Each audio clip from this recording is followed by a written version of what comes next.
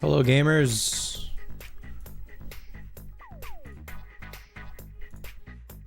What's up? Welcome to the stream. Happy Sunday.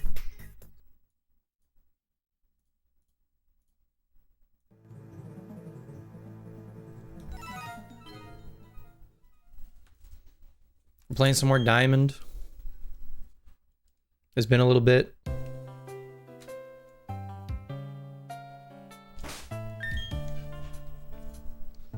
Last time I think we caught Mesprit at the end of the stream.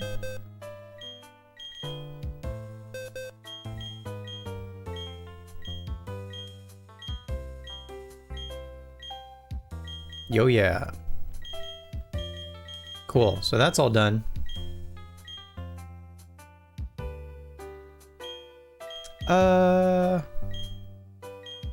Wait. Hippopotas, Hippowdon. Are you supposed to be here? What number are you? 214? Oh, it's in... The Pokedex number changed to... National. No, you're you here. You're not here. Why are you here? Why you go there? You go here. You don't go there. Hippopotas does not evolve into Heracross. How's things? Things are alright. How are you?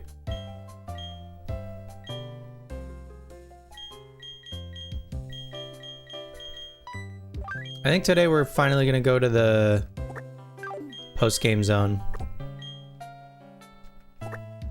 Post-game island.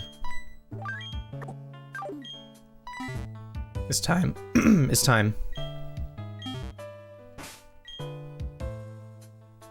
We had a winner from the poll also, in case you missed it.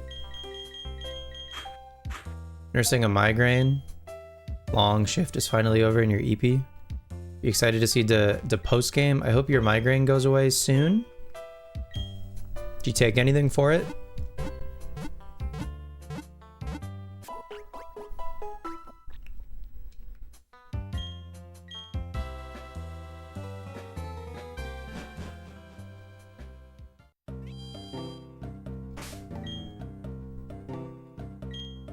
I've been slacking, unfortunately, on my honey trees.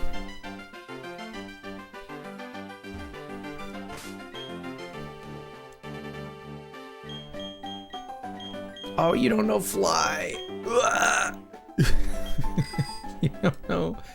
You don't know fly, because we taught fly to Crobat. Okay, hang on. I think I was gonna go to another place. I am. I was gonna go to another place with Defog, but I think we'll save that for... You've been so bad about honey trees lately too? Took some meds, you need to start bringing your bag to work so you have them? Yeah, so you can take the meds sooner. Absolutely, you gotta... The sooner... As soon as I feel something coming on. Well, ideally, in an ideal world, if I'm really on top of things, then I'll take something for it, like, right away. Sometimes I'm lazy, like, especially if I'm, like, in bed, you know? I feel a migraine coming on. I'm like, I'll just fall asleep and it'll go away. Guess what? Never happens. And have I learned? Absolutely not.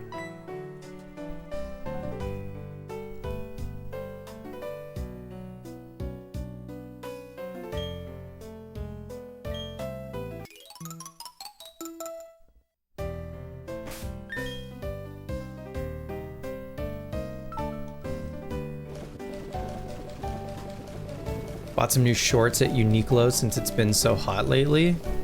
Hell yeah.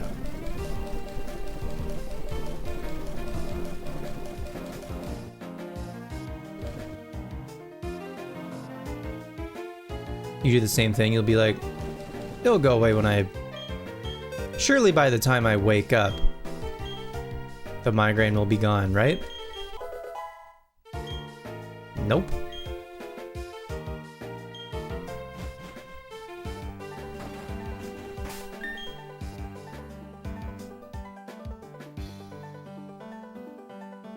You have no patience whenever a migraine comes on. Get it immediately. Kill it with fire. I'm gonna do this now before I forget.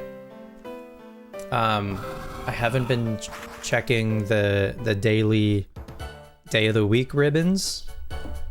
Unfortunately. So I think like Torterra right now is missing the one for Friday. Yeah, Torterra has 6. So we'll start someone else. I don't know. I still have Crobat. Give me my Bronzong back.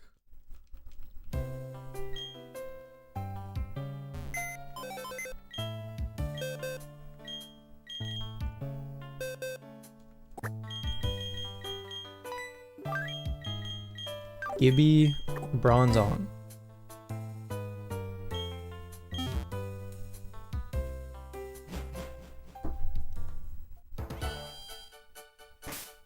Okay, who wants a ribbon? I mean, we got Pascal second, so maybe we'll try to ribbon Pascal second.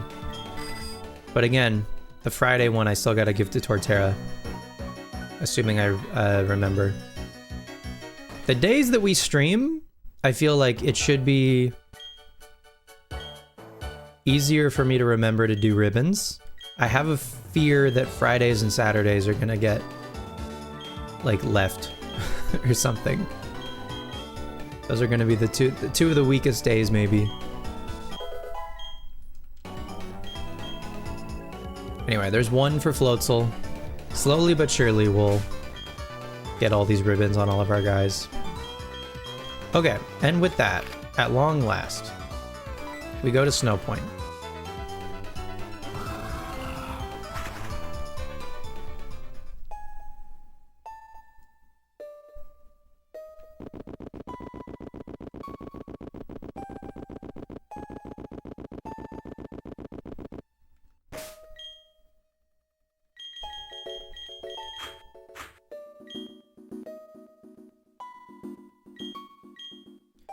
Tomorrow after your 12-hour lure, you're gonna edit the pod? You have a 12-hour shift? And then you're going to edit a podcast after your 12-hour shift? You have 3 12 hours this week?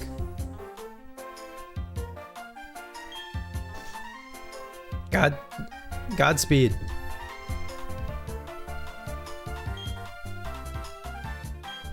Hi, Barry.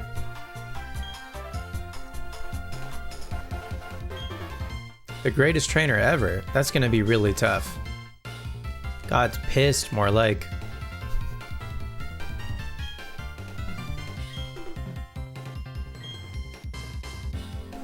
This is the battle zone, okay?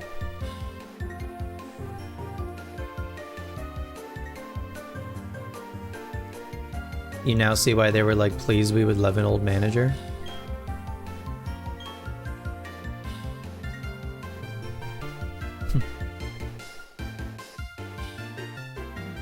Two of them just call off their 30 of their 40 hours. Oh my god.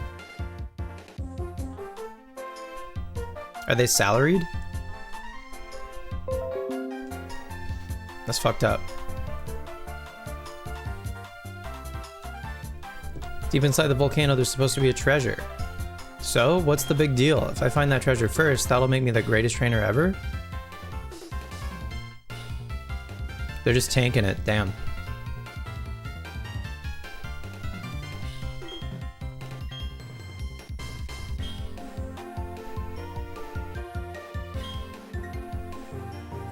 Howdy, I'm Buck.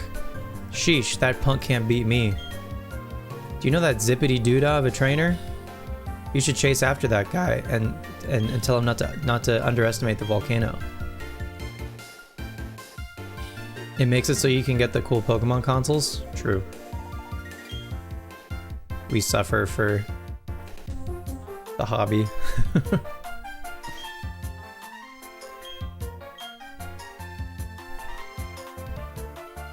Alright, we've made it to post-game zone. Post-game land. Whenever I go to a new place, I get excited over what I might discover, but places I visited before, even those places thrill me with new discoveries.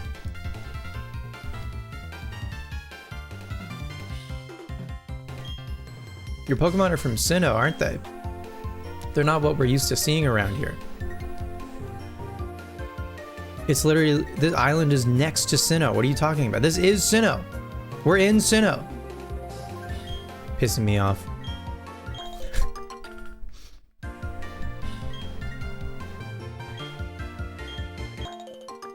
Your Pokemon are from the country we're in right now?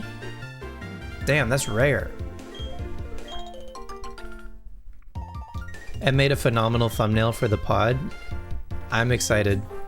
I can't wait.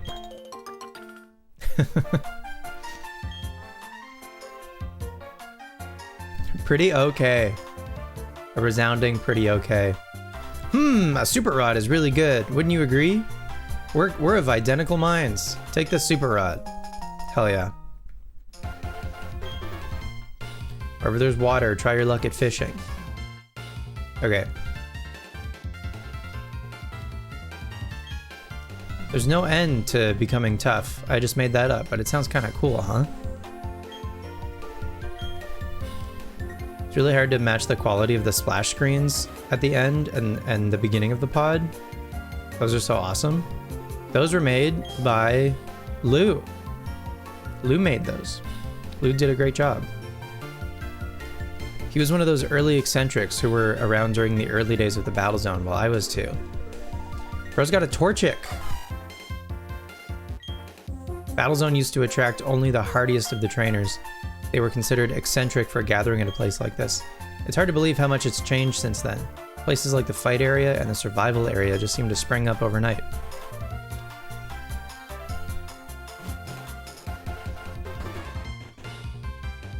Really supplements how lazy you are? I mean, you gotta edit the thing. That takes time.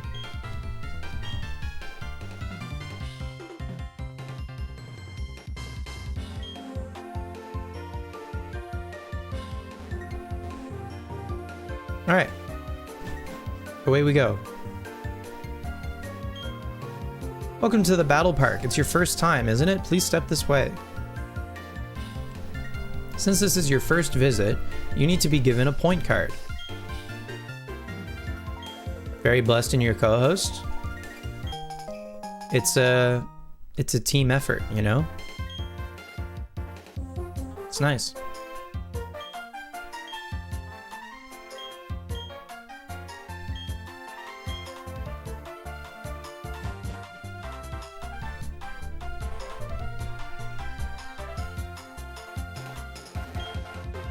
The types of Pokemon, the moves to be taught and used, the items to be held. To become number 1 here, there's no detail that can be overlooked. Bro. Hello?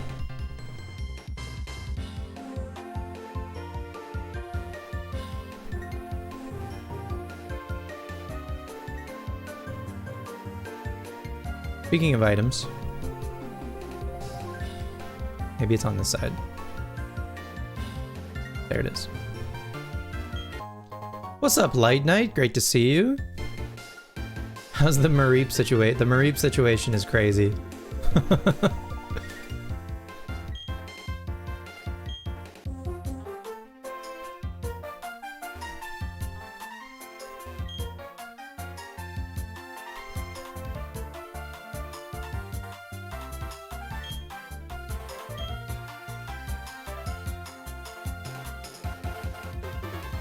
A cornucopia of fabulous prizes.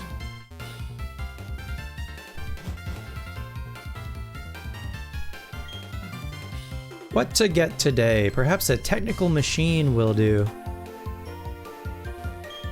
Welcome to the exchange service corner. Which prize would you like? Vitamins? EV training items? Toxic and flame orb?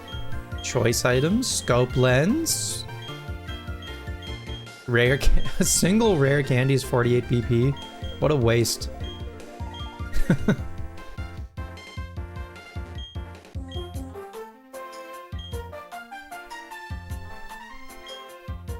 This building is so grand. Why does it need to be so? Grandma, I went and traded. You can have this. Oh, what is it? Oh, a sludge bomb. Thank you so much. You're such a cute, tough, and kind girl. I feel blessed to have a grandchild like you. If only my grandchild would gift me a sludge bomb. Oop. TMs? Oop, hang on. Toxic? 73, don't know. Thunderwave? 61, Will-O-Wisp, okay. 45, Attract. 40, Aerial Ace. 31, Brick Break. Damn, Brick Break you can just buy in the Celadon department store in Fireleaf Green. Gen 4, it costs a whole 40 battle points. Bulk Up. Oh, TMO8 is Bulk Up again, my bad. 4 is Calm Mind. Oops. 81, X Scissor, cool. 30, Shadow Ball. We have some of these, but some of them you can buy multiple times as long as you have the BP for it. God, these ones are really expensive. So that was 36 Energy Ball? Or no, 36 is Sludge Bomb, okay. 59, Dragon Pulse. 71, Stone Edge. And last but not least, 26, Earthquake. Earthquake costs a whole 80 BP. Ay, ay, ay. Alright.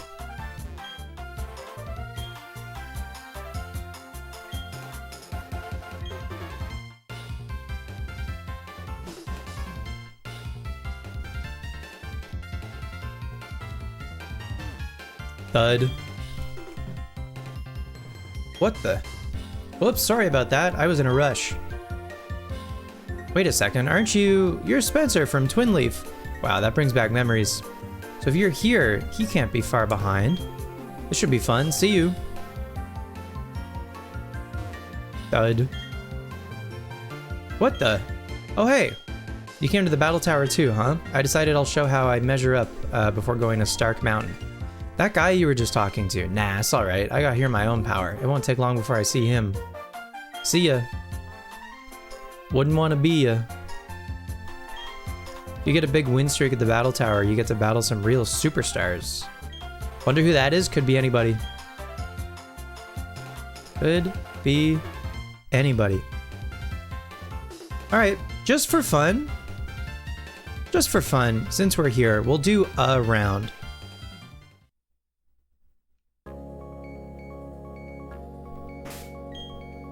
I think we can manage a round. No, there's like a level 50? How does that work? Challenge? Single? Or did they just have to be... I don't know how... I don't know how it works. Okay, for science, we'll enter Cap'n, Pascal, and Casey. Sure.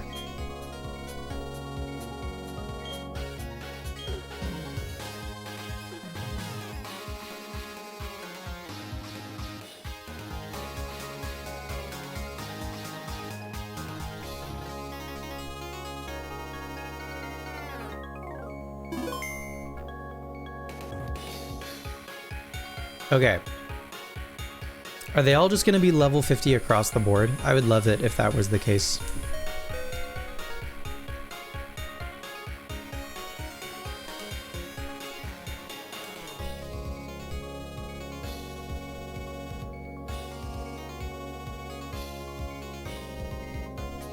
I think it works the same in BDSP, and I don't remember levels being an issue in BDSP.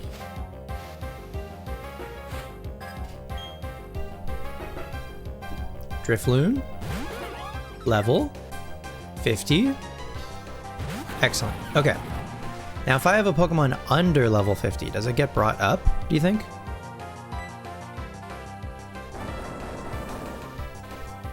Like if I bring in a level 49, does it stay 49? So maybe minimum I gotta get a Pokemon to be at least level 50, but at least there's no, probably a 49ler. At least there's no level 50 and open level nonsense like there is in Gen 3. Thank Gord.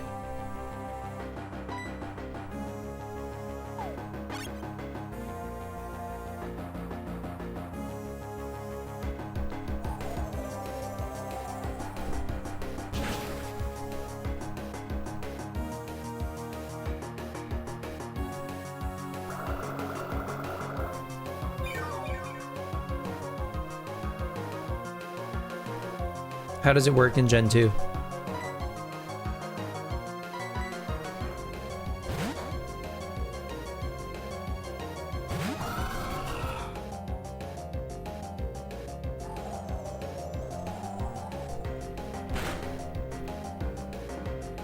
You need to collect this week's rare candies from walking? Is this on your Pikachu Mini?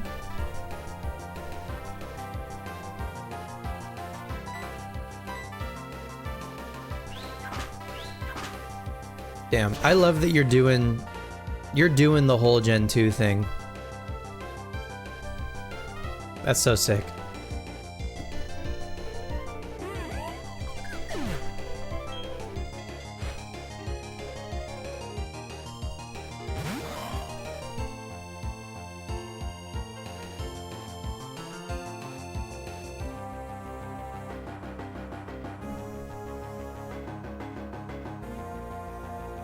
$50 is a strict 50.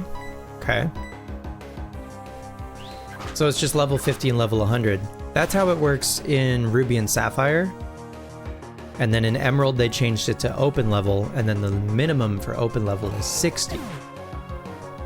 But then if you have a party of like a level 73, a 62, and a 61, all of your opponent's levels are then 73, just whatever the highest level Pokemon that you bring is. Wobbuffet, huh? Do we one-shot a Wobbuffet, do you think?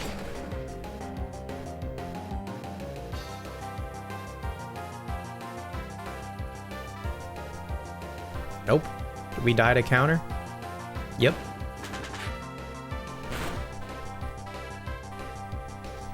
Rip.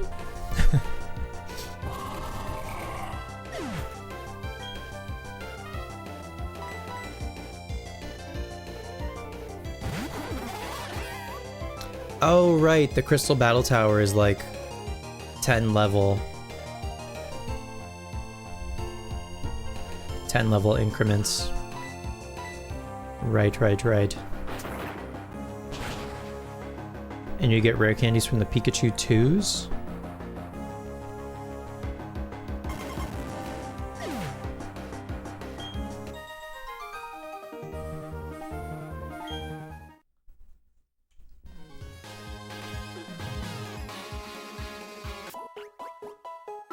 You get a rare candy every 15k steps. That's pretty good. I'm rich.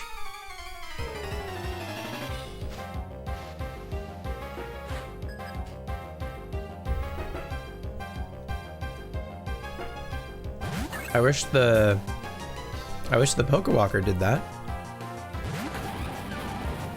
It sucks at measuring steps? Oh.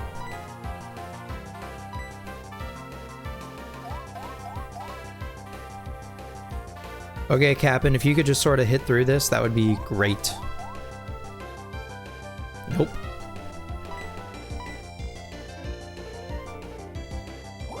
Okay, if you get both confused and attracted. Okay, please.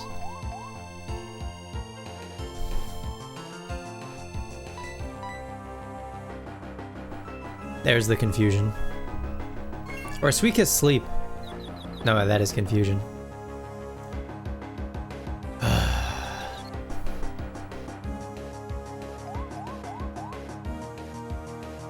Unreal that it hit through both of those.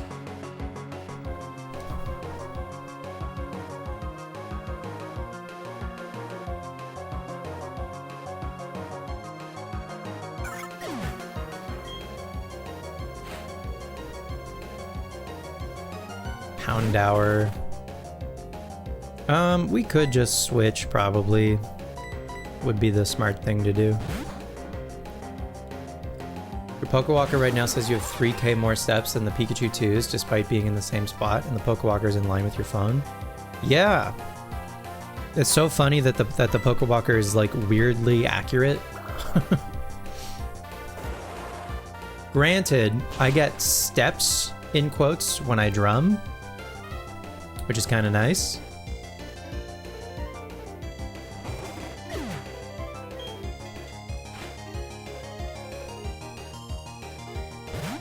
But I don't know, we take those.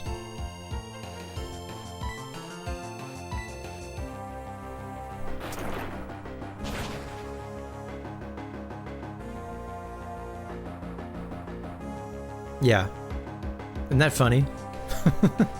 I mean, I don't know, it's a Nintendo-made device. They're good at making devices. You'd wager a base kick is equivalent to a step. I put it in my left pocket, so it's in my hi-hat leg pocket. My left foot is often like bouncing, you know? So I'll get like thousands of steps, again, steps from like sitting on my ass for most of the day. So we take those. Admittedly, I haven't been taking my Pokewalker with me much lately. I weirdly feel, ever since we unlocked Quiet Cave, I feel like less motivated to take it, which sucks. Because I still need to catch Pokemon in it. But I don't know.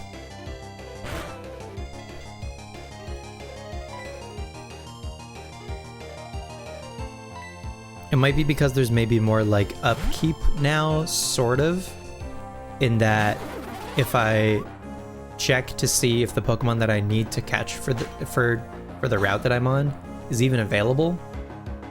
If it isn't, then I need to like bring the Pokewalker to a DS to like return from the stroll, and then go out on a new stroll to reset the encounters. And it's not like that takes long. I'm just lazy.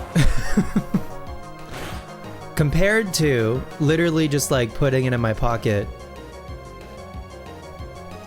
purely for the sake of like getting watts and like building watts. I didn't even realize it maxes out at 9,999 watts. So there was a while there where I didn't realize that and was just kind of still taking it with me for no reason. Oh, you don't have... Right, we got rid of Aqua Jet temporarily. That's fine. You specifically just keep your Pokewalker and the other ones in a little case that fits in your back pocket. So it's gathering steps for you, no reason at this point.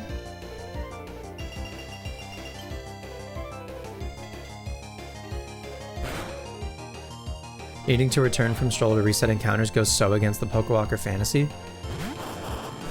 Yeah. That's part of it. It's mostly just because I'm lazy.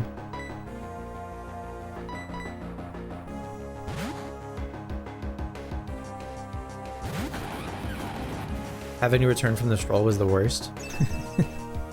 Honestly, if I just kept my DS with Soul Silver in it on my desk, I would do it. It's literally just behind me. Like, I'm just... There's no good excuse. The Electrizer and the Magmarizer and Feebas were killing you?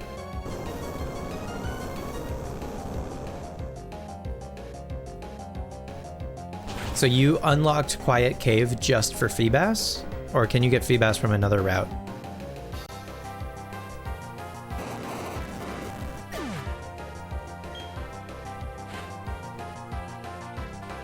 Just for Feebas? Crazy. So the last Pokemon that I need from Quiet Cave is, I think, Chingling? I need a Chingling, which is in the second, it's in like the middle pool of two. I've got Spiritomb and Munchlax and Feebas and Golbat and Noctowl. I think I just need a Chingling. And then I can move on from Quiet Cave.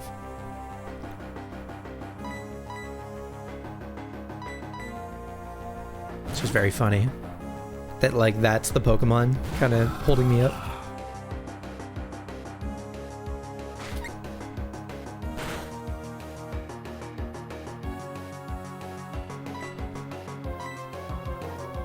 Anyway, you were being a bastard about your draft and you knew you could blast out Pokewalker bullshit to have an interesting team for the draft. You were just like, I can get these steps quickly. No problem.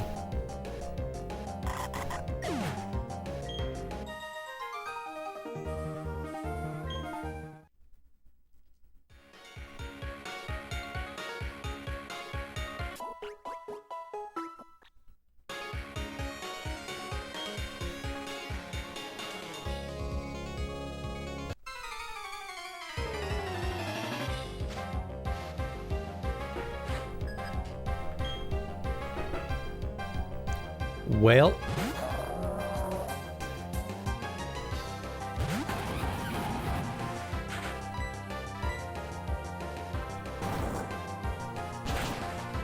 you've been using the Pokewalker on an empty save for a while. Like you started, you got to the Ruins of Elf and plopped level 1 Giratina in it for the meme, and you finished that save for the draft. That's fun. Just a quick level 1 Giratina. No big deal. Dustox. Is it any good?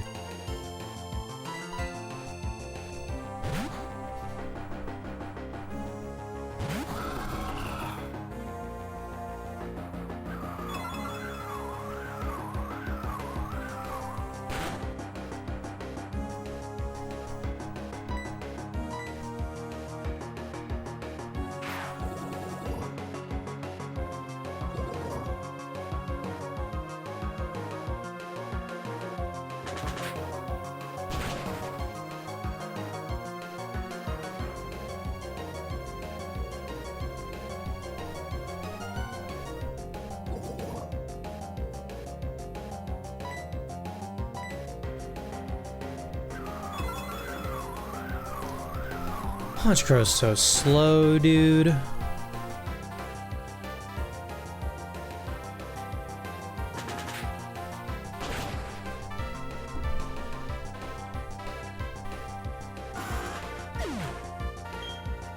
We're not going to do the battle tower in earnest until platinum, but I don't know.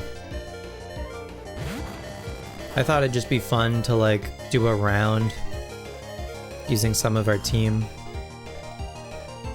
and then we'll move on and do the rest of the island.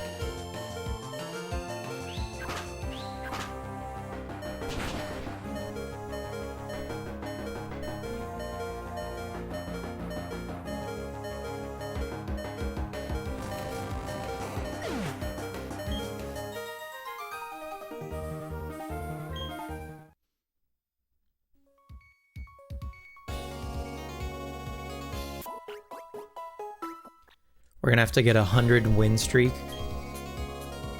in the battle tower in platinum for the trainer card, I think. Or is it 50? No, you beat Palmer, you get the gold. It's not a symbol, it's a it's not even gold. What is it called? I don't remember. Schnover. Ooh. Schnover. What do I do? I mean, you're gonna hit me with an ice move. Snover fully counters us. What the hell? Okay, I'll go Pascal first.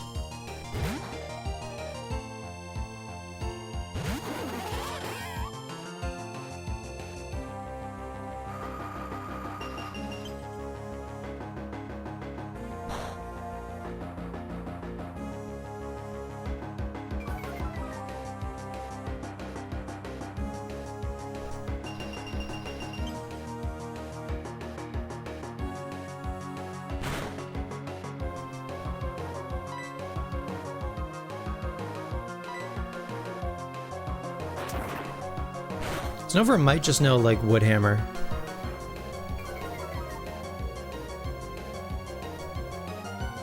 Razor Leaf. Yeah, that's still not great for Floatzel. You remember at the Ren Fair hitting 10k early in the day, and then every time you stopped to rest, hunting the Magmarizer like a lunatic? You mean like in the from the dowsing machine on the Pokewalker? That would be frustrating because you could find an item, your items would max out at 3, and then you'd have to return. You can't. I assume you can't toss an item from the Pokewalker, right? So you'd have to return to bring the items back. And then when you return, you also lose all your watts. So then you'd have to get your watts back to use the dowsing machine again. Oh, you could toss items. Oh, okay. Well, that makes that not as bad. Honchkrow, please outspeed a Snover. Please, please, please. Thank you so much.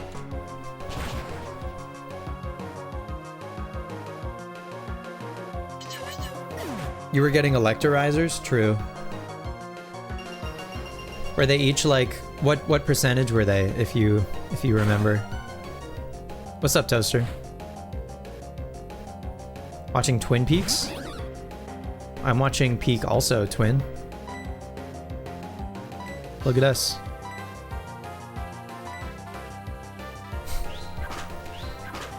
Lowest possible percent. +2, thank you so much. So 1%? Is that the lowest possible? 1?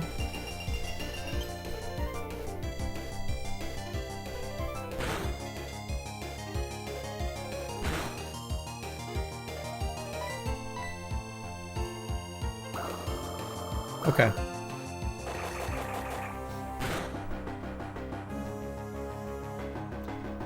Well, I'm glad I haven't tasked myself with getting all of the items from the Pokewalker. Just the Pokemon. I think that's plenty. Unless maybe there's an item that you can only get from the Pokewalker. Even that doesn't sound fun. Warlock, do you have a strat for the dowsing machine minigame on the Pokewalker? My strat is I just choose the leftmost item. Because after you choose your first item, it either says it's nearby or it's far away. If I choose either the leftmost or the rightmost side, and it says that it's nearby, that I know for sure that it's just in the next item spot over. If it says that it's far away, then it's just in one of the other, then it's just like a 25% chance. Ampharos is hitting 99 tonight. You do the same thing? Okay, excellent.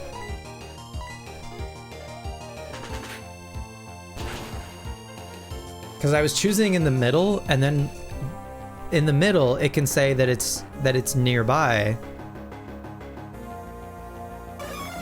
And then that gives you a 50% chance. But I don't know, I think sometimes you just get it off rip, right? Sometimes you just get it off rip, you hit the 1 in 6 and that's fine. But sometimes you hit it on the edge and then it says that it's nearby. So then 100% you know where it is. And that seems pretty good to me.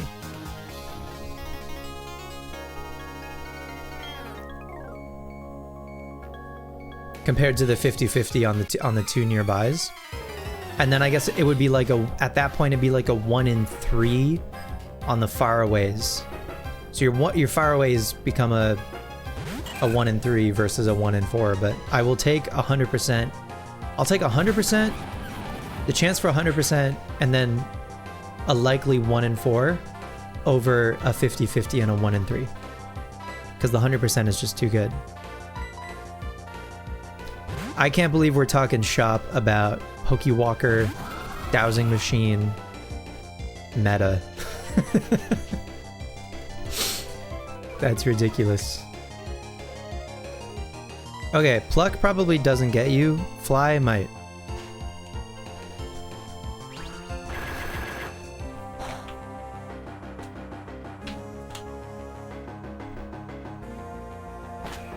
I'm out of drink.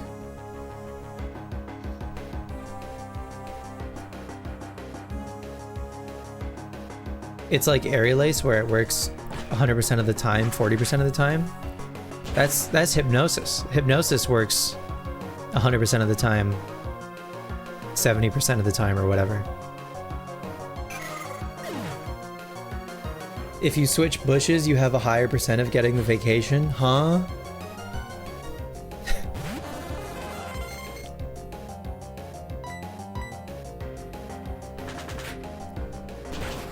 Huh?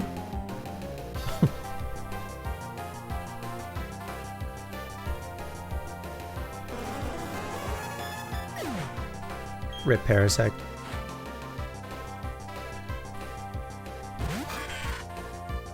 It's everyone's favorite little gremlin.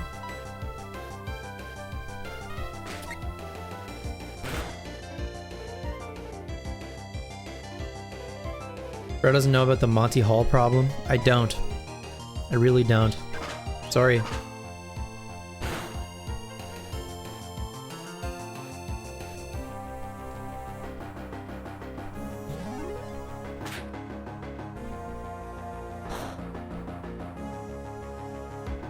The Deal or No Deal Island problem? Don't talk to me about Deal or No Deal Island. I've had just about enough of Deal or No Deal Island. Thank you very much.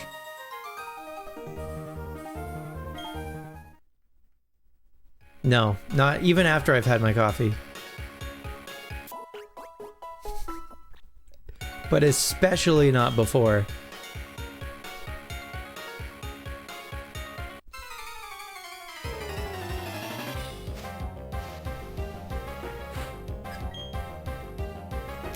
Quilava. Quilava's got a great, like, stance in this sprite.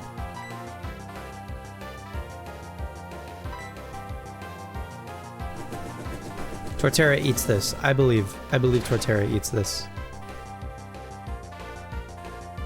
Hell yeah. No burn, no burn, no burn. Good.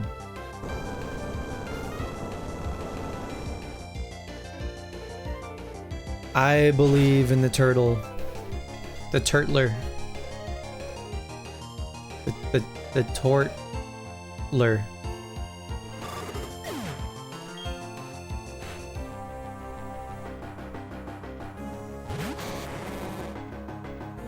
Dude, I am so pissed off at myself. I made a spreadsheet, okay? I finally, because over the years, I've made the mistake of being at a game store, seeing a game, and being like, do I own that already?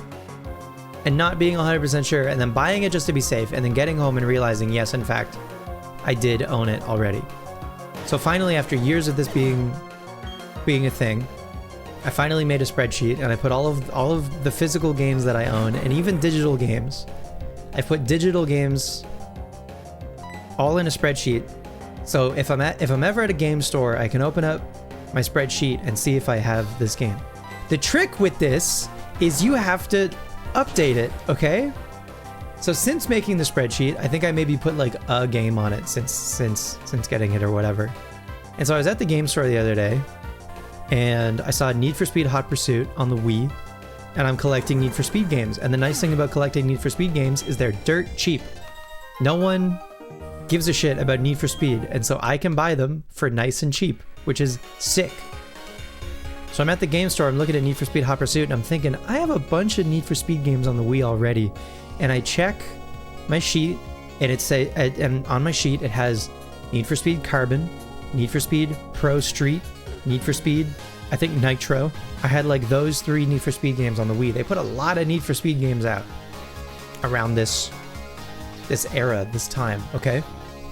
Need for Speed was a very frequent series. They also put them all on handheld devices. I'm not getting the handheld Need for Speeds because those are barely video games. We got 3 BP. Oh wow, I think the BP yield in this game is going to be a lot nicer, at least, than the Gen 3 yield. So that's good. Anyway, I just wanted to do like one round in here, but we can move on and do the rest of the post-game island. Anyway, so yeah, I look at my spreadsheet. It does not include Need for Speed Hot Pursuit. So I buy Need for Speed Hot Pursuit, and I get home, and what do I find on my shelf? Already, Need for Speed Hot Pursuit. So I'm gonna bring Need for Speed Hot Pursuit back to the game store and get my $10 back. But the sheet only works if I update it. So I gotta be better about that. Anyway, it is what it is. It's fine. I'll bring Need for Speed Hot Pursuit, Need for Speed Hot Pursuit back. I have a lot of the Need for Speeds. I don't have Underground 1. I gotta get Underground 1. And I'm getting them on like GameCube and Wii, because those are the consoles I own, even if it's like a inferior version or whatever. I think they'll be fine. But yeah, I gotta get Underground 1. And admittedly, the Undergrounds are more beloved. Like when people talk about Need for Speed, they're always talking about the Underground and then Most Wanted is to me, I think those are the big 3. Underground 1 and 2, and then Most Wanted. Yeah. And then there was a bunch of others after that through the mid 2000s. And then there was they rebooted the series and just did like Need for Speed, and that's all it said. That came out on like early PlayStation 4. And that's been like, that was the beginning of like modern Need for Speed. And then they've done some like remasters, I think. So they did a remaster of Hot Pursuit. And then the 2 most recent modern ones are Need for Speed Heat and Need for Speed Unbound. And those are both pretty good. If you're ever in the market for a modern Need for Speed, I would recommend probably Heat over Unbound, but Unbound was pretty good. Anyway, that's my quick 2 cents on Need for Speed. Let's keep playing Pokemon Diamond. All right. So the nice thing about Postgame Island in the Sinnoh region is it gives you some new area to explore. Kind of like the Sevi Islands, gives you new area to explore. One of my biggest complaints, I think, about Emerald, or like Ruby and Sapphire and Emerald, just Hoenn in general, is sure, Emerald has the Battle Frontier for a post game, and that's great, but there isn't like a new new routes and towns for you to go to. That makes a big difference to me for a post game, is like when there's effectively more like main story game for you to play. As much as I love the Battle Frontier, and don't get it twisted, I love the Battle Frontier. There's also new guys for us to catch. Just, you know, I also like having more like main story game to play. You know what I mean? That's why the Sevi Islands were such a welcome addition to Fireleaf Green, compared to just the post game in original Red and Green, or Red and Blue, whatever, is effectively just Cerulean Cave, right? That's fine initially for like the very first game to have any amount of post game, frankly. Johto, you could argue the post game, I'm gonna say post game in quotes, because some people view Kanto in the Johto games differently. Like some people view Kanto as post game, some people view it as just more of the main story. And if you think of it that way, then Johto doesn't have any new area to go to for post game, but it's like kind of okay, because you understand that like Kanto is there, and that was kind of, rather than having a post game, it's just a longer main game. Your dad called you and that interrupted the stream. No worries. You have a page in a little pocket notebook that's a list of every game you're looking to buy and what you're willing to pay. That's smart also. Crystal's the only one with postgame because of Battle Tower. The postgame is Stadium. Yeah, I'm not talking about just any amount of postgame. I'm talking about like when you can go to when there's more like places to go to and like explore, and like there's routes and towns and like new Pokemon to catch. So like I would not include the Battle Tower in this. I wouldn't include the Emerald's Battle Frontier in this. Sinnoh has the best of both. Specifically Platinum has the best of both worlds, where it's like this whole postgame island with like routes and towns and new Pokemon and stuff. And in Platinum especially, the Battle Tower is fine, but the like various facilities is very, very fun, particularly the factory, because you don't have to build your own Pokemon to play the factory. You can just do that with rentals. Sinnoh has the best postgame in general. Well, I think Gen 5 also is good for giving you more places to see and go to after you beat the league for the first time. And then also particularly in Black 2 and White 2 has some significant postgame stuff. I really appreciate in Black and White 2 they have the Black Tower and the White Tree, right? Is that what they're called? I don't remember. And they're not quite facilities. To me, those places are still under the umbrella of like the main game. They're just like trickier dungeons that are facility adjacent, but you can still use your like in-game team to finish them. Caveat being you do not remember the Gen 5 postgame and you've been hearing that. Black City, White Forest, you thought? Yeah. They have this like, it isn't a facility in the same way that of the Battle Tower, because Gen 5 has the Battle Subway, which is their their like equivalent of the battle tower. And then they have the World Tournament, which is another, you can use your in-game team, but I think World Tournament goes better, I think, if you build a couple Pokemon for it. But then you can absolutely use your in-game team, and it's like level-based still. So if it's still something that's challenging, similar to like the Elite Four or the Champion or whatever, you can just grind. And the nice thing is by doing that tower, you also gain levels as you go through. So like it's a great way to gain levels in Black 2 and White 2 is doing this tower. I'm a big fan. That's maybe one of my favorite post-game things to do. I never bought Nest Balls again, did I? Or sorry, Net Balls. I never bought Net Balls again. Whatever. I should do that. That's incredible, actually. I'm a big fan. So that's a big reason, like, I like the Frontier facilities and how they're difficult and you need to, they approach needing to build like proper Pokemon, I guess, the way that you would need to for like a competitive setting or whatever. But I think I appreciate more from a single player perspective the way that Black 2 White 2 handles their post game, because it feels more doable, and like, or at least it definitely feels like you don't have to do nearly as much like setup just to engage with it properly. I don't know. And not even just engage with it, like beat it. Like you can beat it again just with your in-game team, and that's great.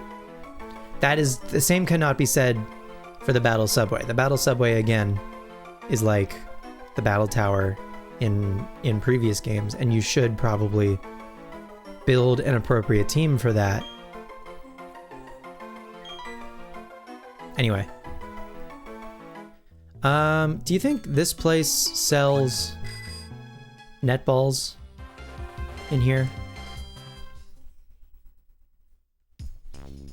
Oh, you're only one clerk?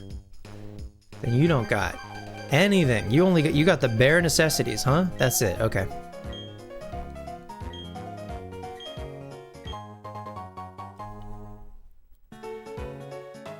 For free? Get out of town. Oh my god, Honchkrow is gonna crit like crazy now. I think this is gonna make Night Slash a 1 in 3 to crit.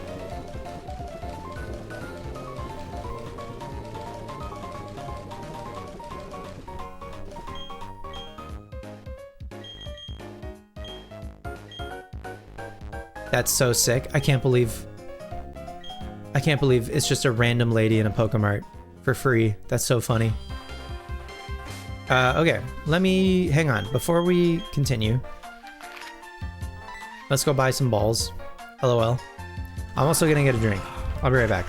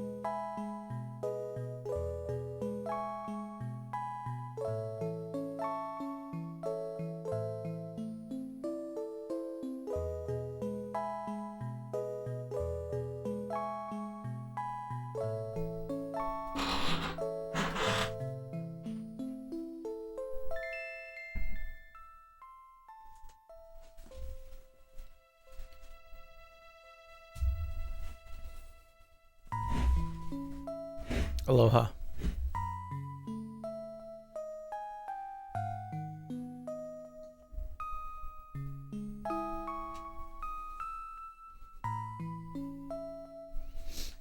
Okay.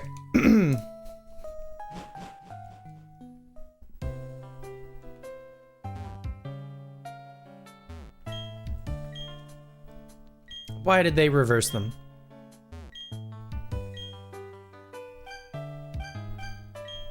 Okay, give me like 20 of these.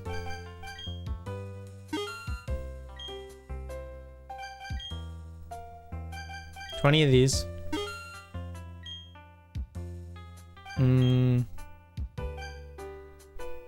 TBH, 20 of these. Scope Lens goes crazy. I'm a big fan. We could buy some repeat balls. That's fine. I think we're good on luxury. Okay. Ruby.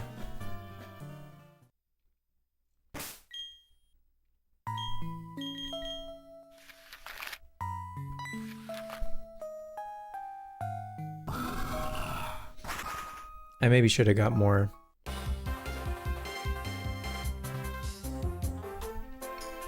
I forgot there's a guy. Oh well. Onwards.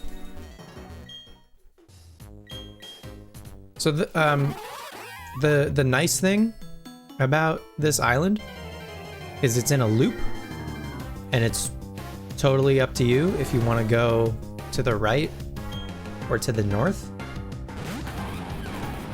I guess I can catch a second seal, and then we'll have enough for the line.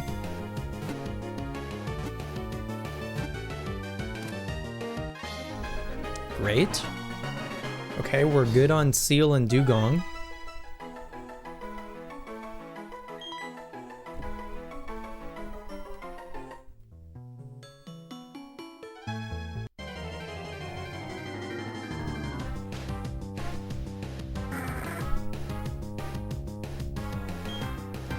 Who's the ranch bounty right now?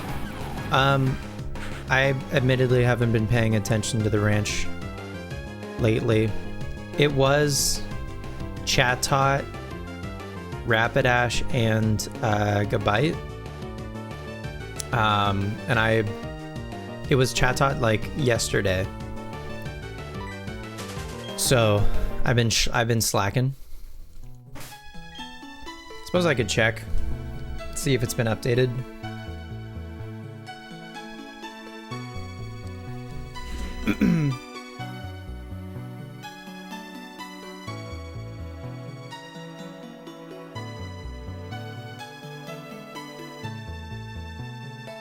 It's just two. It's just Rapidash and Gabite. I missed the boat on Chatot, unfortunately.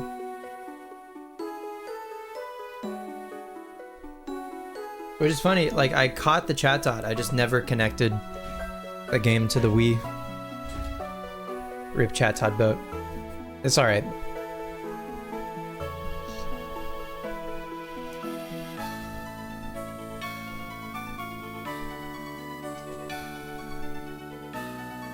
I don't know, because when we would turn in the wanted Pokemon, she would give us a new one. Maybe if I end the day, she'll give me a new one. I don't know. What's up, Tommy? Great to see you. Hope you're doing well.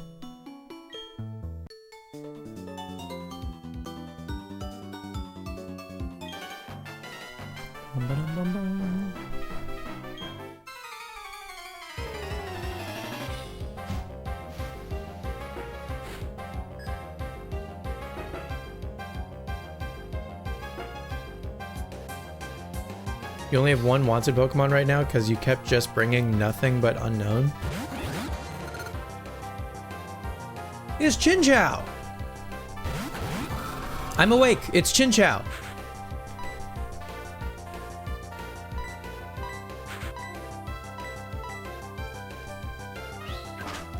Just watching your weekend disappear. Oof. And Mantike. Don't forget Mantike. No, you're right. You're right. But you know me, I see Chinchou. I'm awake. I'm awake for Chinchou. Rest in peace. Can I catch Chinchou in Diamond? Maybe with like a super rod?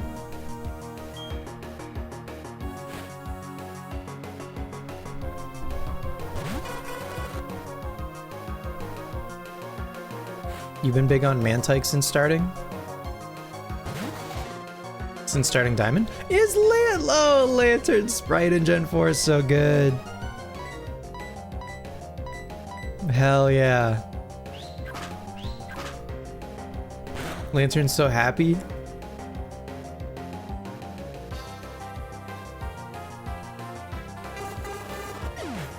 Look at him.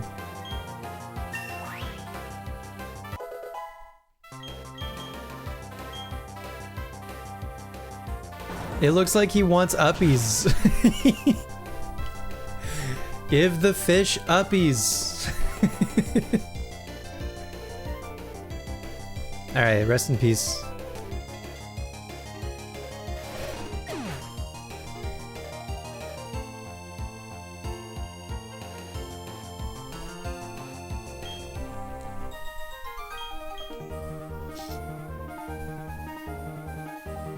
Okay, can we catch?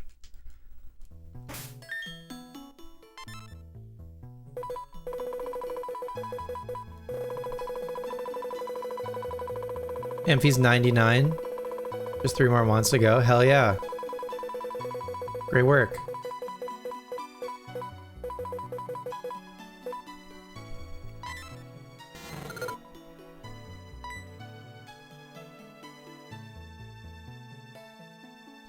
Oh. Down there? I assume with a super rod. Interesting. Down there. Okay. Can we catch Lantern? Or just Chinchou? Oh yeah, also both of them. Wow, okay. Down there, huh? You hope the final Gen 4 team has an incredible Lantern on it? I mean, we will definitely use a Lantern at some point. I don't know when exactly.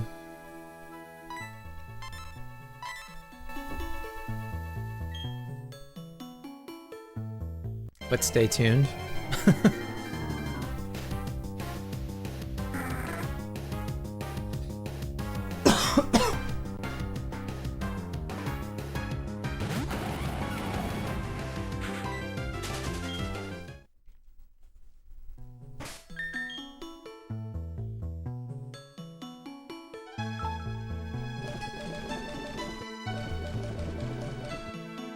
Oh, I'm very low on potions, also.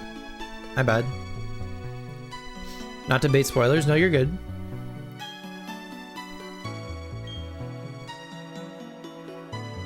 You settled on Gliscor for your Pokesona? Pokesona? Is that what they're calling them?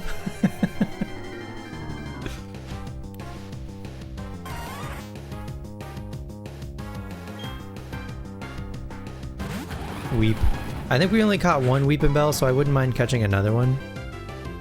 Does it die to Earthquake? Probably.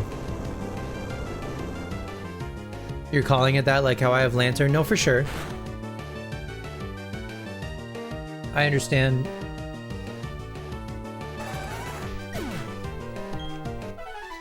It makes sense. Makes sense, you know? I don't have Rock Smash. Do I care? Do I care?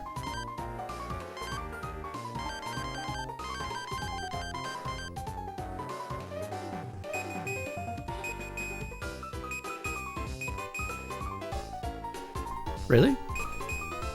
Nothing?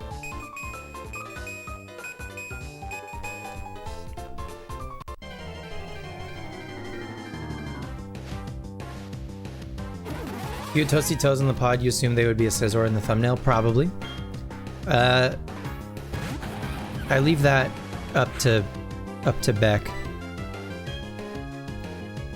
But sometimes Beck will just ask. Although there have been some guests who've been represented in the thumbnail as like a trainer instead.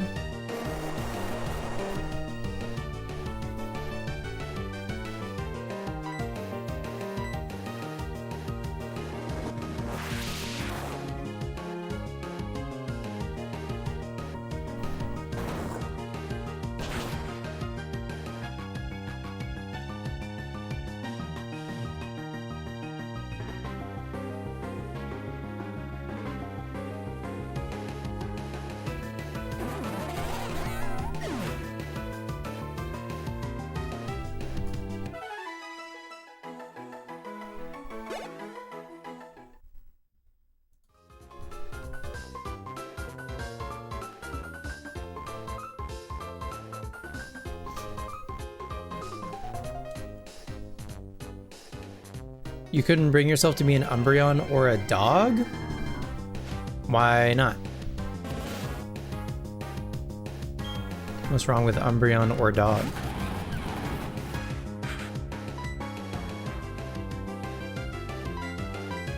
Alright, I'm gonna assume you don't live in Earthquake. So Bellhop's gonna have to be our catcher, I guess.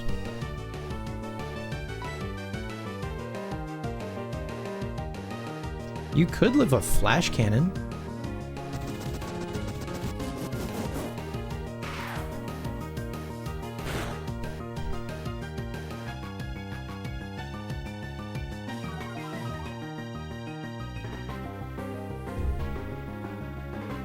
That's annoying.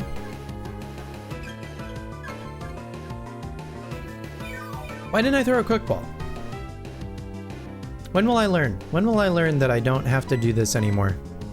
And I can just throw a quick ball, and that's fine.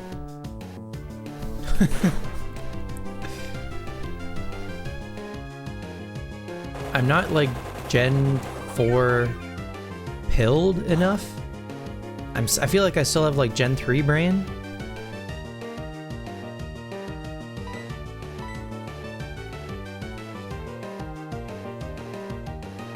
I think it doesn't help, frankly, that I've been playing like Fire Red on my Switch.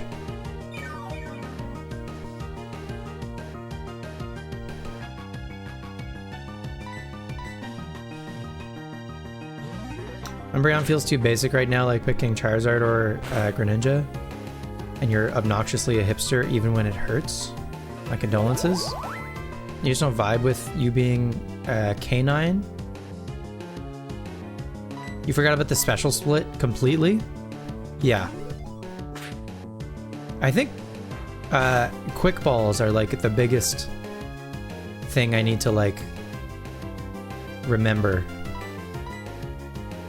about being in Gen 4 now. Come on, Gloom.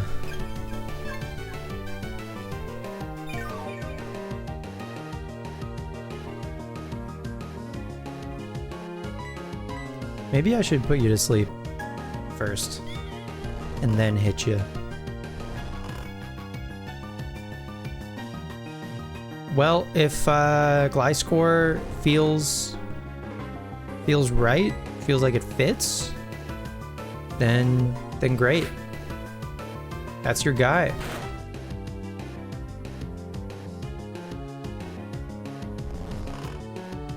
That's a great Pokemon also.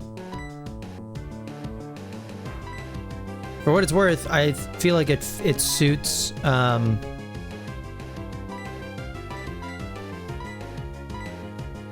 it suits a podcast called Orberg Gate, for whatever that's worth.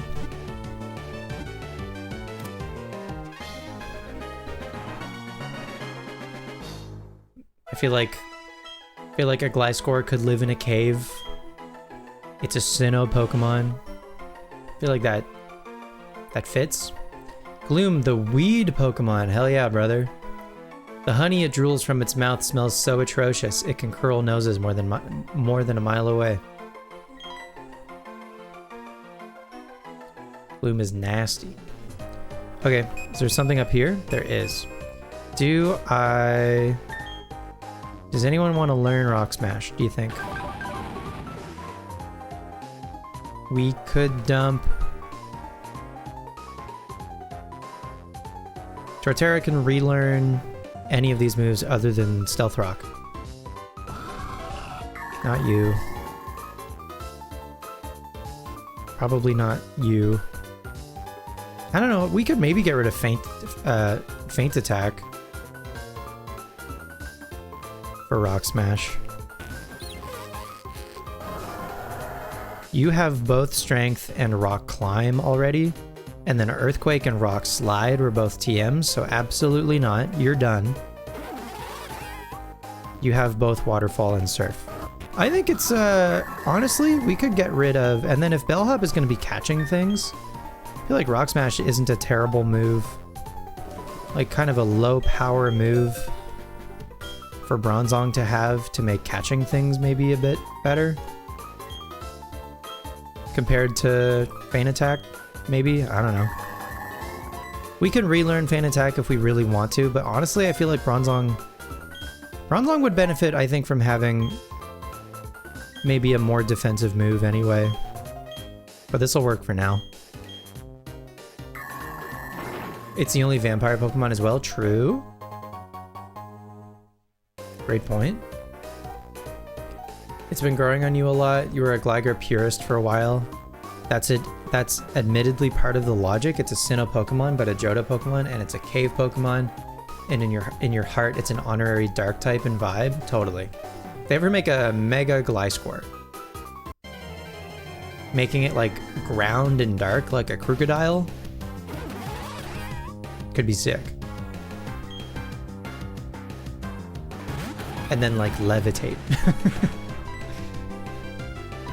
We don't need to stay in unless you don't let me leave, in fact. Against Floatzel, I forgot.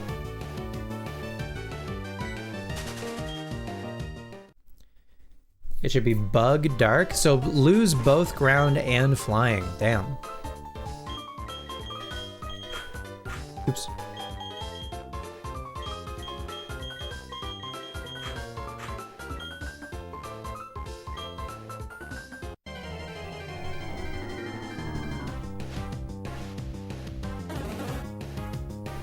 Okay.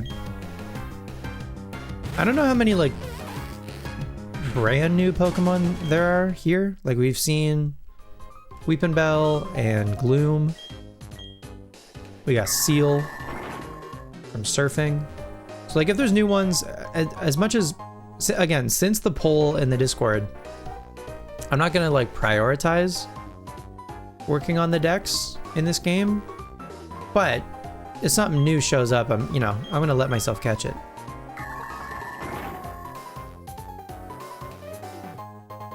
Nice.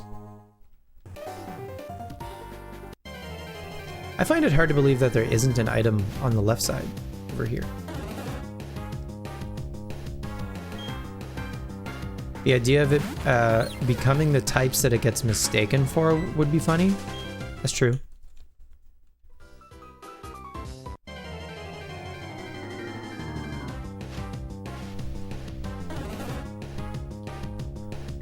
I always really liked that for Mega Aggron, they took away the rock type and made it pure steel. And granted, what's up, Liv? Thank you so much for subbing. For 3 months, appreciate it. That's very nice of you. Welcome to the stream. The wall, I do mean the wall. And congrats on the Mantike, hell yeah. Yeah, I don't know anything about a bunch of the new megas that were introduced in ZA. So maybe they've done this again where they've had a mega lose one of the types of like the regular Pokemon when it megas. Bellsprout, the flower Pokemon. Look at Bellsprout's footprint. It prefers hot and humid environments. Let's get this place humid. It is quick at capturing prey with its vines. You only know Phalanx and one that makes you really sad? You mean for megas? Let's get this place humid. Bellsprout loves a humid environment.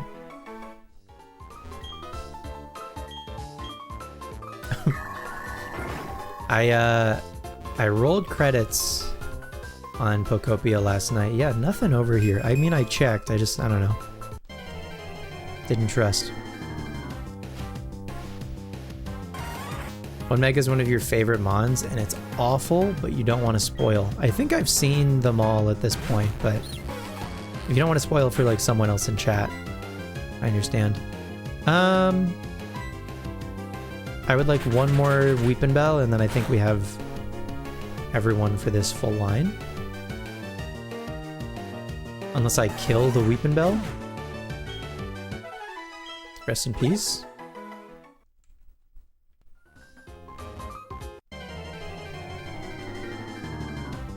It bums me out. I have like, at least with like other Pokemon games, like other modern Pokemon games, if I haven't been like the biggest fan of them, at least I've still played them. For ZA, I'm fully like, I'm fully gone. I don't even think about ZA anymore unless it like comes up in some way. I have little to no interest in going back to that game, which feels bad. I wish I wanted to play the DLC, you know?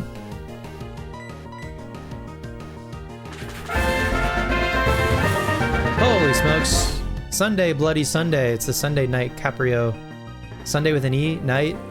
Caprio Pokemon Gen 4 Twitch video game live stream. What's up, Matt Tam? Thank you for subbing as well. 25 months, that's a lot of months. And the Octillery, hell yeah. Great work. Thank you, thank you.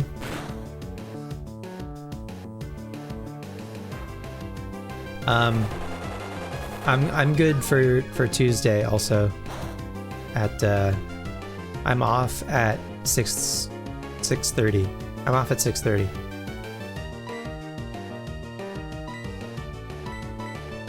So 7, yeah. 7 is great.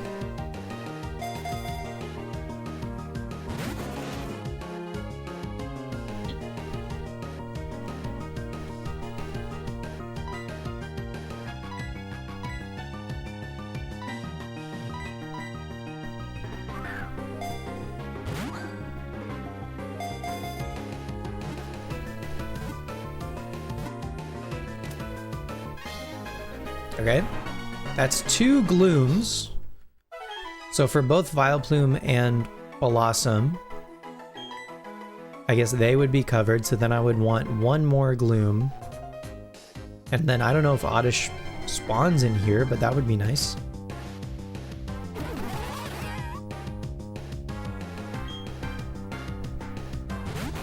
No, I'll be streaming Tuesday night. Probably start around like 8:30 Eastern if I had to guess. Gastrodon. Nice. Post-prac stream. A little post-pracky diamond.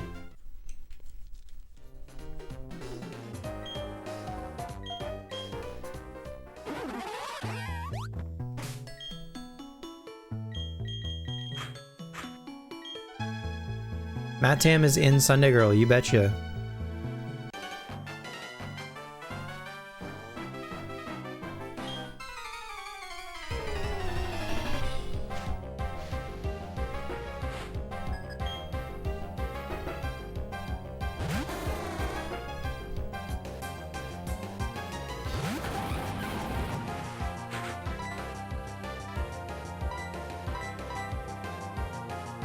Quick ball. Quick ball, Spencer. Quick ball.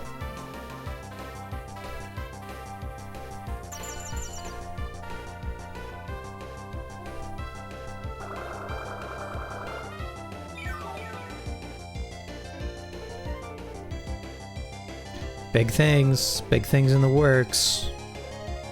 When the local band has big things in the works.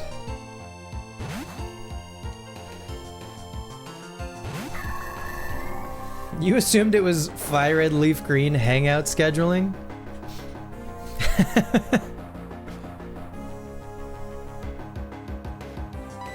It can't be music, it must be Pokemon. You wouldn't hate that either? Bless you. No sneeze. I don't know if she heard me.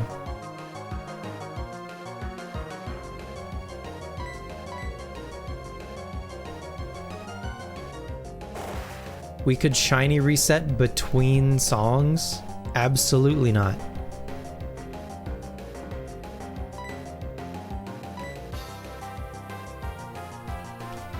I'm good. I don't want to do that. Again, I guarantee you don't want to do that to begin with.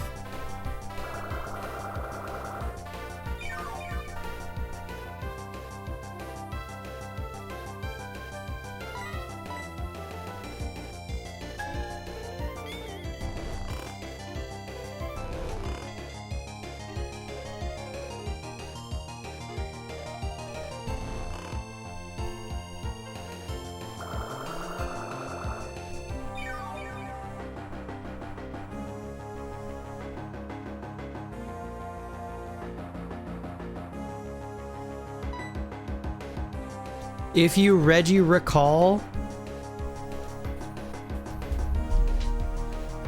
we can't keep, this has to stop. If you Reggie recall,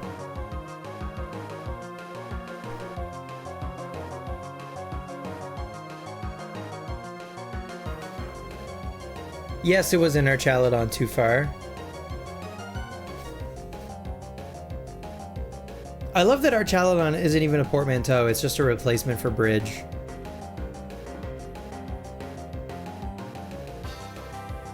Usually try not to talk IRL plans on stream unless you're gaslighting me.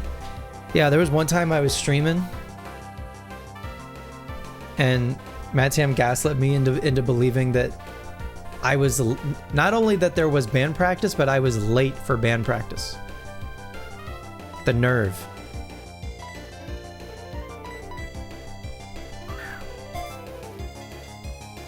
Oh, you're not a...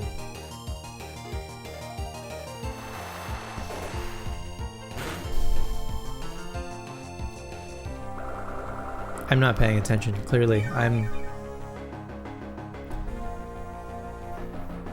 What's up, Light Knight? You found a game where you record your voice for an animal? I think I saw that.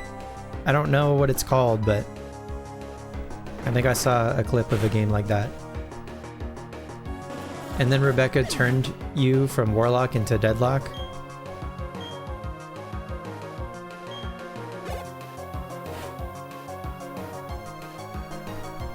Yeah, we don't want to talk about the incident. The Animal Crossing Deadlock incident.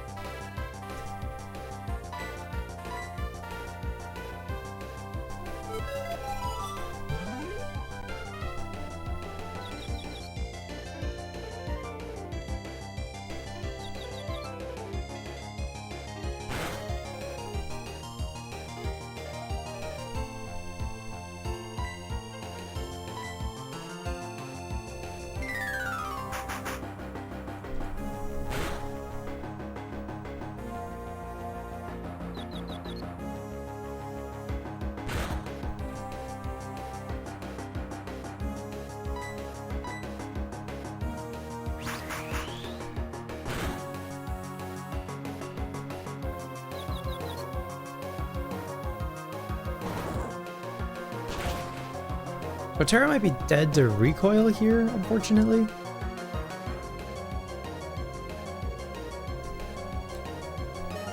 Nice. Okay, that's good.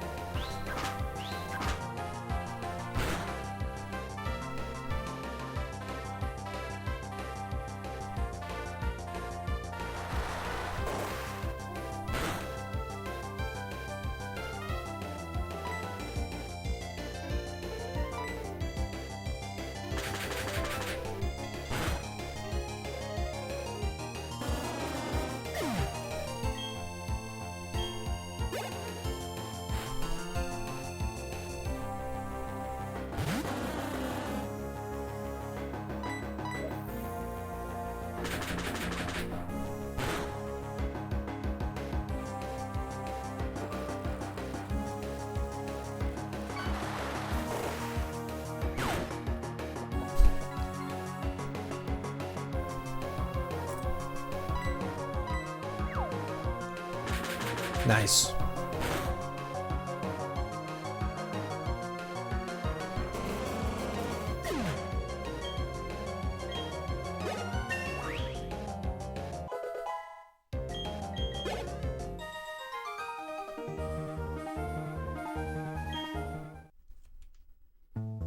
How'd that get in there?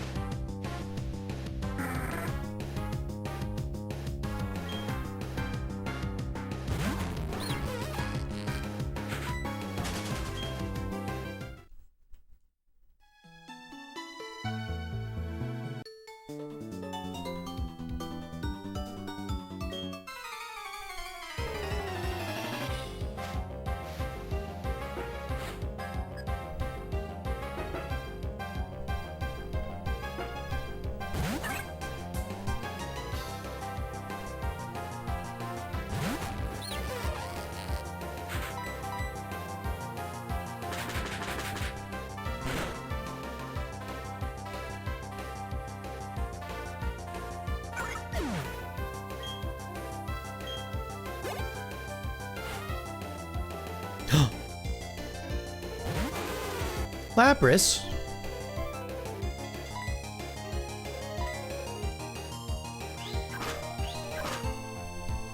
You're for sure making it on the ranch this week? Hell yeah. You're getting close?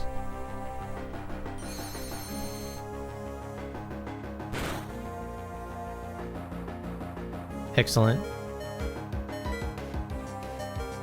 Lapras. Okay. I'm not good into ice. Like at all. I mean, Zord isn't weak to ice, but like switching a Rampardos into... What? Rampardos could outspeed. Bellhop is probably safer.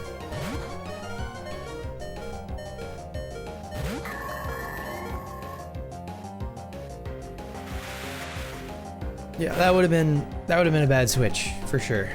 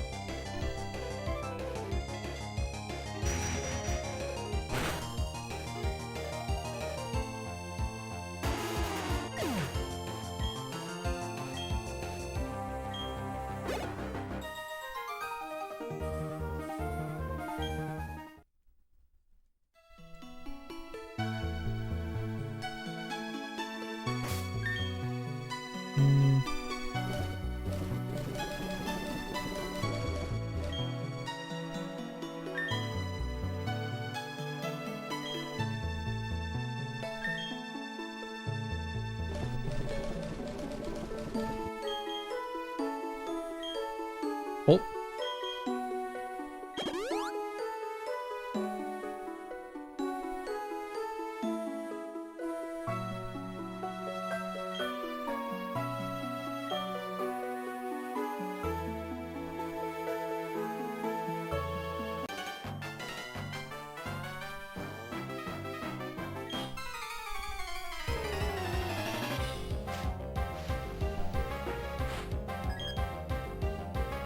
Swimmer Kurt Zakradont.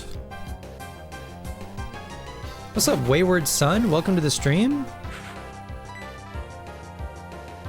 Hope you're doing well.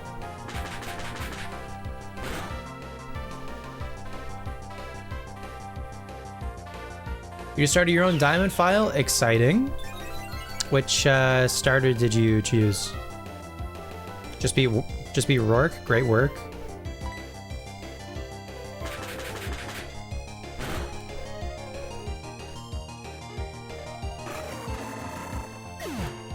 Had to get a Badoo to stand a chance since you chose Chimchar. Okay, cool. So you got Chimchar, Badoo. Any other guys on the squad to start? Or any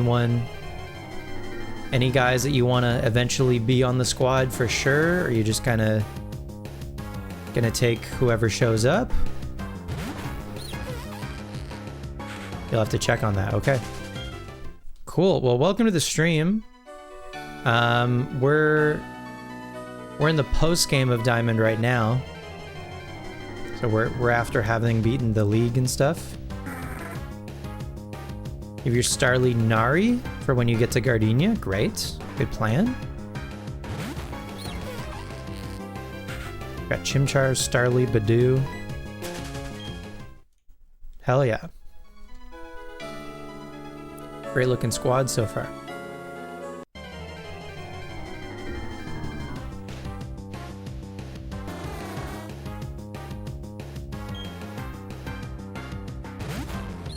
Well, thanks for checking out the stream. Like I said, we're in the post game of Diamond right now.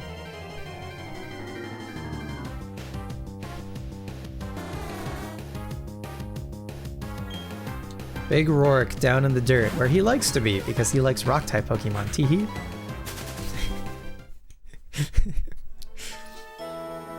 He feels very at home there.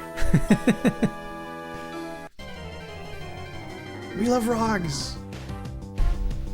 Where the rocks are gray and the dirt is dirty.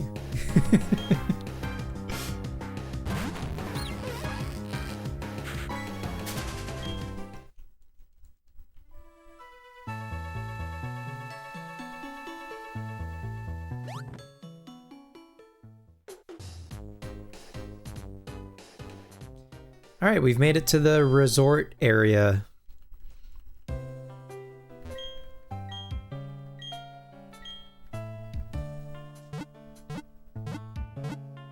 See if there's anything cool we can do here.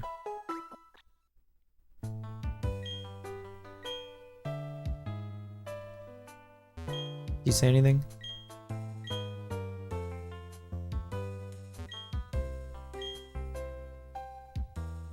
Okay.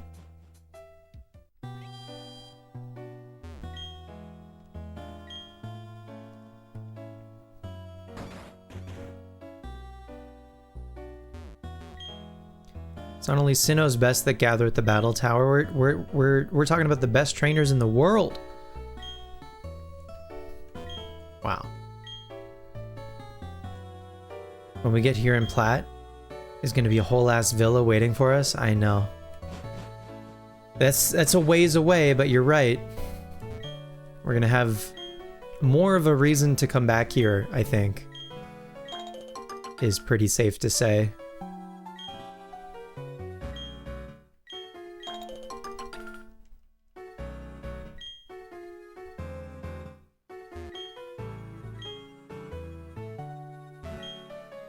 Liv, have you had any luck getting a 3DS?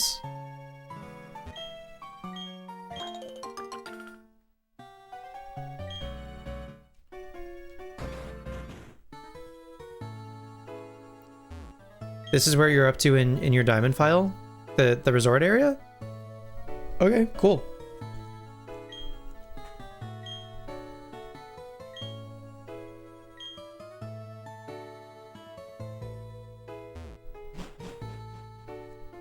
Can I show that guy a Mesprit? Does that do anything for me? You had a weird happening. Do you ever think about the pod and remember something in which you had like said something different? Like you made me realize I wish I had introduced the topic differently now. Sure, yes, but that doesn't mean that you should like re-record what you have.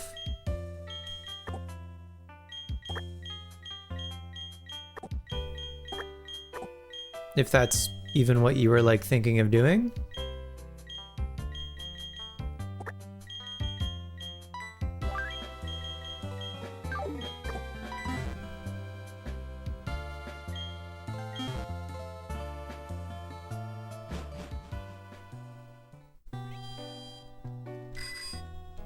I'm assuming this isn't gonna work. Usually they'll say like, can you show me this Pokemon? I learned so much just from sitting here. I absorbed knowledge. I learned about the PokeChat marking map, for instance. They say the marking map can track down Pokemon that travel around. I've never met any traveling Pokemon, but I've heard about them. No, he's fully absorbed in his TV. Could not give a shit that we have a Mesprit. Very good. You just stuck with your Galaxy 3DS, figured out the internet issue, and you're just gonna grim and bear the microSD location? Okay. So are you playing Diamond on your 3DS then?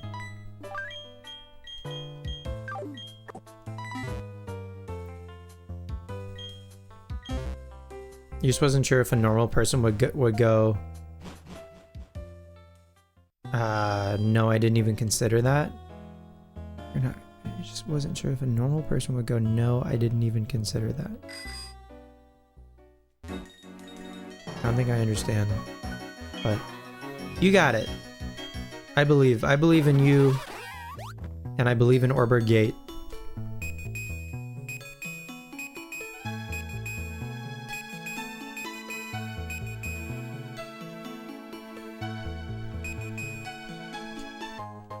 Nugget in the tree, chicken in the wall.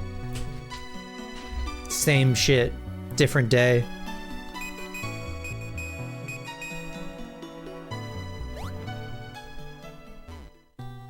You accidentally got stuck into Fire Emblem Fates. That's okay.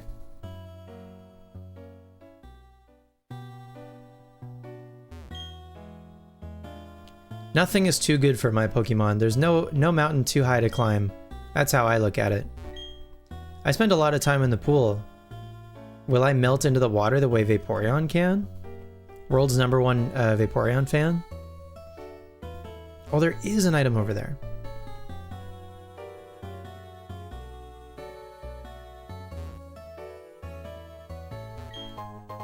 Another nugget! We just got $10,000. Between that and then the nugget in the tree.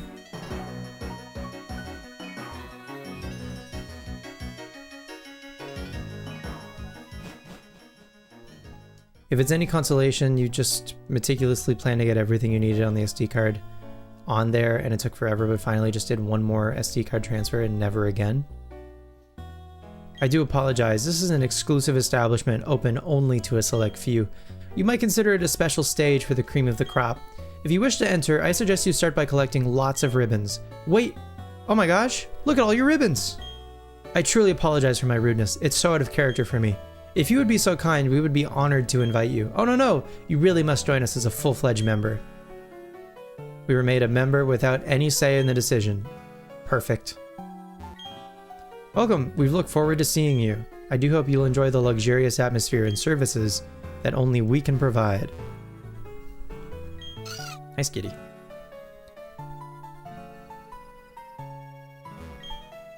Welcome! May I interest you in top-grade ribbons we had specially imported. These ribbons are available only through us. Spencer, would you like one for a Pokemon, perhaps? Right now I can offer you the gorgeous ribbon For a mere $10,000, you can be the proud owner of one. Sure. I'll get a gorgeous ribbon. On Skuntank? Let's get a gorgeous ribbon on the whole squad, shall we?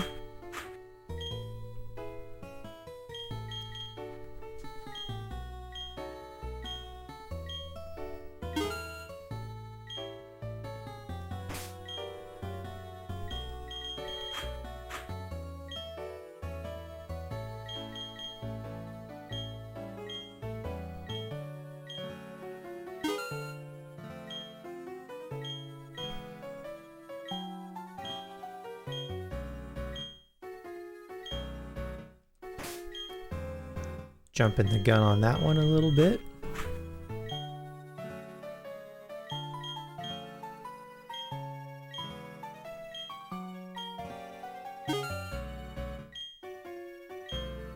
Oops. That's what I get for spamming.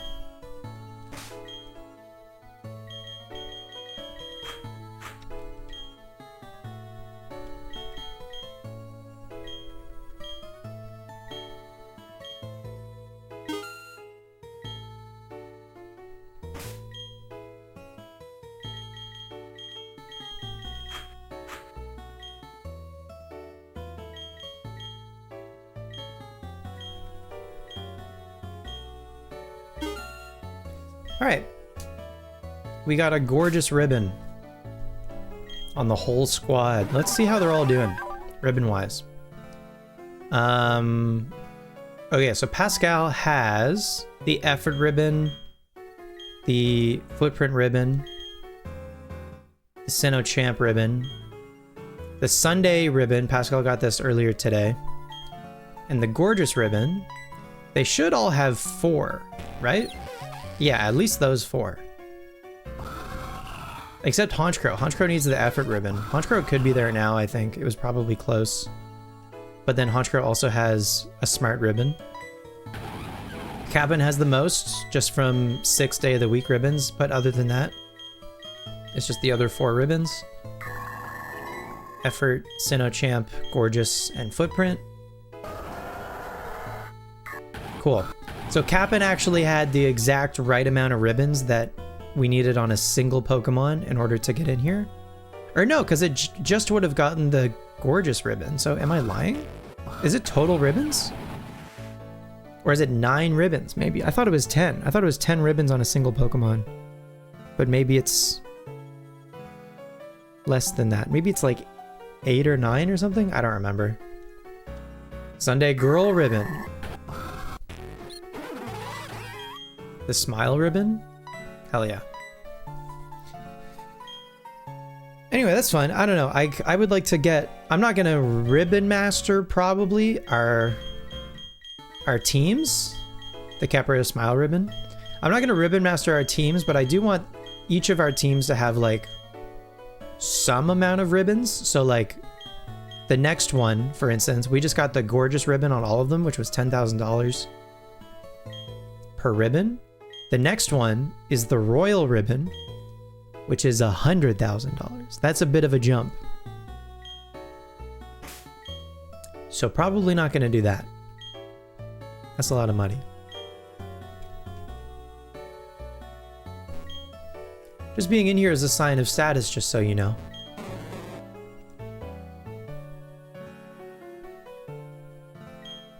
I wish men would pay more attention to the way that they dress themselves. And that's it. That's all you have to say. Okay. Sure.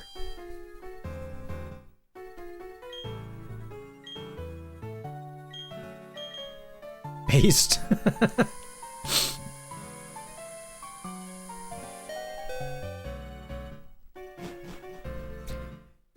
Me and my t-shirt and sweatpants are just going to leave that alone. Do you have... There isn't a PC... There isn't a PC in here. Okay.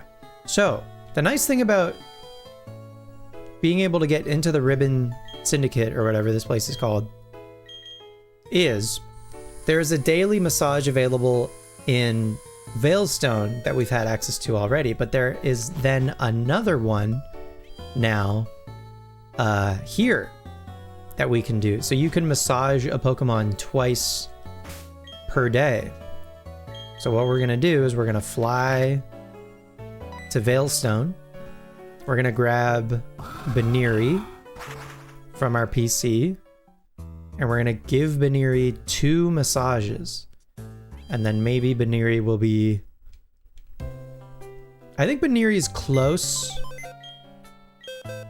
to being able to evolve into a Lopunny.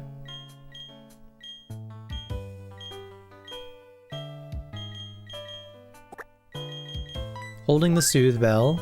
I don't know that the Soothe Bell does anything when a Pokemon gets a massage.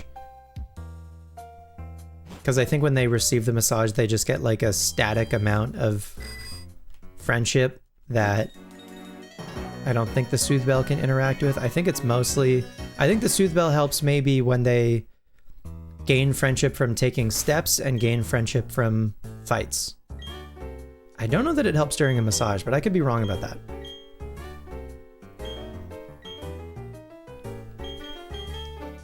Baneri's taken a while, to say the least.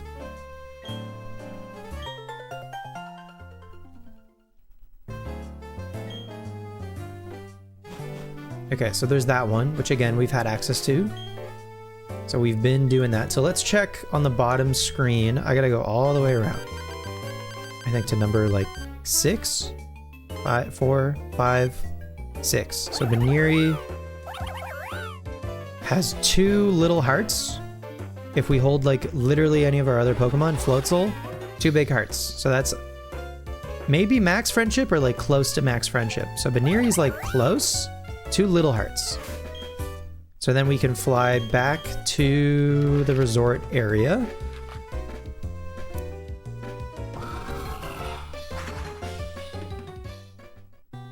Banty and Sweatpants?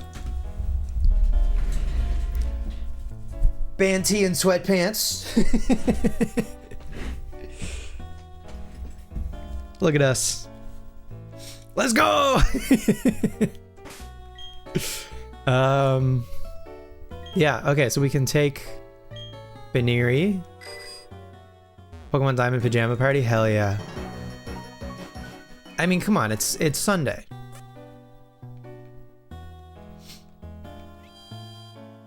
Incredible.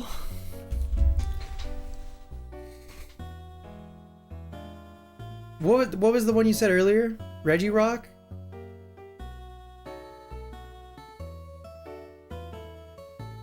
If I recall correctly.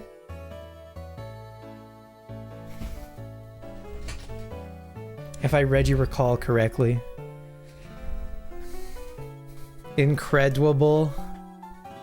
If I recall. I'm gonna lose my mind.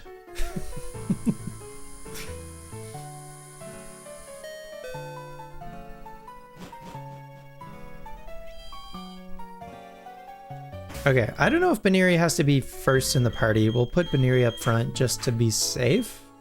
Because you maybe don't get to choose. Is it you? Yeah. Okay, so whatever Pokemon you want to get a massage from here has to be in the front of your party.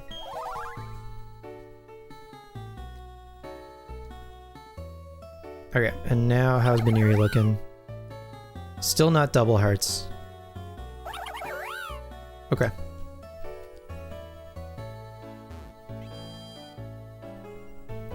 You feeling rather despondente that it was in our Chaladon too far? I don't know. Despondente? Why is it Italian?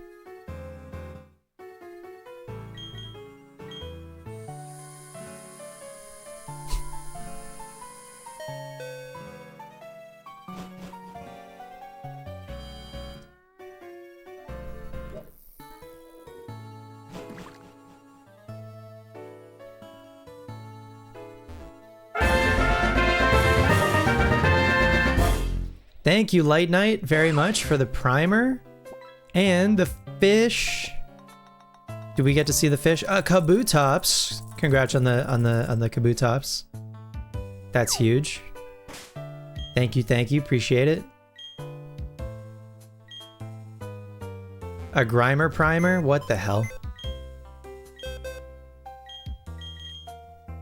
There is not a Grimer on screen. The statistics, think of the statistics. They're gonna be all out of whack.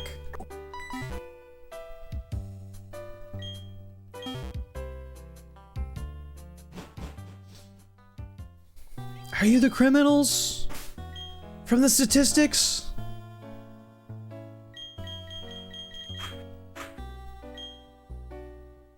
Here's one? Okay, saved.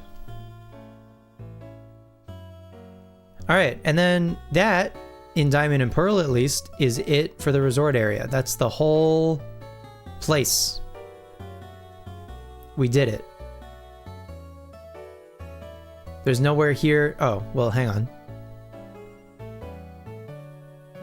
Out of curiosity.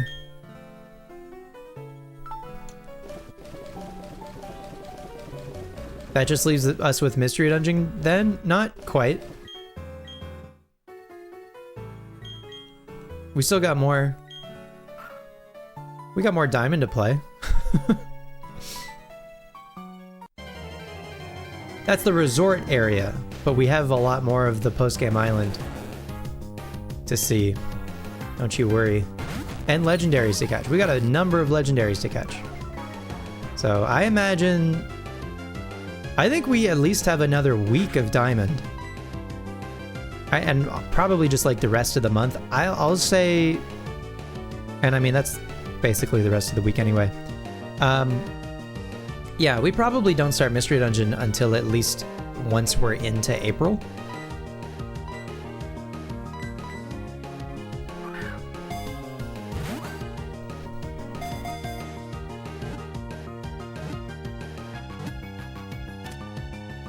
You're part of the Diamond Dust Rebellion that was squashed by the Dungeon Truthers. It was close. I was kind of surprised because I figured, honestly, that it would be mostly Mystery Dungeon. 60% was a lot closer than I was expecting. We got a Gyarados finally, also. So that's nice. What if... Maybe that's not in this game. Maybe that's only in Platinum, now that I think about it. Old Rod?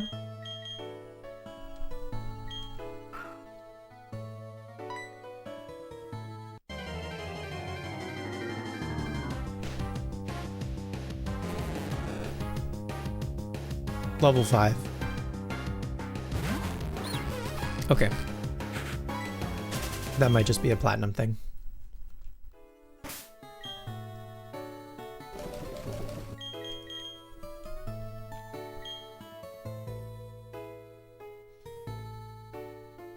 Okay. So now north of... The way we got in here was up here, like on this road. There is also, once you get into the resort area, some tall grass. Taller grass, I guess, than we're used to seeing.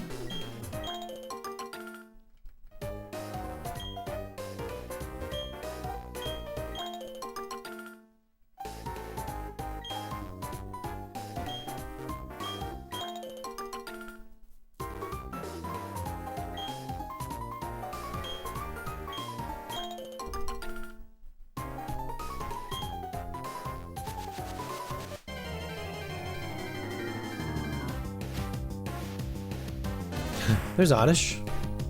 Cute.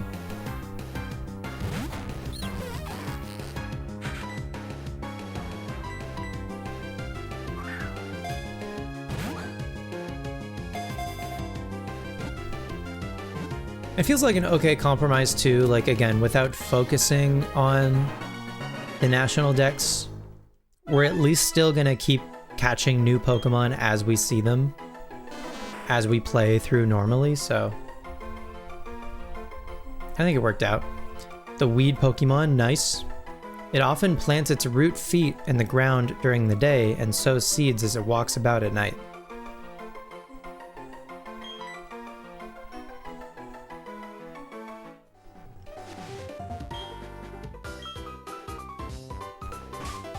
You wish Oddish was Pokemon 420? What is Pokemon 420? It's a Sinnoh Pokemon.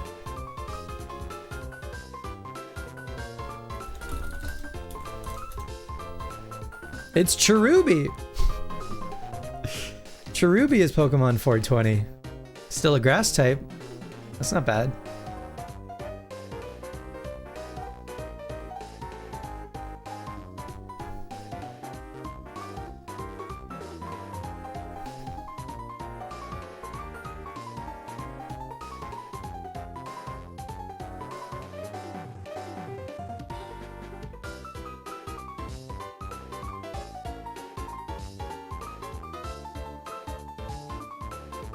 .666 being Vivillon or Vivian.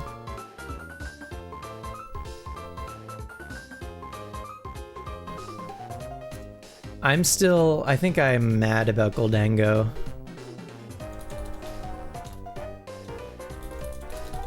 Being 1,000. I don't like Goldango.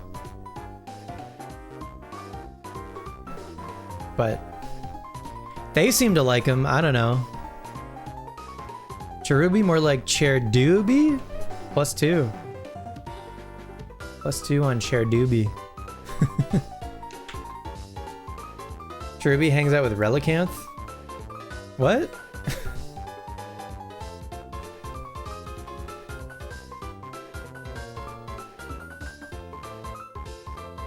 They seem true. Forgot about Relicanth. So, me, Logan, Kay, and Beck whittled down our favorite Pokemon the other night, like as a group. And Logan, in the process, realized that Relicanth is maybe his favorite Pokemon, which was truly remarkable.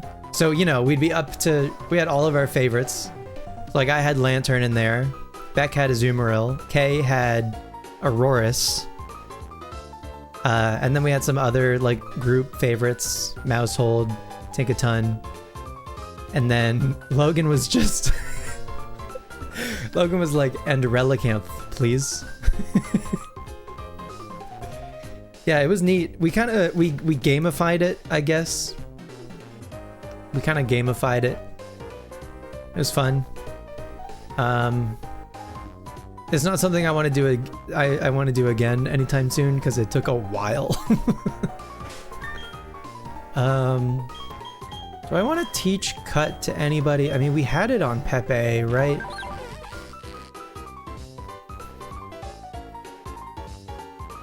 Yeah.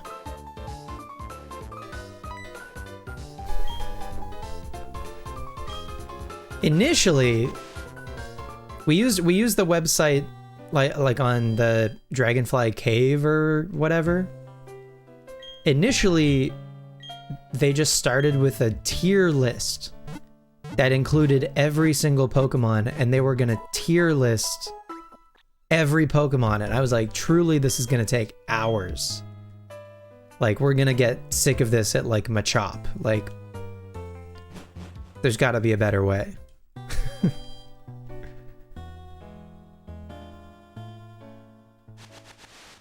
I might come back and cut these trees, I think. I do want whatever that item is, but it's fine. It's fine. I'll get over it. Illumise. Level 50 Illumise. Are you holding anything, do you think? Maybe a berry?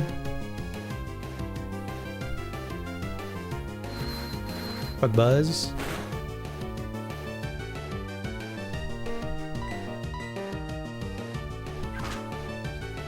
What do they get? Tail Glow? One of the best setup moves of all time?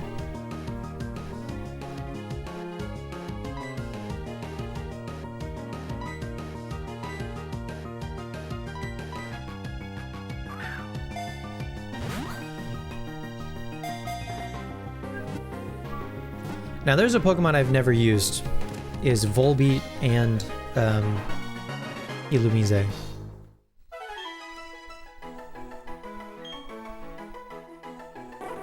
Pure Bug type, the Firefly Pokemon. With its sweet aroma, it guides Volbeat to draw signs with light in the night sky.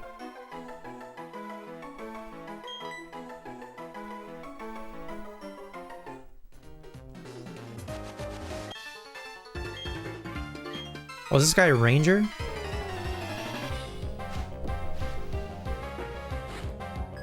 You love how it really reveals secret Pokemon you love? Totally, yeah. Or at least like it kind of reminds you about some Pokemon that you maybe forget about, but you're like, oh yeah, I do really like this guy.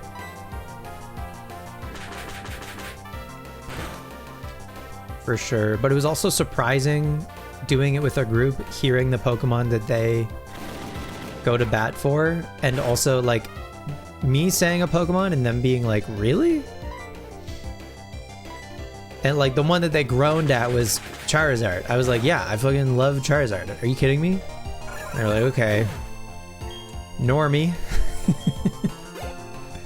Like, fine. Hell yeah, I'll be a normie. This is Charizard. Are you kidding me?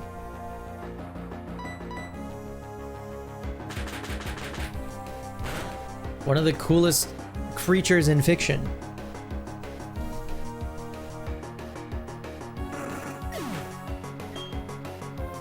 Someone would be like, really, Frostmoth? I think, but see, most of the time I'm like surprised, but like, it's like cool.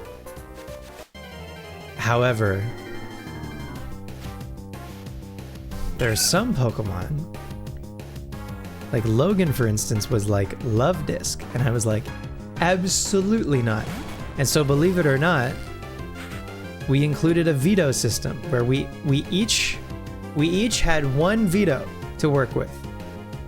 So if someone chose a Pokemon and you hate it, you could veto that Pokemon.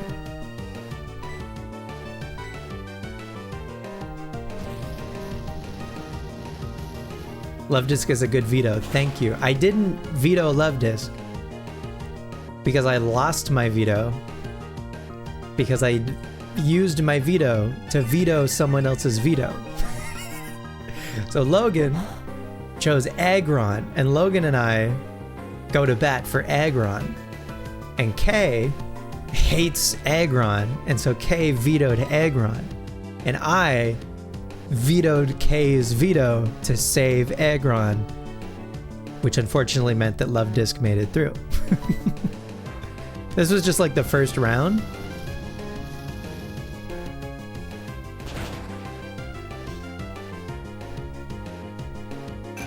This is what I'm saying. We like we big time gamified it. It was weird. It was like it was both cooperative and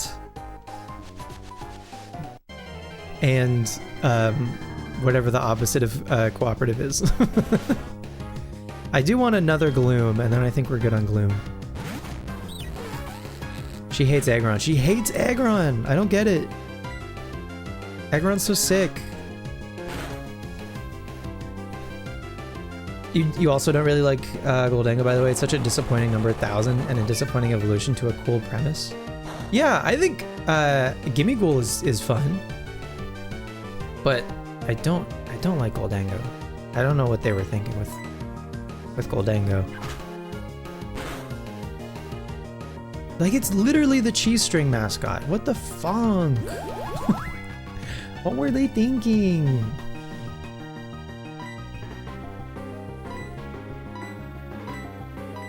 They weren't. They just weren't.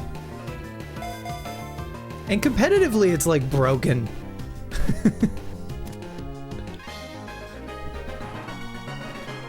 You remember doing the work to evolve it and getting Goldengo and being like, what the hell? Yeah, me too.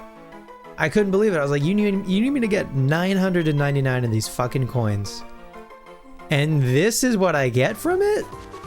This piece of shit? Were you looking for me? Did you miss me? I wish I had a new nugget of wisdom to share with you, but alas, I don't. I'll have to make it up to you with this. We get a nugget. We've made so much money. That's my nugget. Try to spend it wisely. A nugget of gold has to be worth more than a nugget of my wisdom. Thanks, guy.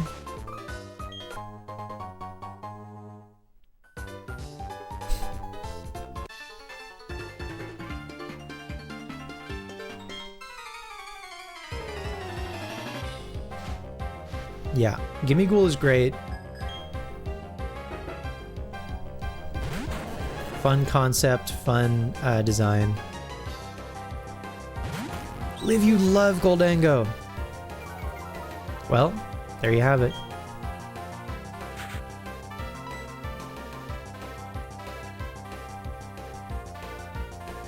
Granbull.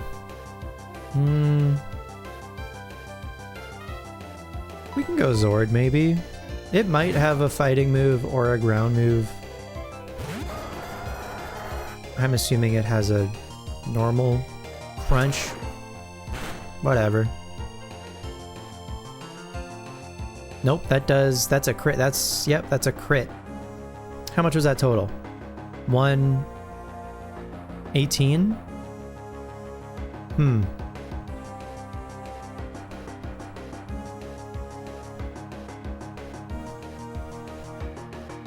And half of 118. Okay, now Zord would live another one.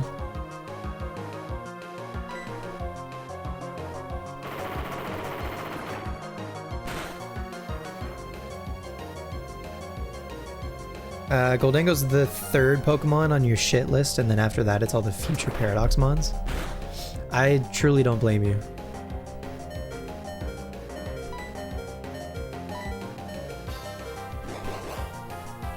I don't hate all the future Paradox mons, I guess.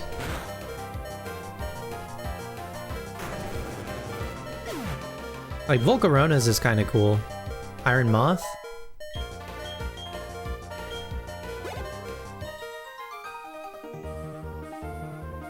You want to pretend they didn't happen? Fair. Oh, I forgot to buy some more Poach. Now that I think about it.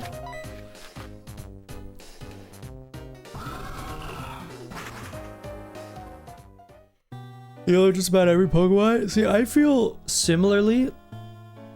Like, there are very few Pokemon that I dislike. Goldango does happen to be one of them. There might not be a Mert in the resort area in Diamond and Pearl. I want to say there is maybe in Platinum, but don't quote me on that. Okay, we go back to the fight area.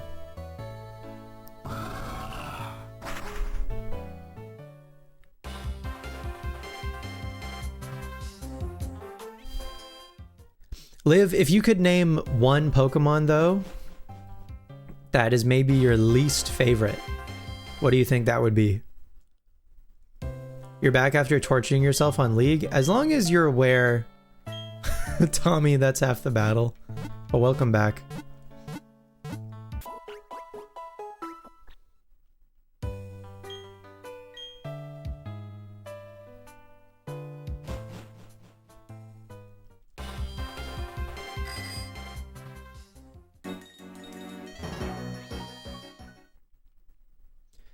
You're on a heater? 13 game win streak? At least you're on a win streak. It's fun.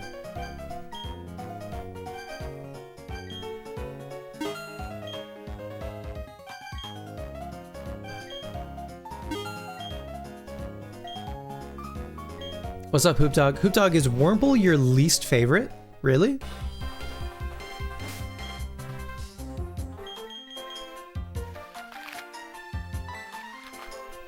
Poor Wurmple. What did Wurmple do?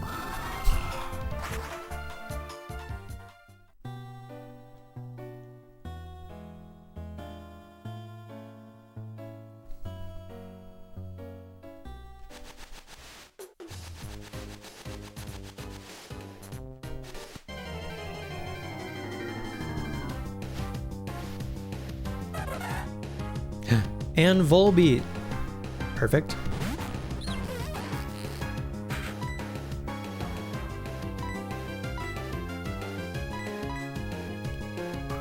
You know, but that little guy's annoying. You've always got to catch at least 3 of them to get both evolutions. Colossal is probably your least fave if you had to pinpoint. Damn. And you like it enough, but you just wish it kept the wheels theme going. True. Train Colossal would have been so sick. You know what? You have a good point. Yeah, I love Carkol so much. So actually, you make a great point. I do really like Colossal, though. but I love Carkol so much. I think at least like it would have been cool if like Gigantamax Colossal did like the train thing maybe instead of being a giant furnace. Though I do like the giant furnace. Shab can't stand Bidoof. Bidoof's face pisses you off, but you can't say you hate it. I think you gotta have a bit more whimsy for Bidoof. You don't really dislike it that much. That just, yeah, for sure. There's none that you actively like hate. Volbeat, the Firefly Pokemon, also pure bug type. I get confused and sometimes think that these guys are part flying, but they're not. It communicates with others by lighting up its rear at night. It loves Illumise's sweet aroma. What a way to put that. Give a nickname? Nope. There's a Volbeat in Pokopia that people seem to find funny. Always liked Bidoof, but never used one on your team. Yeah, you could... You could like a Pokemon but not want to use it, by all means.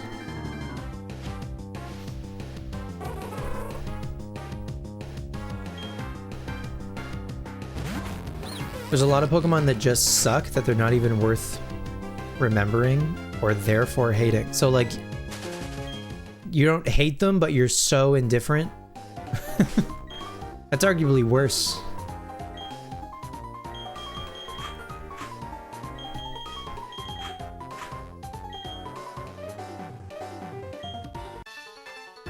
The true object of hatred is Trubbish Garbodor. Warlock, really? You hate the garbage bags? You just like a large amount of the ones that are just inanimate objects turned Pokemon? Okay.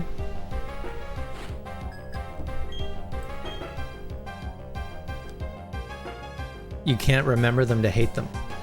Well, I mean, then you're like blissfully ignorant. That's not bad.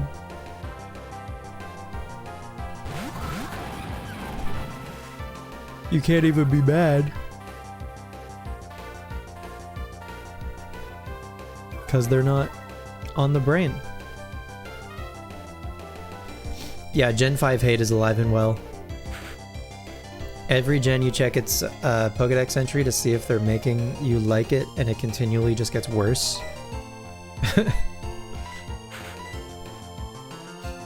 Damn.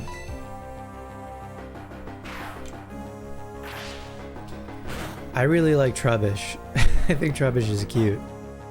I guess I could take or leave Garbodor, but whatever.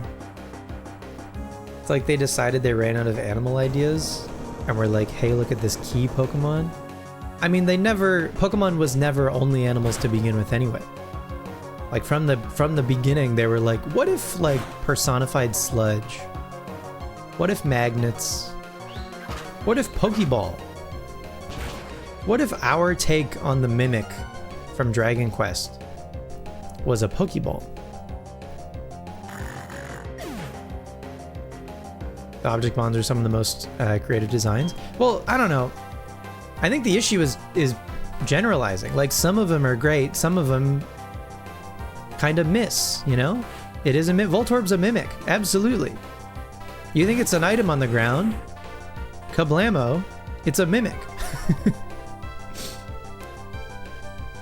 Excuse you while you move electrodes so far up the list? Hell yeah, see? I feel like they generally miss. Fair enough.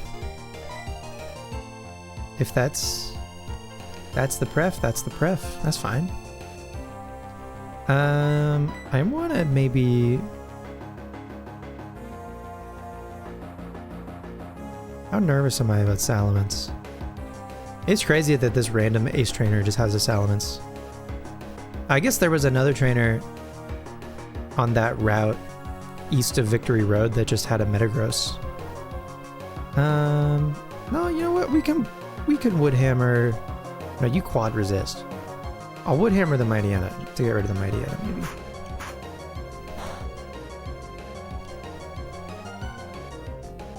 You don't hate any of them. Yeah, they're just not your fave. That's fine. You specifically don't like the idea of a garbage bag that ripped and was left alone long enough to come to life? If it was an entity hiding in the bag, you'd be fine. But for you, it's the bag itself. Okay. Fair. Oh my god, Mightyena lived. Rip. Yeah, Vanillix is great. Did Night Slash just like do nothing?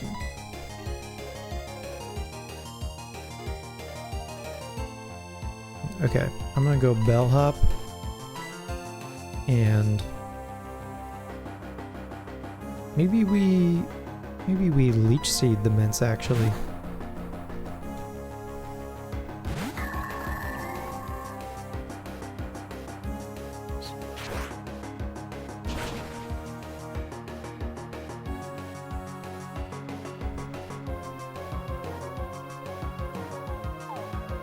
The Chandelure line is great, for example. That might be the most like popular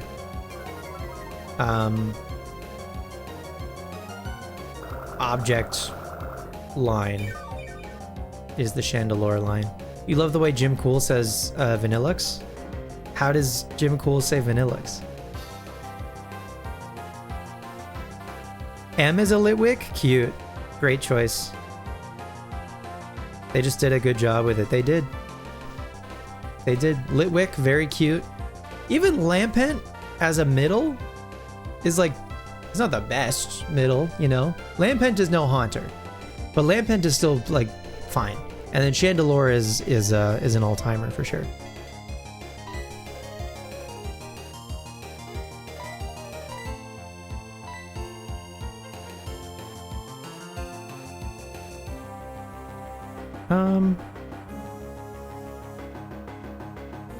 Maybe we go Zord? Assuming the Mence here. Aerial Aces again.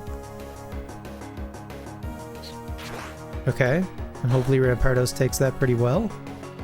Nice.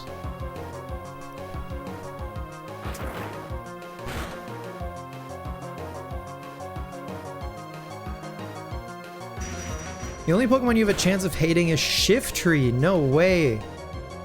Shiftry's a ninja. Haunter's the GOAT, and you think if Chandelure was lamer like Gengar, Lampent would go sicko? Wait, do you think Gengar is lame? It's Jiraiya Sensei, exactly.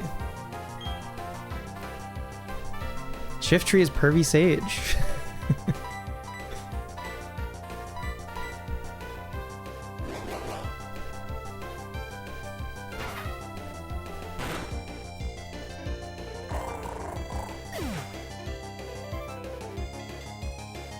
You don't love Gengar? That's crazy. Warlock, that's crazy. Didn't understand half of those words in that sentence. That's fair. That's fine. You can hate Shiftry. That's okay. For the longest time, Haunter was your favorite Pokemon? Sorry if that was loud. I think Haunter's gotta be like the most common favorite middle that exists. And like if it isn't Haunter, it's like Grovyle, you know what I mean? For the Mystery Dungeon kids. You're gonna drop your top 6? How about all of y'all? All of y'all can drop your top 6, please. Go for it.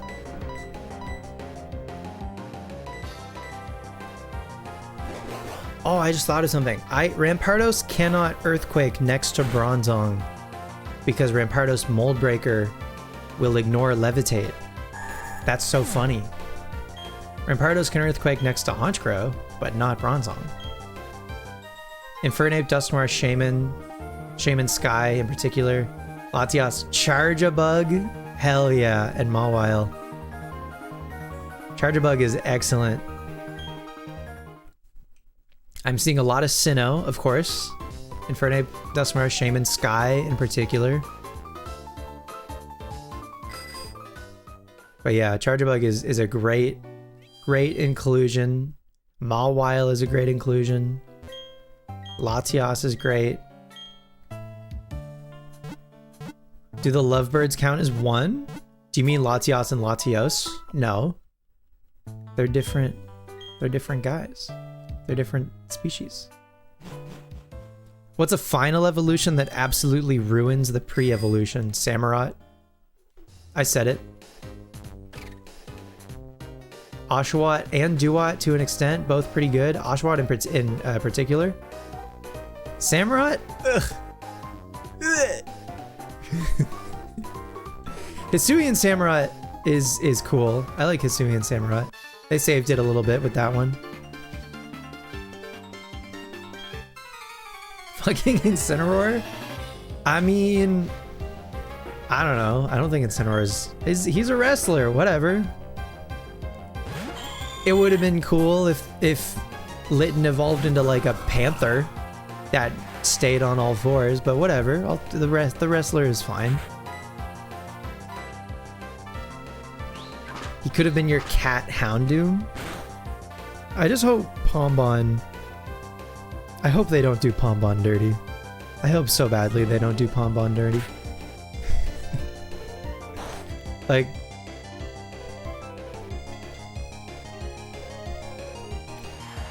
Anyway, yeah, to answer your question, Hoop Dog, I think Samurott is front of mind on that one. Pombon is gonna be Lopunny? Oh no. Oh god. There's so many bad final starter evolution. Like who else, Hoop Dog? Who else comes to mind? Disagree with Samurott. You could see some optimizations to the design, but you really like what they were trying to do. With the swords? I don't know. I think Samurott being mono water is boring. And it's a rare case of a Pokemon like ending up on all fours being like lame. The skinny ass water lizard from Gen 8, Inteleon. Yep, people don't love Inteleon. The fire starter from Gen 8. Okay, so we're 2 for 2 on Gen 8. I like Cinderace. Being mono, yeah, but any of the starters ending up, especially after Gen 4, they gave each of them a very valuable secondary typing. Like Gen 3, Blaziken and Swampert both got a valuable secondary typing, and Sceptile stayed mono grass. And it's like noticeable kind of with Sceptile how I don't know, lackluster it is comparatively.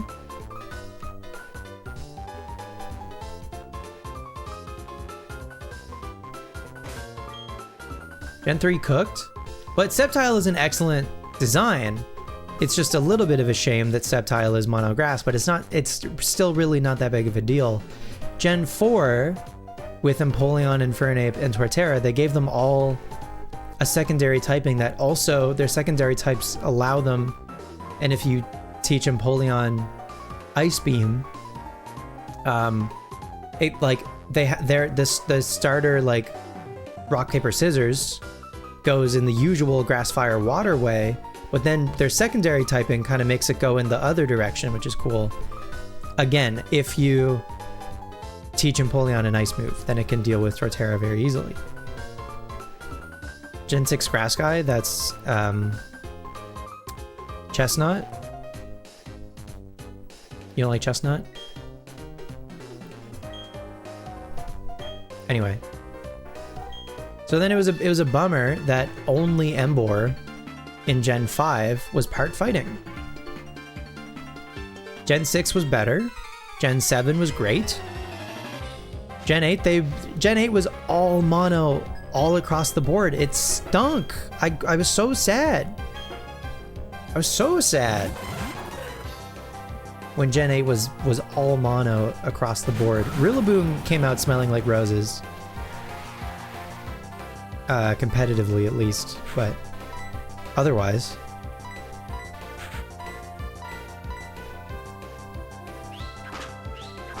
Once you realize it's a Chipmunk Paladin, you love Chestnut, yeah. Who was Gen 8 again? So, fully evolved, that was Rillaboom, Cinderace, and Inteleon. Rillaboom design is sick. Yeah, that's fine. Tommy, you got a loose 6? Hit us with your loose 6.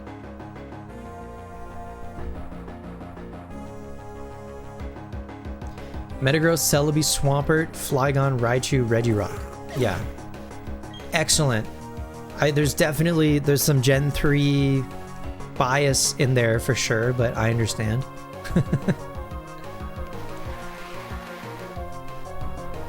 That was a starter in the box gen? That's a great way to describe Sword and Shield. That is a starter in the box gen, absolutely. For all three of them. All three of them are like pretty boring.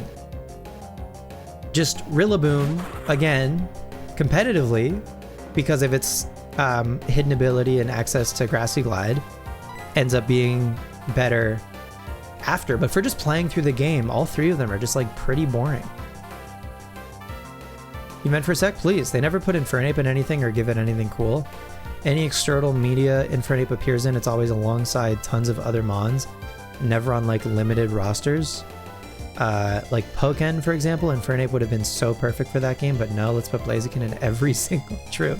So yeah, Infernape is kind of overshadowed by Blaziken. Yeah, I understand. I mean, I do really like Blaziken, but like not to take anything away from Infernape. Infernape is cool. I think Infernape has the unfortunate reality of coming second. Yeah. Infernape got a pretty decent card within the last 2 years. Did it? I'm trying to think even what that would be. But yeah, no, that is a bummer. Live for sure. Woodhammer. Maybe double up the Ursaring because Ursaring's scary. Ursaring's sprite in this game is sick. He's so angry. Look at that's a bear. That's a grizzly ass bear right there. In Twilight Masquerade. Oh, looks wise, not competitively. Okay. I see what you mean.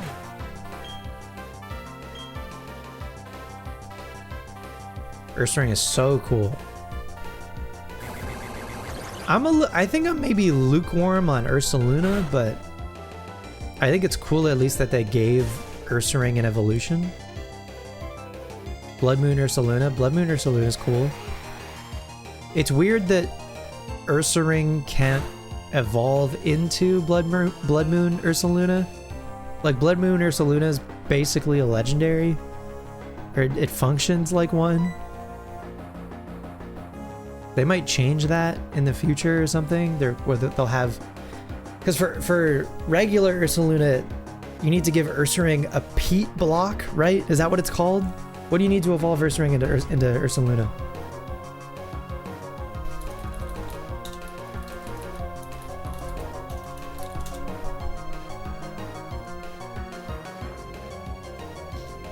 Yeah. A Peat block during a full moon.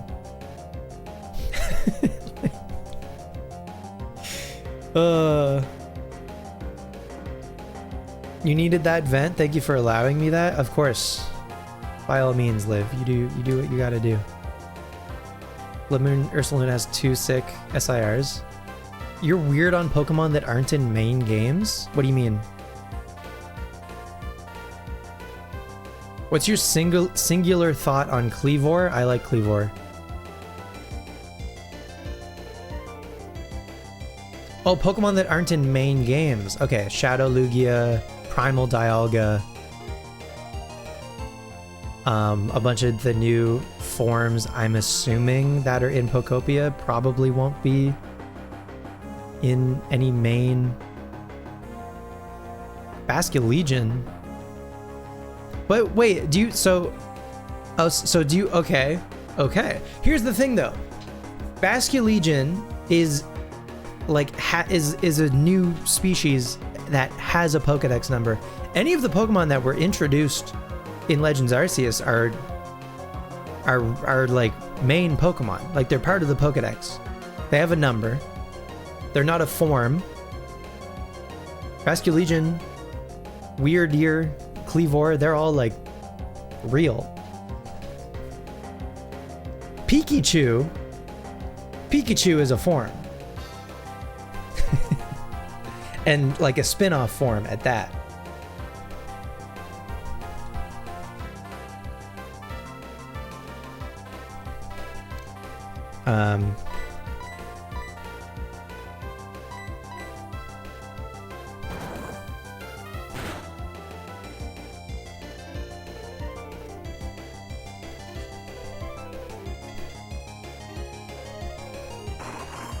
Stereoform Rotom has a chance to make it into the deck, surely.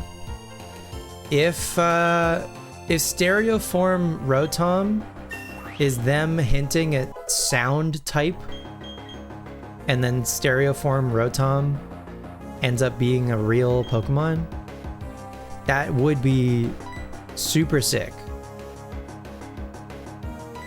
Do you want to learn Leaf Storm? It's like grass type overheat, right? Yeah. No. You're a physical attacker. Cool move, though. Boo Rotom forms? Tommy, what do you mean Boo Rotom forms? Hello?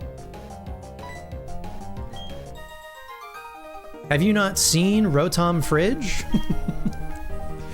You're telling me you don't vibe with Rotom Lawnmower?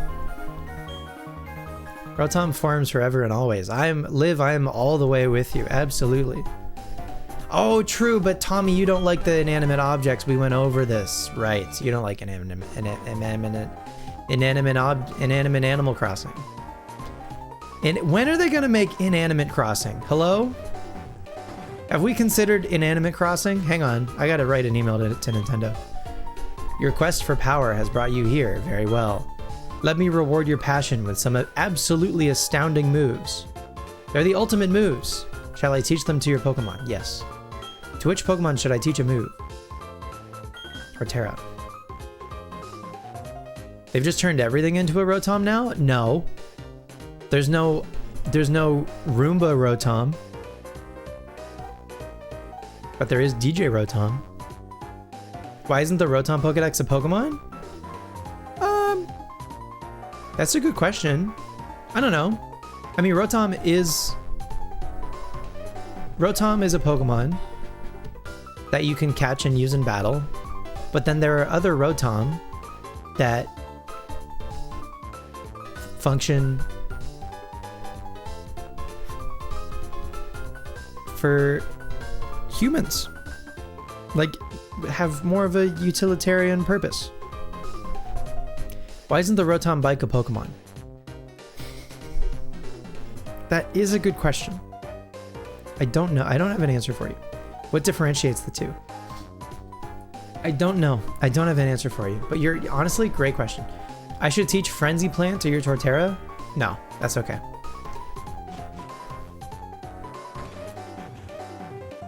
Rotom should be a legendary, you say, through Gritted Teeth. You have the utility Rotom and the Rotom forms that can wield elements. Right. Yeah, I don't know. I don't have... That's a dumb cop-out. I don't have an explanation for you.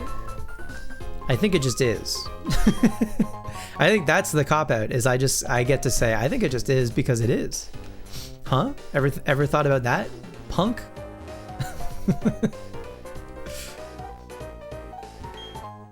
Oh my god. Get out of here.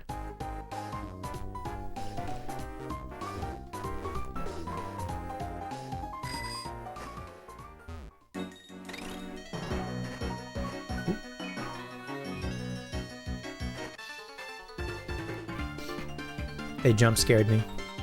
Dragon Pokemon are sacred beings. That's what my master taught me, and now I'll prove it to you. The Old Chateau should mean something. It does. It's where you get Old Gato.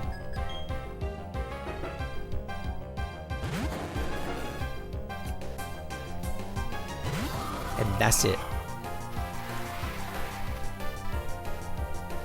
You learned about those sacred beings this week? Great video. Big fan. What is dragons?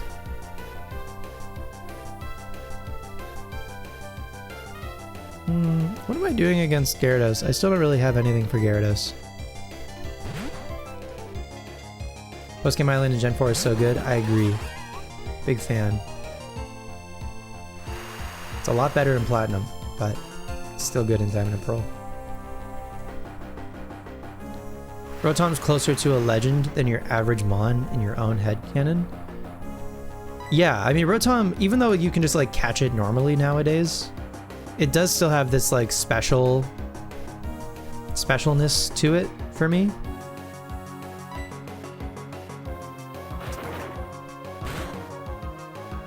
Like every time I see it, I'm like, oh, you know, more than like if I see like a Psyduck, I'm like, yeah, it's a Psyduck. I see a Rotom, I'm like, oh, I gotta get that, you know? Even if it's not like part of the team or whatever. It's like, gotta get a Rotom. It's unintentionally gonna make Orbrigade a good companion piece, even though you absolutely cannot match the whimsy or thoughts of Beck. Well, you don't gotta compare it, but it is, the timing of it, I think, will absolutely make it a good companion piece and a great. Yeah, I'm excited. I'm glad that worked out. I don't know if y'all knew, but that worked out.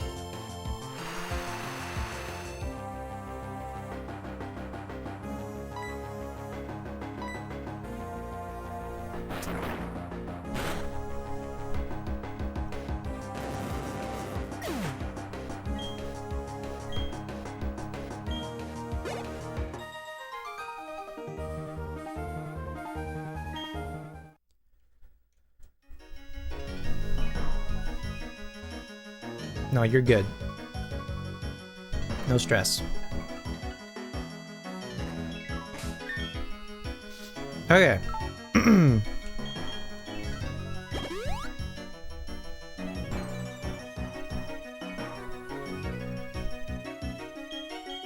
Orbrigate will blossom in its own way. Absolutely it will.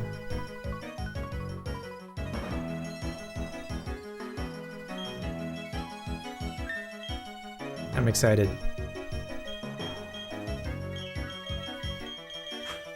We haven't been able to do an episode of Petalburg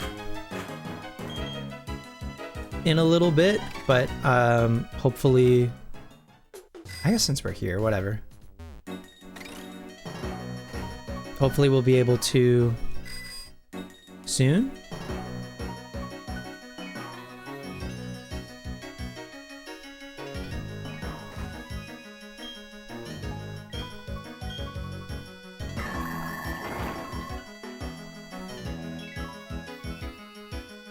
No, you're good.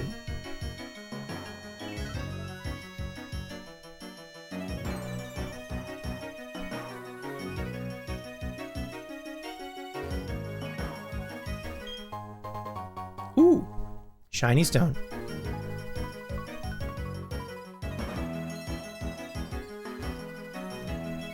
Okay, but that just skips everything that we just went through. Okay. Surely you gotta be... No? This rock isn't anything? Unbelievable. Okay, you're a guy.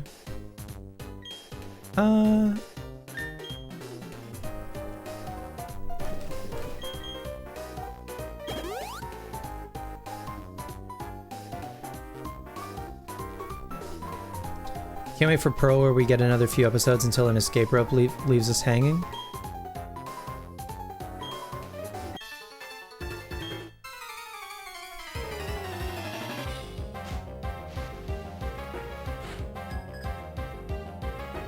Huh?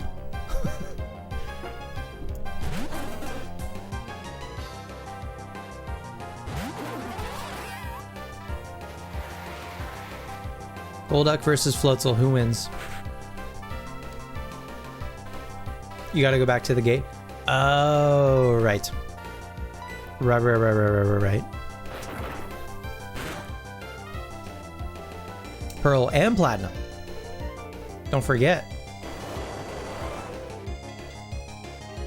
Then I'll escape rope away and the bit will have to end. Not yet. No, not yet. We go back for Pearl, and then we go back again for Platinum. And then who knows? Maybe there will even be more Sinnoh playthroughs besides that in the future. Was a nasty Hydro Pump. Pascal's hanging in there.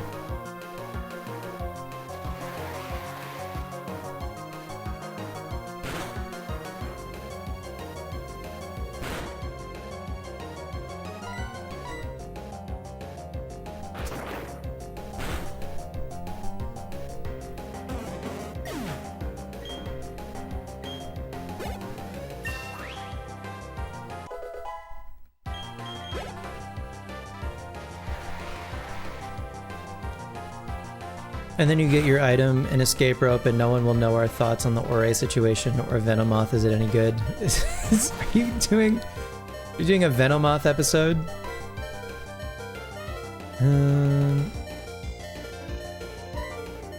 What do we think? Sandslash is more defensive than special defensive.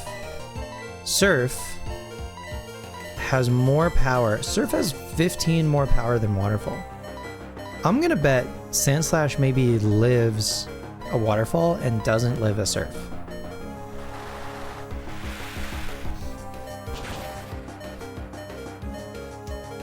The Ore situation is crazy, and Venomoth isn't any good.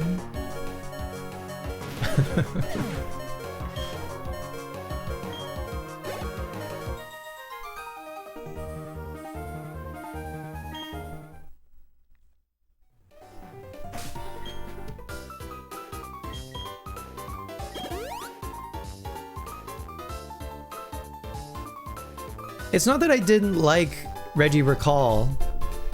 I did like it, and I also like the other one. Incredible. If it is, we have beef. We don't have beef. There's no beef. Hey, we got a protector. No, I like Regirecall. I just, it's starting to get out of hand. Registeel your spirit. I'm gonna jump out my window.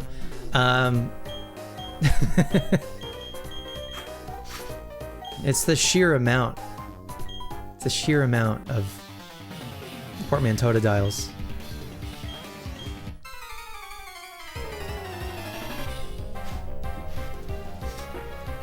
Our spirit is not Registeeled. Nah. The idea of just fake swiping Petalburg Woods episodes for the bit is very funny. It is funny.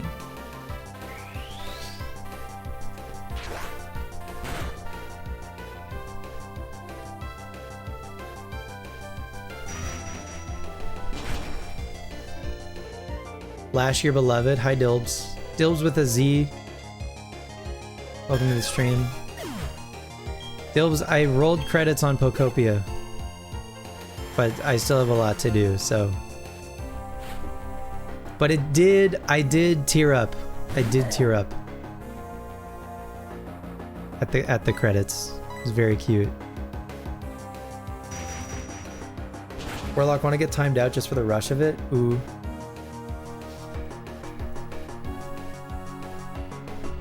You're excited for it?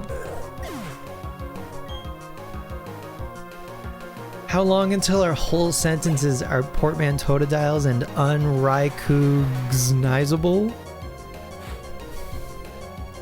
I don't know how I feel about unrecognizable.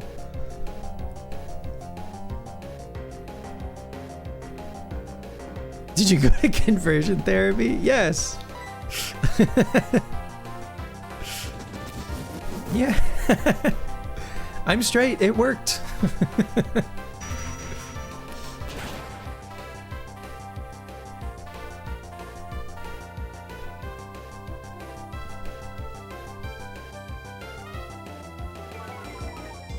Talk more. Yeah, I second that.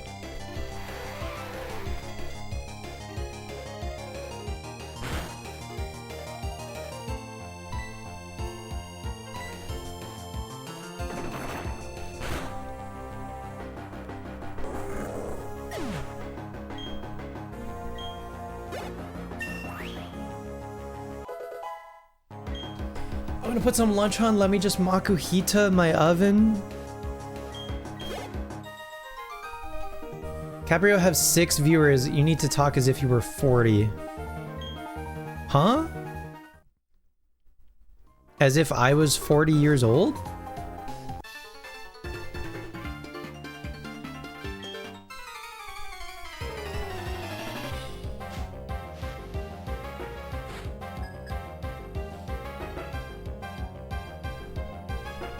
Well, genuinely? Can we go back to what genuinely? What genuinely is still like the reigning supreme.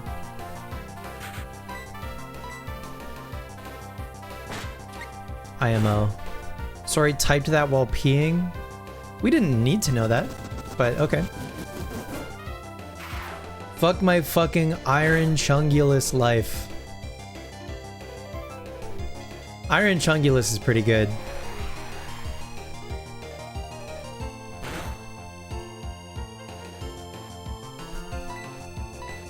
I think I like Iron Chungulus.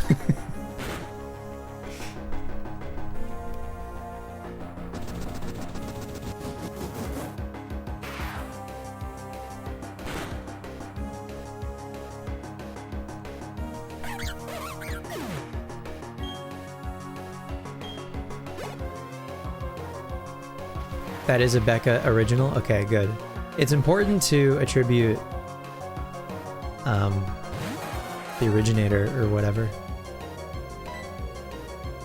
for a oh my god, for a portmanteau dial.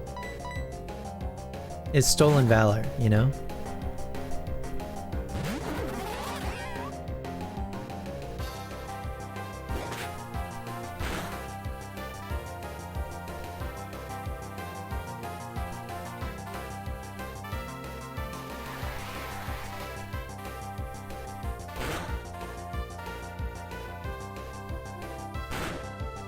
The one that Beck did that I liked a lot was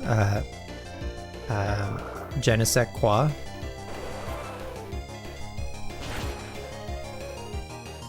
I like Genesect Qua. You're incorrigible? I don't know the meaning of the word.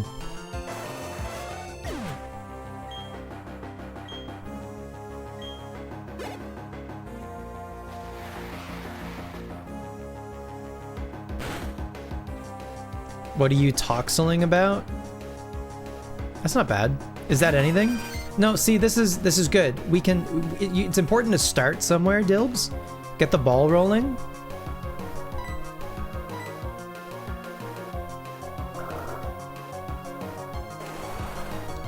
You guess Altaria wasn't even a portmanteau dial. You got to try harder. Well,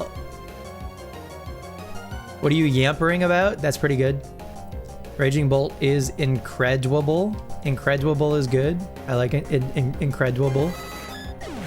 Some of them are hard to say. I also have a speech impediment, so that doesn't help.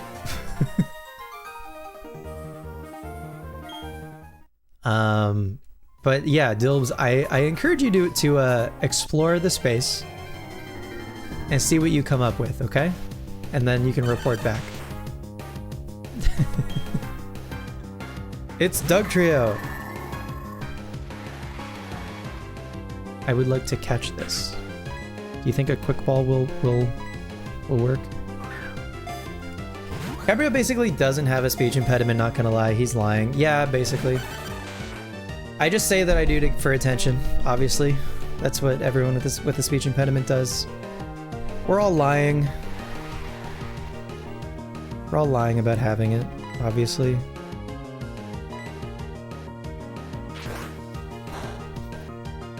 Because we say we have it and people are always like, but I never hear you. Speech impedimente. See, but adding ente to the end just makes it like Italian. The way he is with speech impediments is the way you are with gay. So like, you have it? You have that? Or a Harry Potter spell. Yes, it's absolutely a Harry Potter spell. Impedimente. M. No. M. Don't make me mute you. Even though I know it's ironic. No more ante at the end?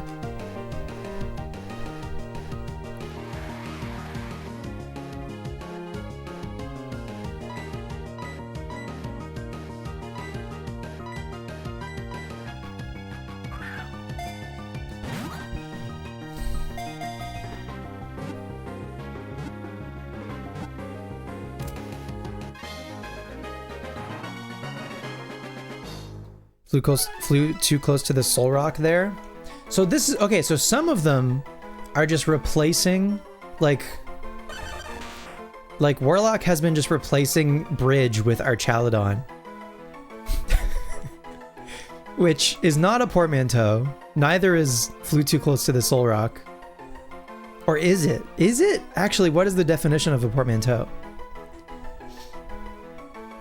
Elrixie calls you names? Yeah, that's how you know he has a crush on you. He calls everyone that he likes names. It's flattering. Dugtrio, the mole Pokemon, its 3 heads move alternatively, driving it through tough soil to depths of over 60 miles.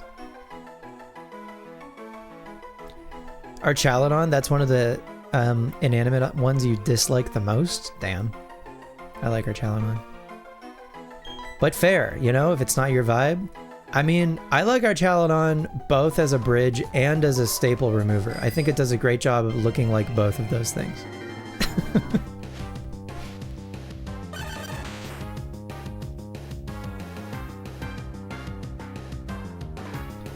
She's always nice to you. Does that mean he hates you? No.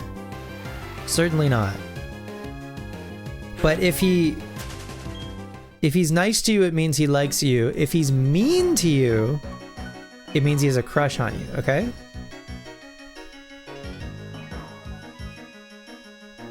Is there nothing up here?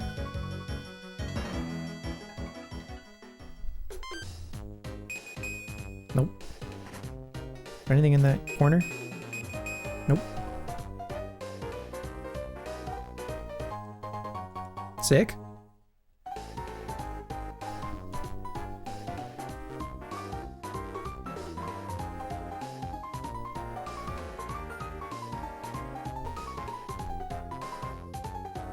Aha. We need to get up this. That's gonna be tough. Okay.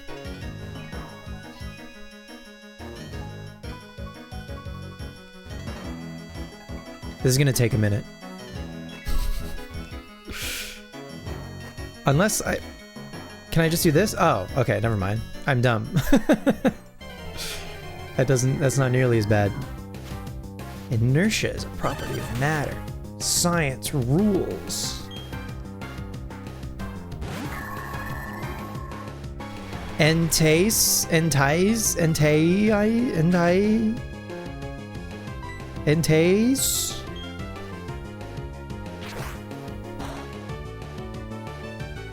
Wait, let me leave.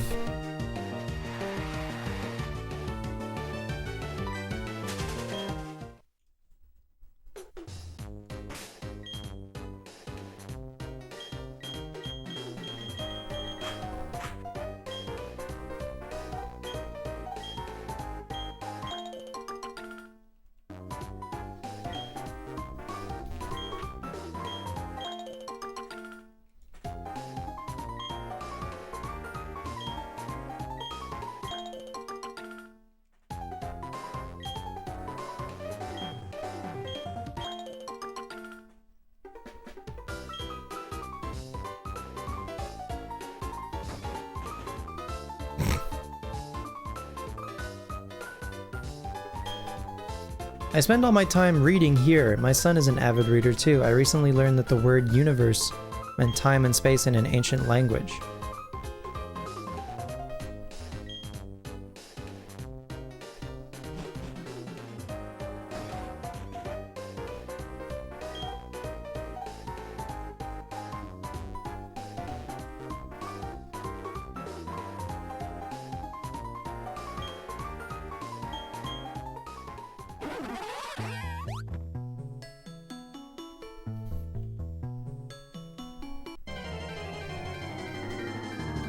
Why isn't Electrike based on bicycles? Oh! It's my boy!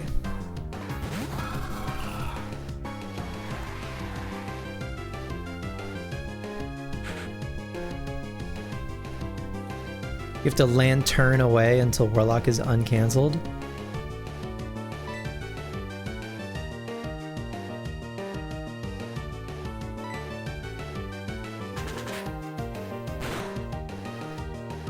To think Dilbs almost also got asked to be a co-host. You dodged a bullet. Poliwhirl is ready for battle. Poliwhirl is ready to throw down. Look at him.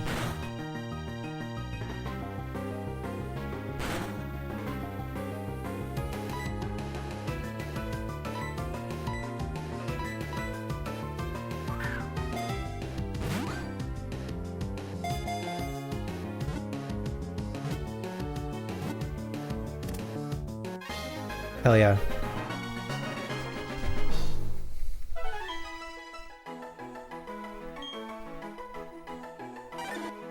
Poliwhirl, the tadpole Pokemon. The spiral pattern on its belly subtly undulates. Staring at it gradually causes drowsiness. I believe in the Waggler.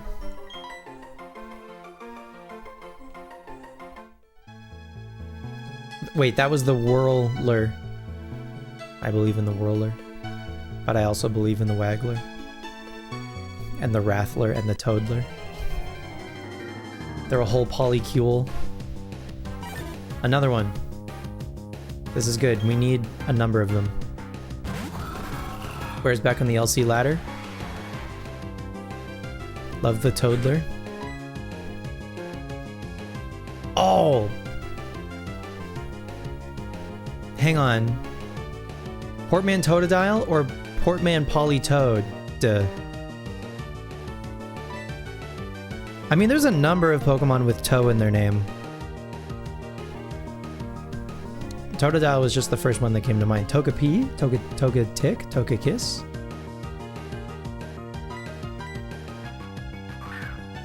Totodile was cooking? Okay. I accept.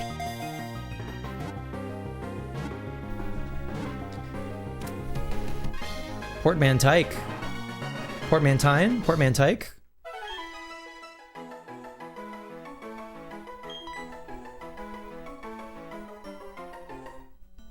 Porygon Manto? See, some of them are clunky. Well, genuinely is the most elegant. Well, genuinely is the most elegant. And it, like, there's been, don't get me wrong, there's been some other, I will never get over Woe Genuinely for as long as, High Klefki is pretty good. I will never get over Woe Genuinely for as long as I live. Woe Genuinely is sublime. The glazing is crazy, but it's warranted. I think I'm a Politoed enjoyer first, but I enjoy both of them. I'm a Poliwhirl enjoyer more than any of them. Poliwhirl is one of my faves. Look at him.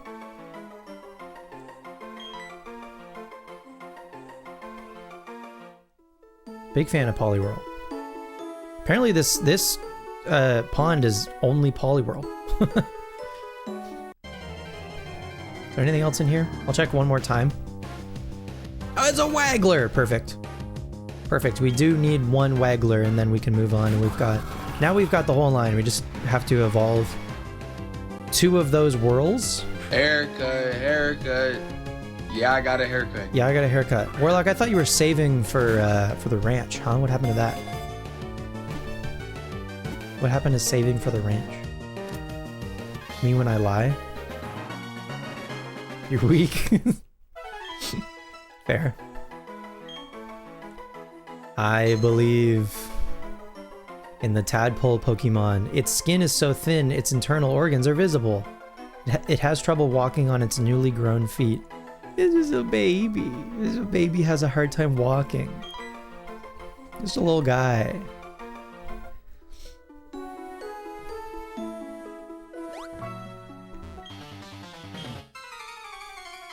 You're never making it on the ranch? No, you will. In time. I believe. I believe in the Warlock. We all chanted in unison. I believe in the Warlock. Okay. Hopefully you receive a Spirit Bomb in 5 to 7 business days. Warlocktober.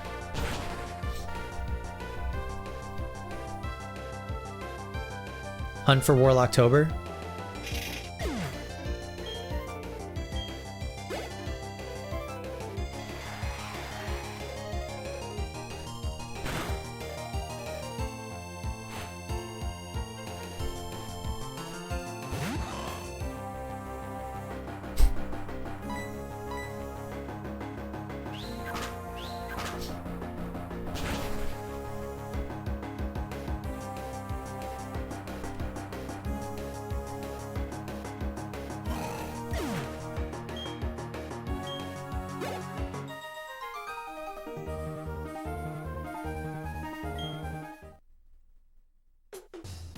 More like dubious hashtag disc.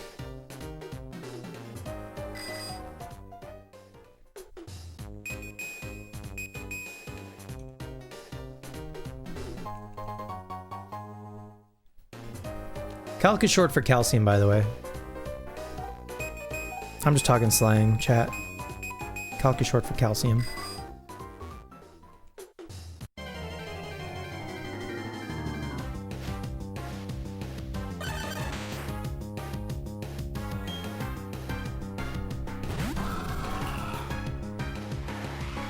Dugtrio would be so good for the roamers if it was level 50, but alas.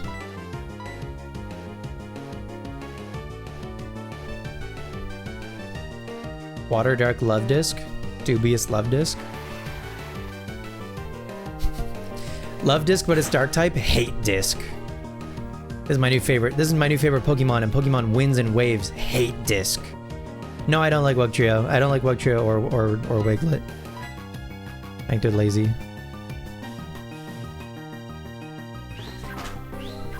Imagine if the roamers were fertile soil, then they would be loamers. Yeah. They really would be loamers.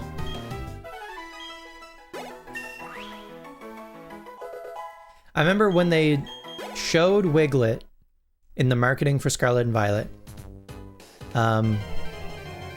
I jokingly said to my friends, I can't wait for Wugtrio. And then lo and behold, fucking Wugtrio was real.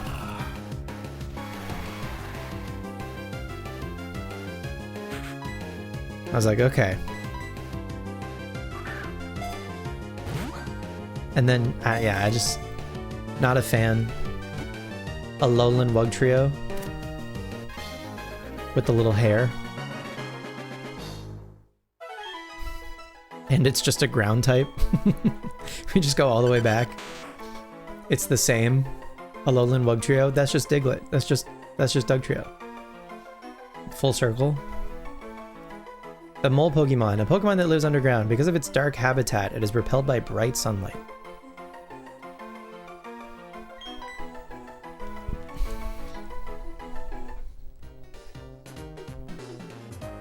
We did make a mountain out of a molehill. Great work all around.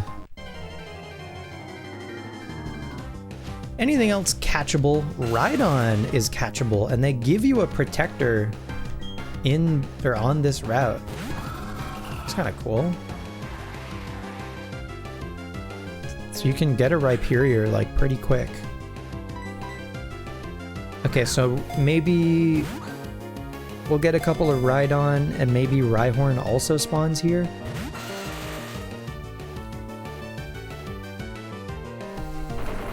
I'm talking back about what makes a dragon type following her amazing new work. And your hypothesis is that it's just Mons that wield a great deal of draconic energy. But she brought up the Dex talking about draconic blood and sleeping dragons within. What's my take? I haven't thought much about it, but I think it's funny that like Applin. My biggest critique of Beck's video is she doesn't bring up Applin or the apples at all. The whole video. And to me, worm, I know. Which I think is the joke. Like worm Y, or worm with a Y is a dragon. So I think that's the joke. So when is dragon type regional Wormadam? That's like, the first bug dragon is gonna be Wormadam. But Wormadam. Wyrmdeer. Anyway, I don't know.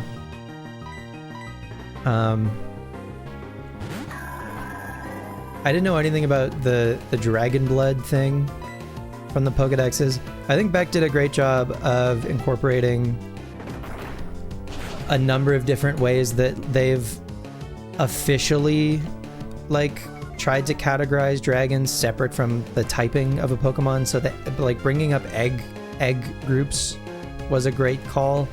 And then the dragon blood thing in the Pokedex entries was great. And that's not something that I knew about already, which is always nice to watch a Pokemon video and learn something new. What egg group is everyone? Water 3. Next question.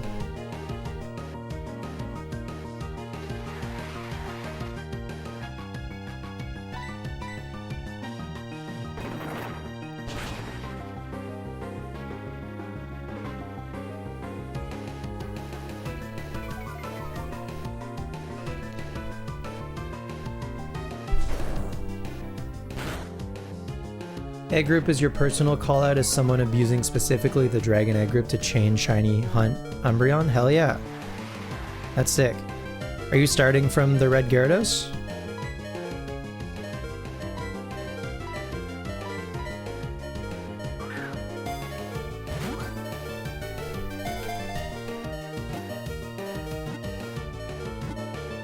Or an odd egg shiny perhaps? Gyarados to Ekans to Eevee. Cool. That's not very far, at least. You just gotta get a shiny Ekans and then you're there. It's pretty good. And I'm sure Ekans would help you for a bunch of other hunts if you needed. The drill Pokemon. Its brain developed after it stood up on its hind legs. Its drill horn bores tunnels through solid rock. Are they saying that Rhyhorn is like stupid? Is that what this is saying? Is Rhyhorn a dummy? Shiny male Ekans specific. Oh, true. It's got to be male. Oh, my condolences. Yikes. I hope you get that first try. 6'3", by the way. Ekans backwards is actually genuinely Cobra. I love Did You Know Gaming.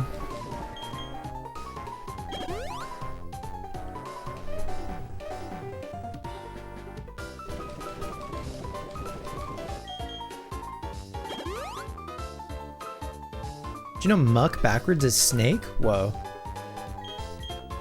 Then does that mean Ekans backwards is Come? Oh my god. I thought this was a children's game.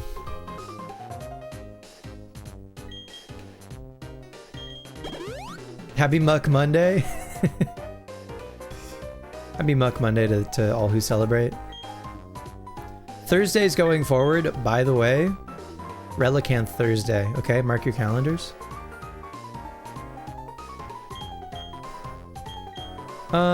Rhydon.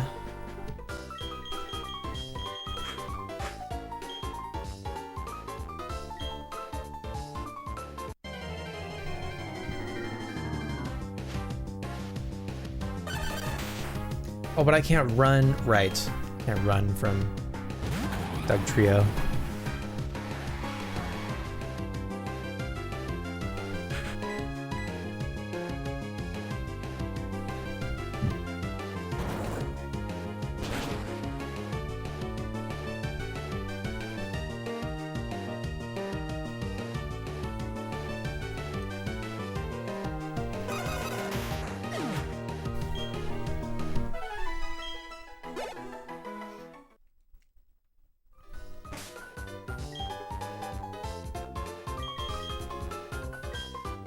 Bellhop might be too slow to run just based on speed.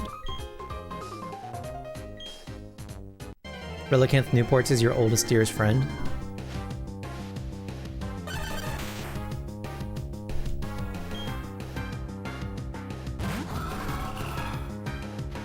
Dugtrail's DP sprite is kind of lovely. I like that the one in the back is like distracted. Like the two in the front are all about business. They're ready to throw down. The one in the back is like, what's that over there? And that's relatable. I also get distracted.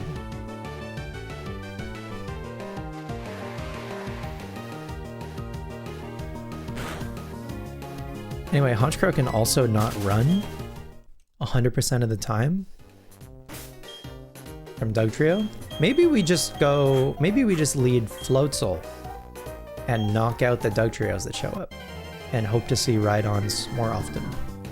Or maybe even Rhyhorn. I don't know if Rhyhorn can show up. We might have to we might have to breed for Rhyhorn. I would like to get one more Rhydon before we move on. Do you remember who your favorite Pokemon was as a kid? Flareon was the first one. You've been trying to remember your top 6 as like a literal child to do a run of Gen 1 with like your dream team as a child now that you know about how the game works? True. That would be fun. Yeah, Flareon. That was my Club Penguin username, was like Flareon8 because that was my favorite Pokemon and my favorite number. Right on backwards is D's nuts. Oh shit. The more you know. I love Did You Know Gaming. So Warlock, do you remember what yours were when you were a kid?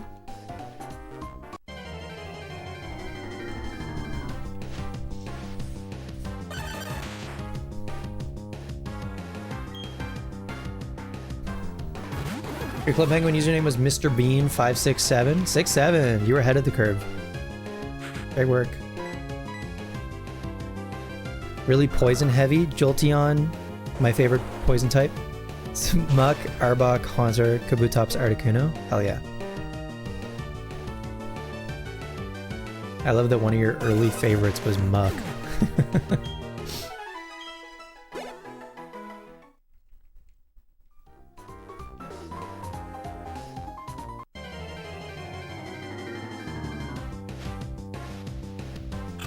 Oh!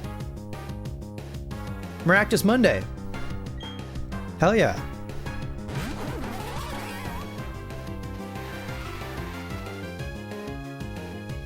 You missed Club Penguin? Did you know that you could still play it?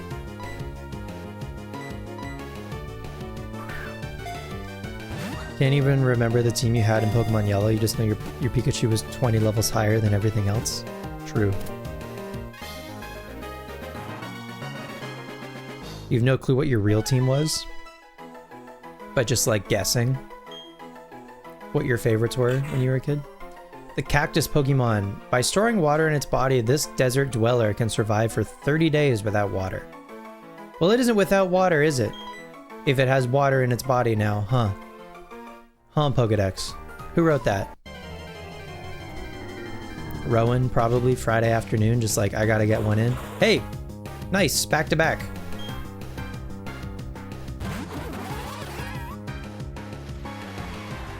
You played it on a few of the fan servers, you just gotta find people to play it with. I will play Club Penguin with you at the drop of a hat. You let me know, and we can play Club Penguin, no problem. I would love to go sledding. Speaking of sledding, it should still be available. There's a game that has a demo. Party at my Iggy? Hell yeah. There's a game that has a demo on Steam right now called Sledding Game. Have y'all heard about Sledding Game?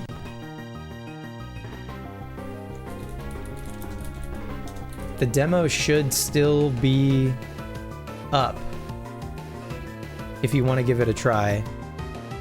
So this is a friend slop game, so it has proximity chat. And it's pretty simple. It's pretty simple, Em. Believe it or not, you just go sledding. You just go sledding. You hang out with friends.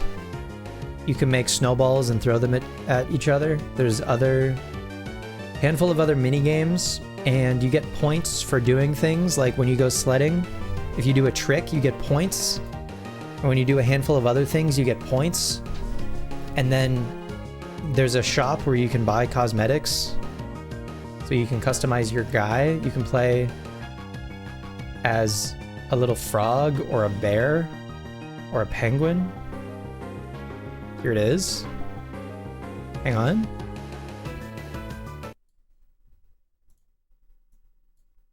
And hanging out. I'm making this game about sledding and hanging out with friends.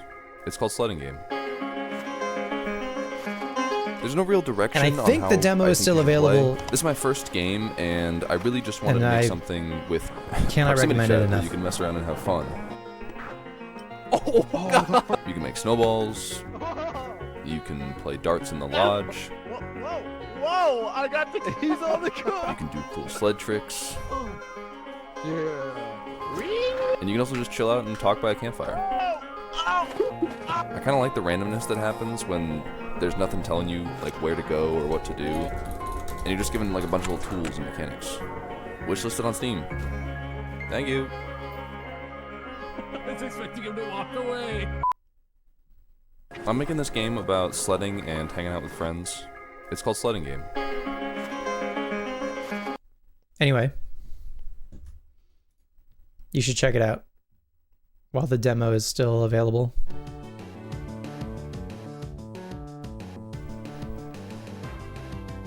We need to bring back the concept of a full send. You think so? You think people don't full send anymore?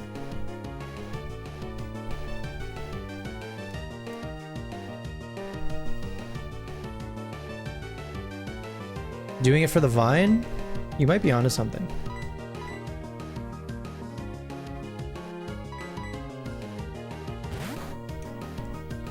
You full send all the time? Are you Unk? You know what? We are Unk, but we are not washed. And we are not chopped. But we are Unk. Unk or Auntie. Or them tea. Is there a non-gendered uncle or aunt? Parents sibling? That doesn't it doesn't have the same. What are you listening to? Pokemon, the music for Pokemon Diamond. I do declare.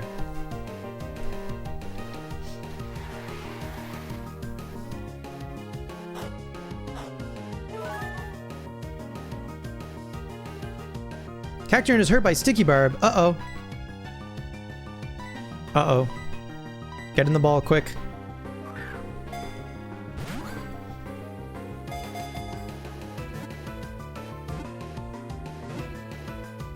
Hell yeah.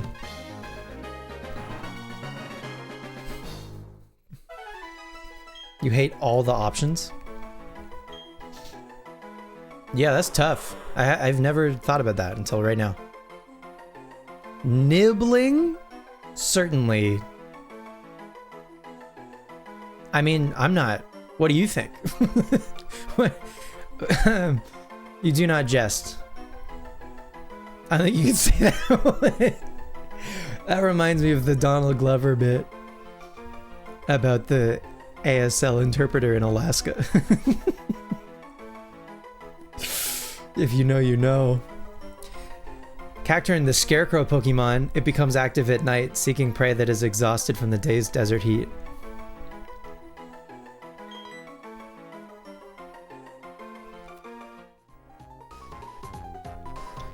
Okay. I didn't get another ride on. Do I care to keep looking? Nah, we can move on, I think. But that, I think, is this whole route, right? I think so. Maybe we find a ride on the way out. We do not.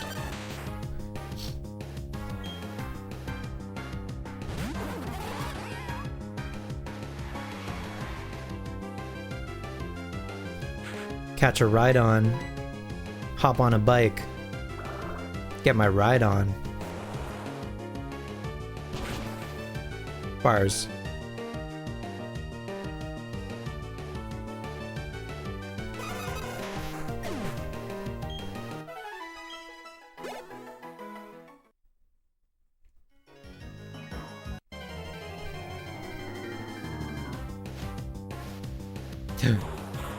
It's Cacturn.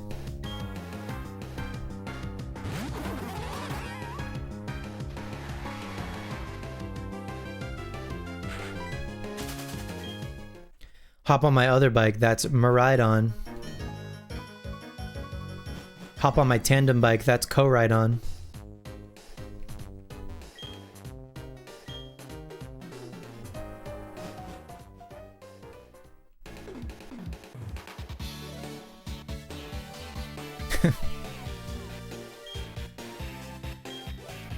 Okay, if we continued north, we would get to the volcano. I think we're maybe going to save the volcano for next time, but we're not done. We're not done exploring. But we're not going to keep going this way. Instead, we're going to surf and go west.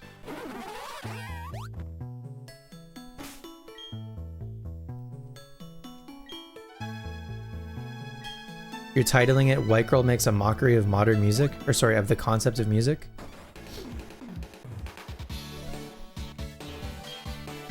Hey, konnichiwa, glad to meet you, guten tag. I'm the Meister. In this language's parlance, I would be called a craftsman. Something like that, n'est-ce pas? Comprendo? So, sniff sniff, I smell you, I smell something about you. I need to leave this house immediately. There's no question, you're a lover of Pokemon just like me. This is wunderbar. So this is what I will do. I will power up your Pokedex so you can read the descriptions of Pokemon in other languages. Je suis désolé, but not for all Pokemon, however. Only the Pokemon of countries I, the Meister, have visited. Now, may I see your Pokedex? So I change this setting here, full with this here, and done. Now you may read the descriptions of the Meister's Pokemon favorites in other languages. How uber! Wow. The world-traveling Meister's favorite Pokemon list. Ekans, Pikachu, Psyduck, Ponyta, Staryu, Magikarp, Wobbuffet, Heracross, Sneasel, Teddiursa, Houndour, Wingull, Slackoth, Roselia. Are those the only Pokemon that he'll have different names for, maybe? Have you a Pokemon named Finneon? Saved in Pokemon Fish style. Fish style Rasen Shuriken or whatever. If you will be so kind, trade it you will for my precious Magikarp? We have an in-game trade with this guy. We need to give him a Magikarp. This man will not evolve his Mons. Bro, it looks like Adventure's yellow.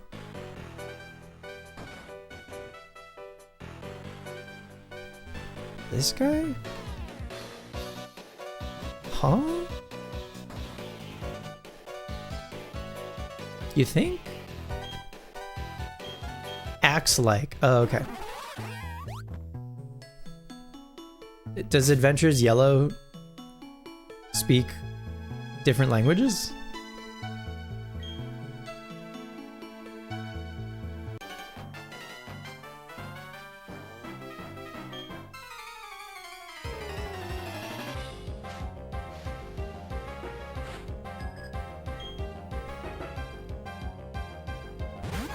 Oh.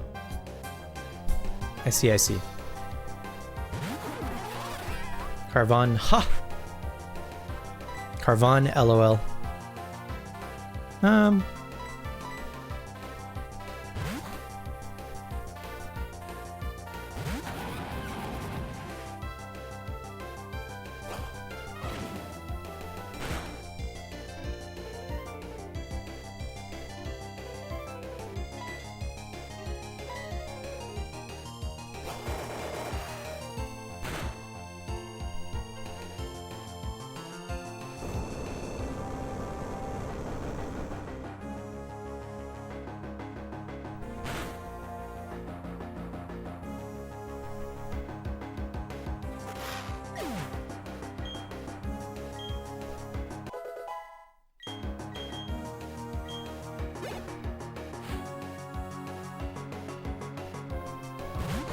Another one?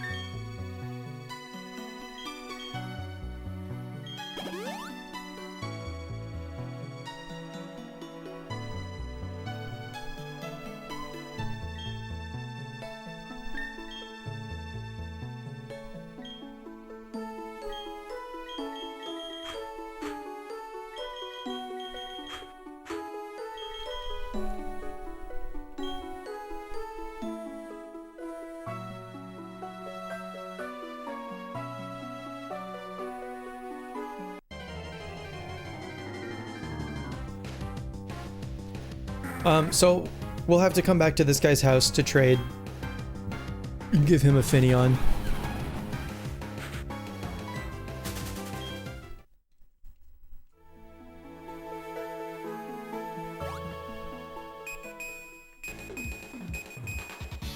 Nothing, huh? All right.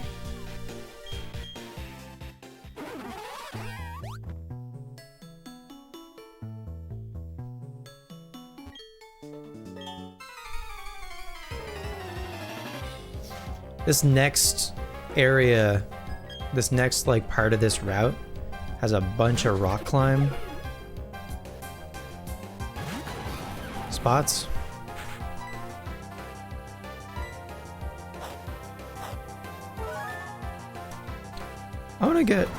I will allow myself one more Dr. Pepper refill.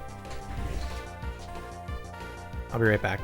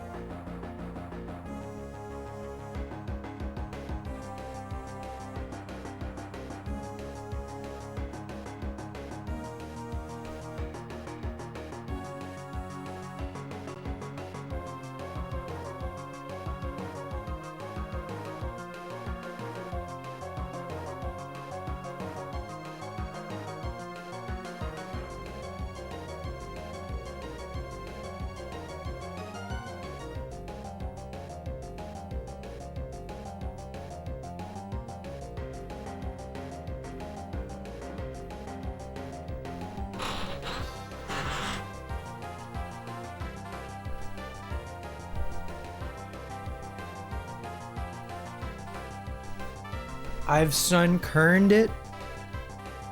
That's pretty good.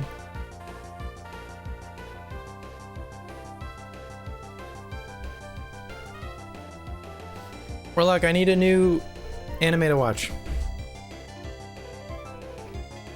After I've caught up on my weekly JJK and Freerun. What do you think? Bocchi was so good. Like, there's a part of me that just kind of wants to go back and watch Bocchi, but I think I won't do that. I'll watch something new. But like, it's tempting though, you know?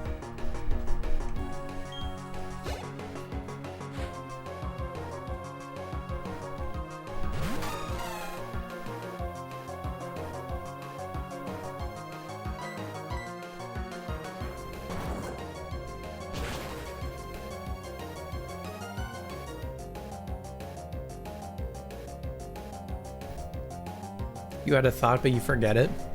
This is devastating. You really liked Negative Positive Angler. Is that about a fisher? Is that about a person who fishes?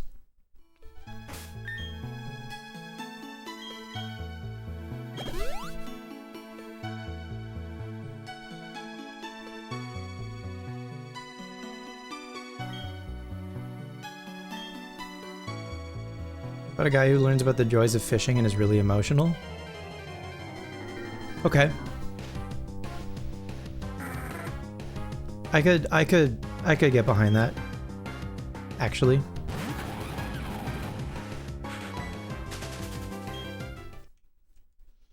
Negative Positive Angler. What a title. I do truly despise the titles that are like the synopsis is the title, or the title is a synopsis, whatever, you know what I mean? The extremely long, that time I got reincarnated into a slime, etc. Regardless of whether the show is good or not, I fully write it off if the title is that. You know what I mean?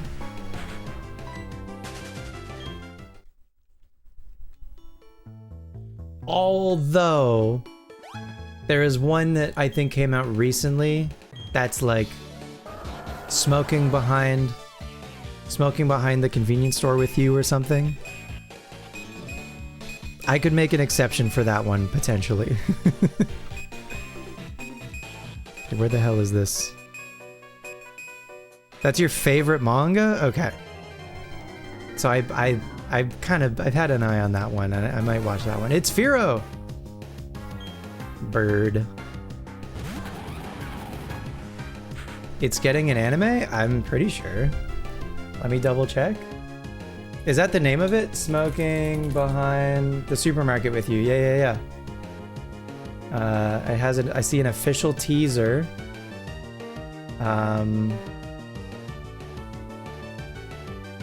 Is there a release date?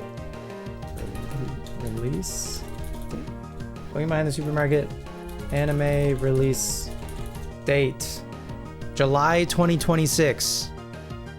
July 2026 on Smoking Behind the Supermarket anime. Well, I am looking forward to that one, but that one isn't coming out until July.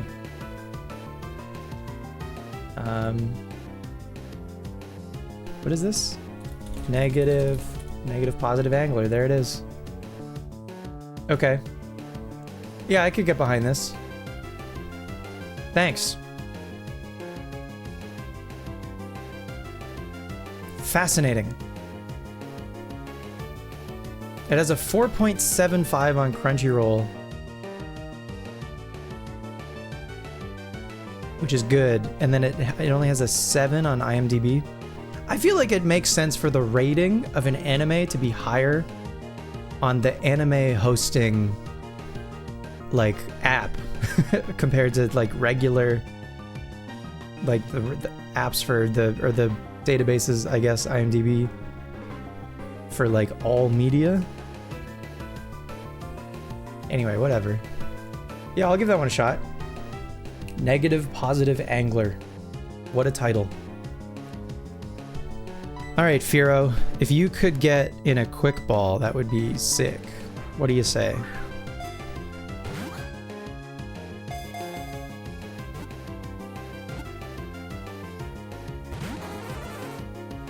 It's a wild title, but at least it's not like... Literally, let me just go to Crunchyroll and like see. I can't even think of an example, but like you know exactly the ones that I mean. Popular.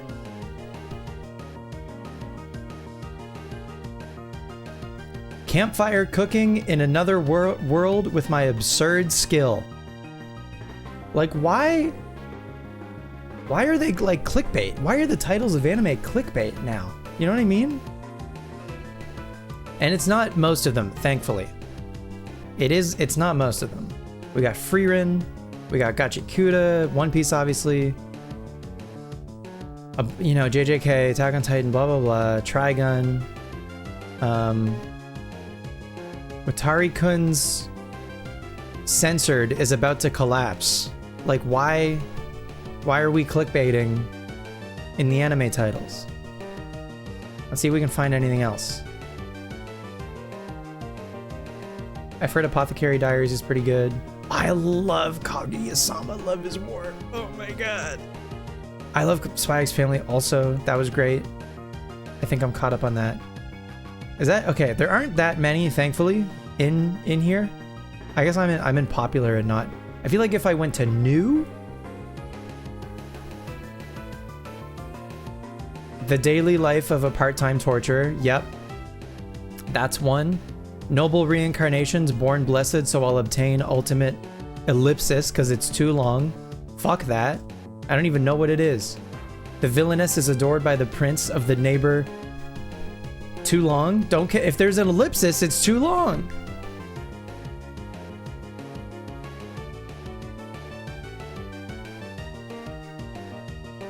Are there any others? A misanthrope teaches a class for demi-humans. These could be totally fine shows, by the way.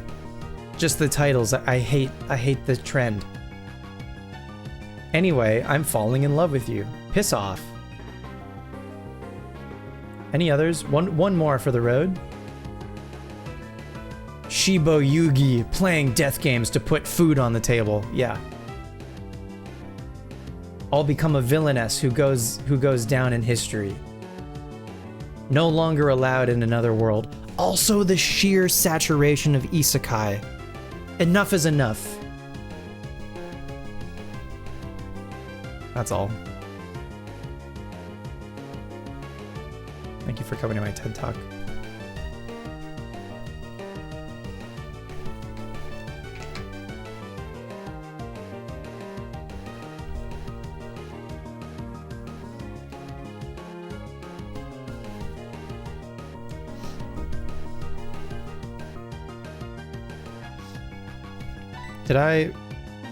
We did this already.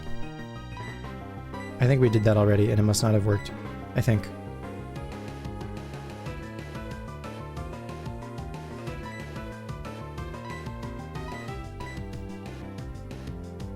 This could kill?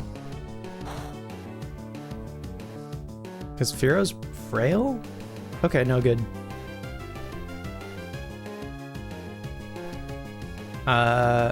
My dear friend Nokotan slapped.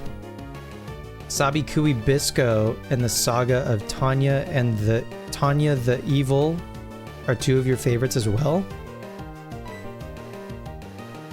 I don't think I'm gonna remember that one. Full disclosure.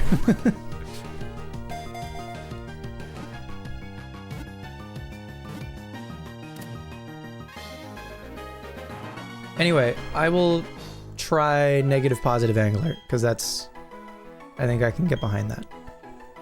So thank you for the rec. Firo the beak Pokemon. It has the stamina to fly all day on its broad wings.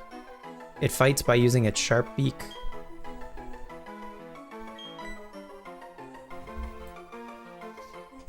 Tanya is also an isekai. And again, I don't want to generalize, okay? I don't want to generalize. But like, there's a saturation, an oversaturation.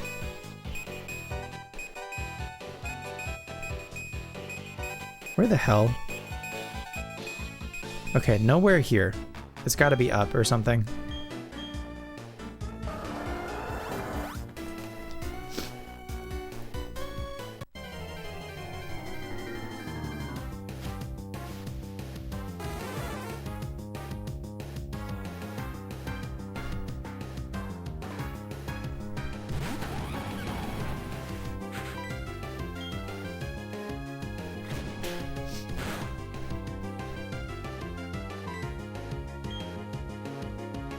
They won't let me leave. Can't believe you don't want to watch Reborn as a vending machine. Now I wander the dungeon. Yeah. I'm good. And even like shows that are like fantasy, like I'm watching I think, not that they're all fantasy, but a lot of them are fantasy. Pura Ore is a cute hockey anime. Pura Ore. Aw. Pura Ore. Am I pronouncing that correctly? Pride of Orange is a mixed media project produced by Cyber Agent. It's mixed media. The media. It's mixed. Okay, cool. I'll give that a try.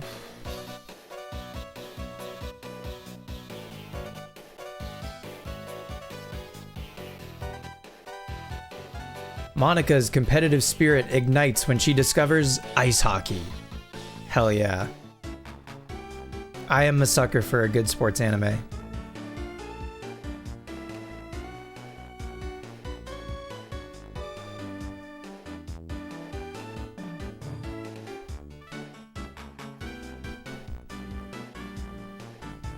Okay, cool.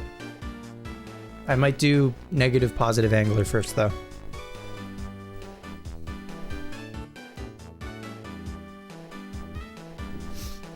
Tanya's at least World War I.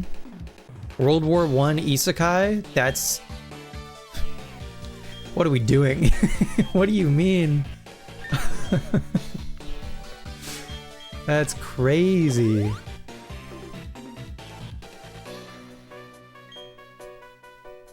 Like, if you're gonna isekai, at least go back to, like, dragons and magic and shit. No, you're good. I asked for Rex, and you're giving me Rex. How can I complain about that?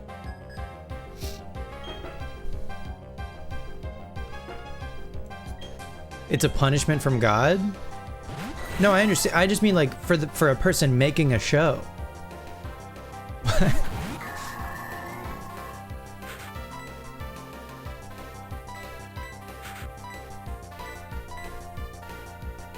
How are you gonna choose World War I isekai?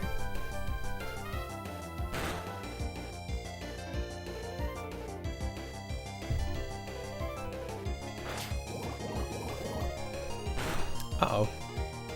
Oh, you're chilling. No poison. Hell yeah.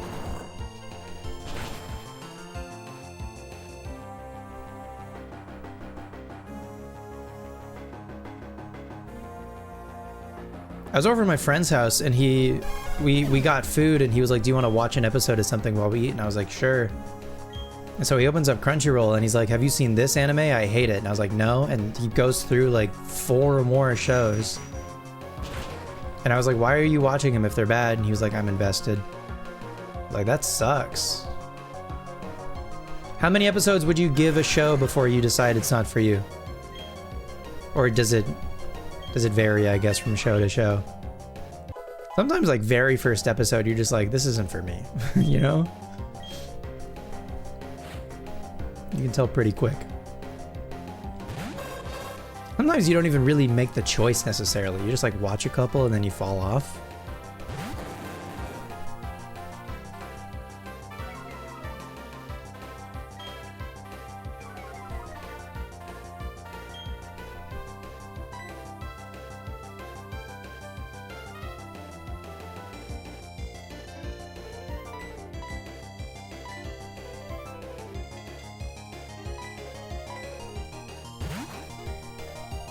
Depends how much the premise makes you want to stick around. Usually you'll get something 2 episodes, unless it's gross. True. Yeah.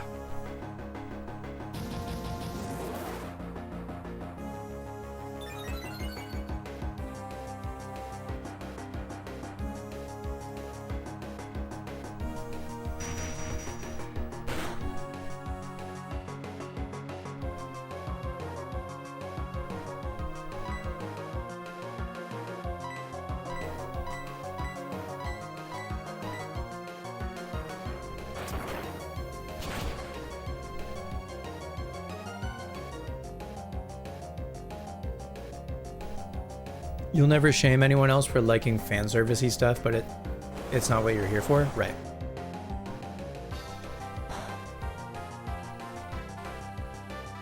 Yeah, it's a shame when a show is like otherwise good, and then, you know, for whatever reason,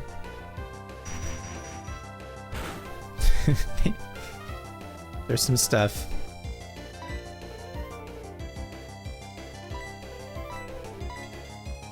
Iceman can miss. Iceman can miss.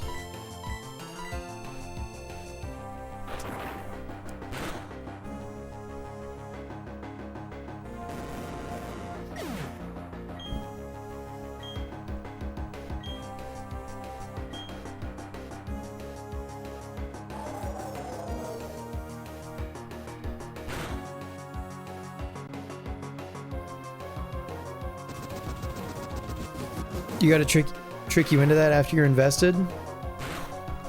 I mean, sometimes a show will do like one beach episode and you're like, all right.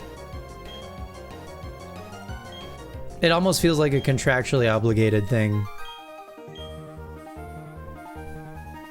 That like the studio tells the writers or something. Beach episode 5, sure. Relatively harmless. And then it goes back to like normal.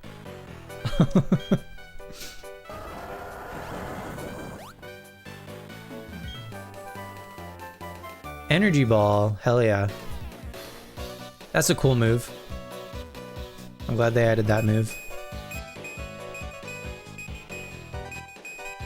Oh. Where the hell is that?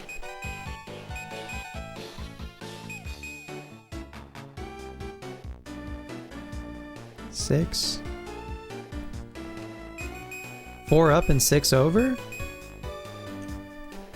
4 up and 6 over. So it is in there. I just missed it. I'm assuming it's like a tiny mushroom or something.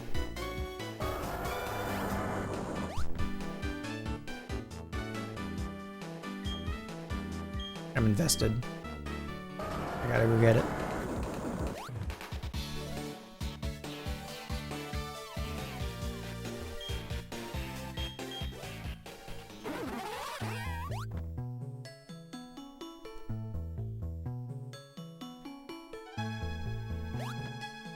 That's the wrong. This soundtrack is crazy. Yeah. The song for this route is really good.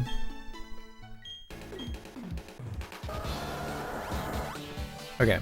1, 2, 3, 4, 5, 6, and 4. Okay. Oh! Cool.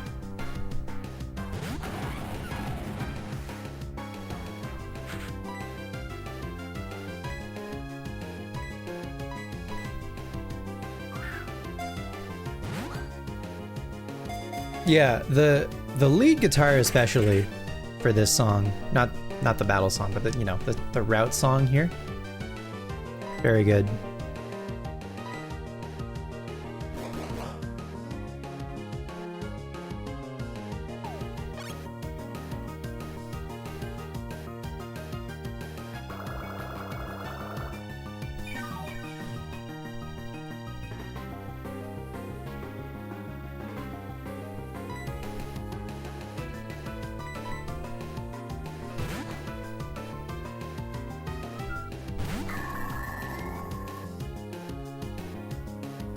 You don't have insomnia, do you? Nah, you have like Frisk. And then something else. Not insomnia.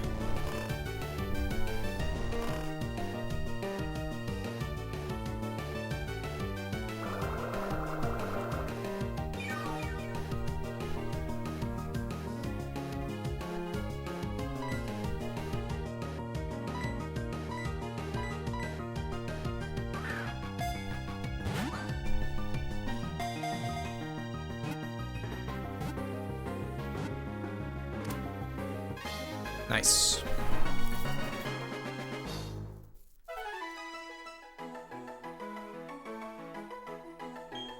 Banette was like a last minute consideration for the Emerald Victory Lap.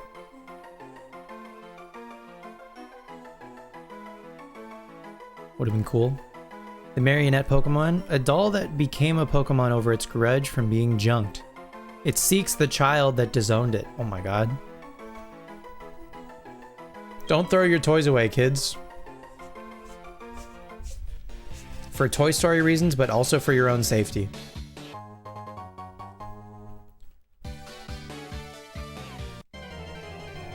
But that's one of your best friend's favorites. It's a good Pokemon.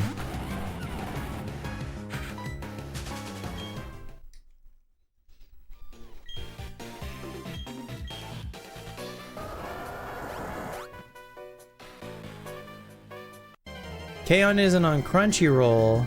Damn. It certainly used to be.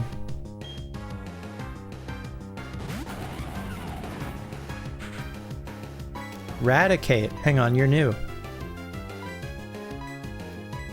The rat. If you could get in a quick ball, that would be sick. You really hope the DVDs aren't insane?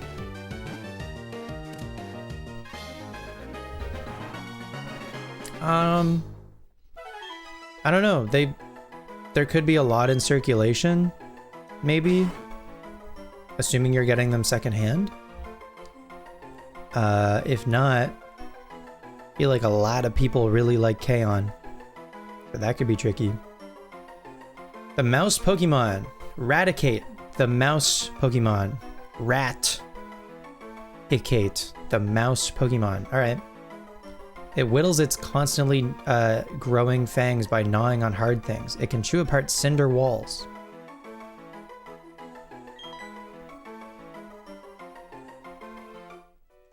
The unelectric mouse Pokemon. And the evolved form of Ratichu. Lagging tail Pug. Now we can be slow. You're the rat Pokemon? Inspiring Ratlock?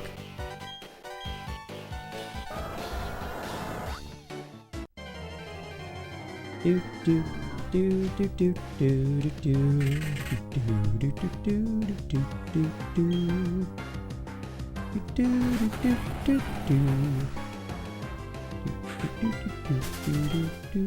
do do. Anyone? Yeah. Oh yeah, we got a couple of 57s. Okay. The squad is approaching 60 across the board. After we do Postgame Island here, we're gonna the last thing we do, we're gonna do Postgame Island. We're gonna go around and catch all of the legendaries that we can, and then we're gonna send off Diamond with fighting the League one more time. The League isn't gonna be any stronger than they were the first time, but I don't know. Feels like a nice way to kind of like use the team one more time before we say goodbye. And we'll see them again in the future, you know, but I feel like it'll be just like a nice send-off before we move on to Mystery Dungeon. Spearow, the tiny bird Pokemon. It flaps its small wings busily to fly. Using its beak, it searches in grass for prey.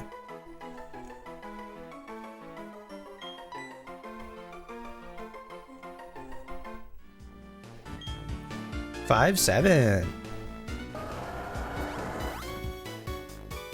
The kids are not, in fact, still saying 6, 7.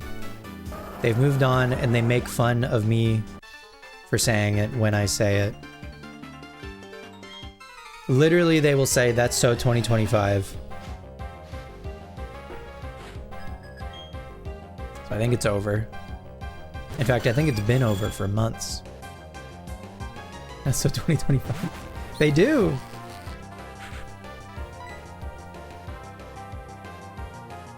Hang on. You have fire. All according to plan.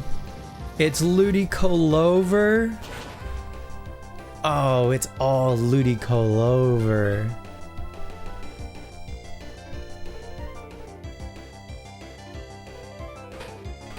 Ludicolover. Wait.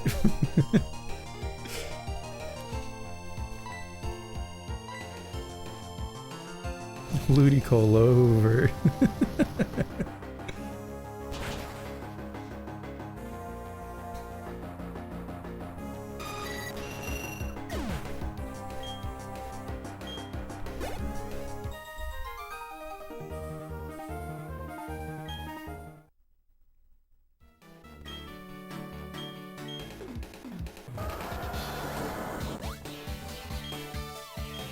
Qualot Berry.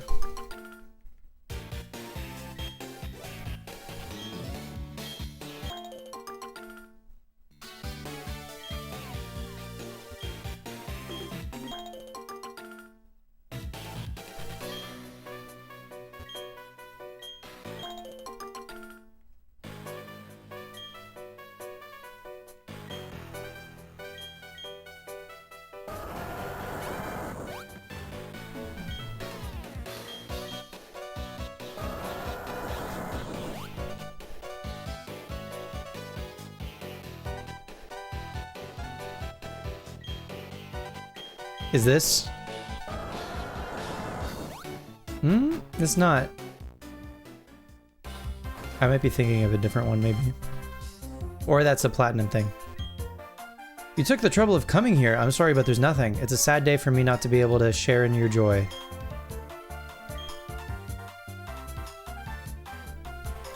Okay.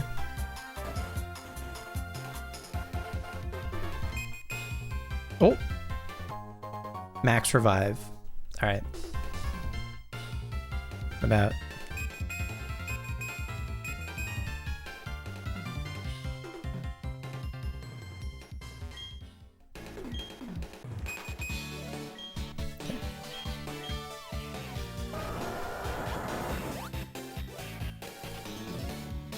All right, we've made it to the survival area, which is the final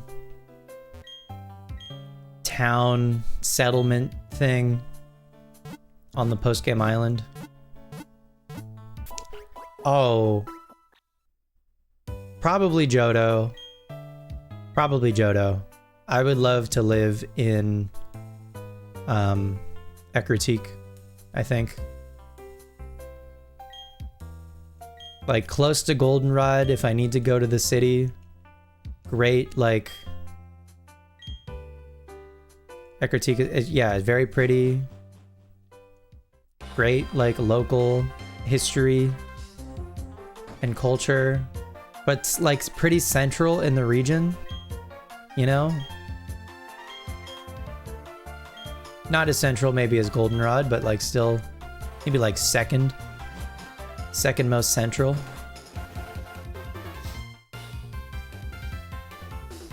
Close to National Park, close to the Pokeathlon. Renton Goldenrod is probably crazy, but maybe Renton Ecruteak isn't that bad. Less populated, ideally. There's a move that doubles in power if the Pokemon using it is poisoned, paralyzed, or burned. I've got the technical machine for it right here. You want it? Facade's a good move for your Pokemon to have. It makes it tough for the opponent to use status affecting moves.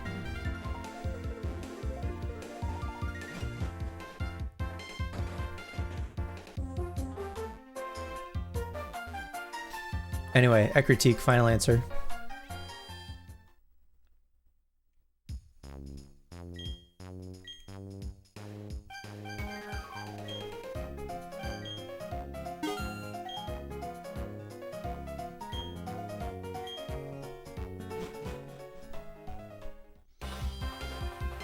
Okay, so we can try to complete the loop here.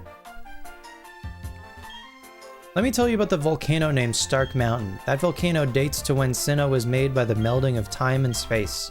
Fiery lava spilled out and pooled and then turned it into a Pokemon. It's said the Magma Stone was used to keep the Pokemon under control. Over time, the Pokemon turned into the volcano according to legend. Interesting. You live in Violet City for similar reasons? Hell yeah, great choice. You got Bellsprout Tower. You got Shard de Berry, Shard de Berry.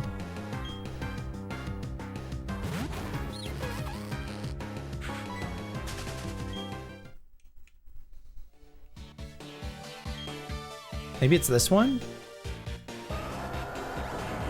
Aha, it's a trap.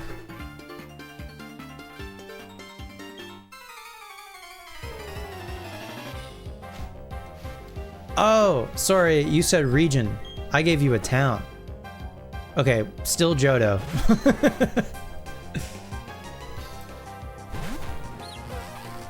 You can spend a ton of free time at the Ruins of Elf. True, good point.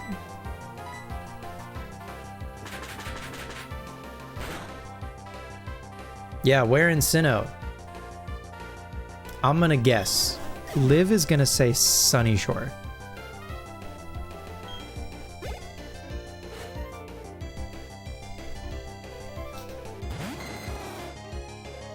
Dragonair, cute.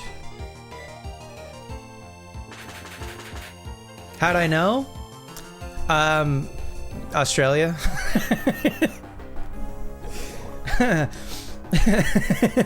Australia. Oh, Chen Yuli, if I do manage to move to Japan, you're moving to the area Alpha's based on? Hell yeah. Make it so.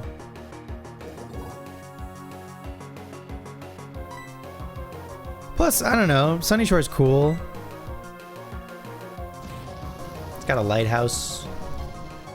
It's got solar panels. Or a hard home, hell yeah. That was gonna be my second guess.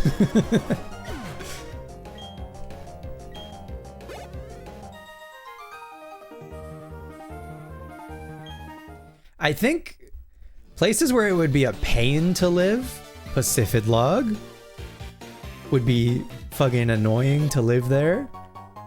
Sutopolis would be annoying to live there. Fort Tree City? Talk about inaccessible. Fort Tree City. Oh my god. Snow Point? Well, Snow Point hits a little too close to home. I can't. Absolutely not Snow Point, but for... Fort Tree and Pacific Log are based. They're cool. I just... living there would be a nightmare.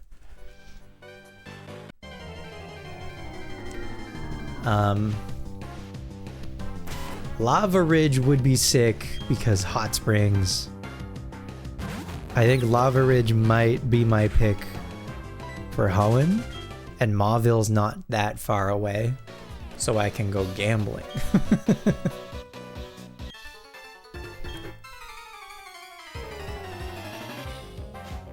But probably Lava Ridge and Hoenn. And I would go to the hot springs every day.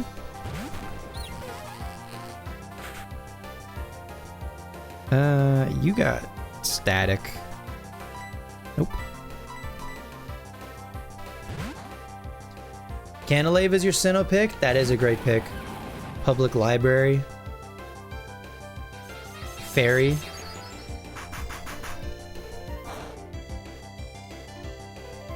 Ferry to Mining Island. Oops, that's the wrong. My bad.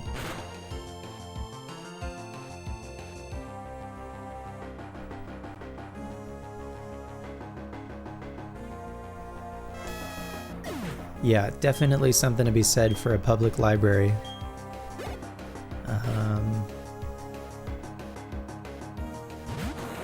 Any Sinnoh place would be good.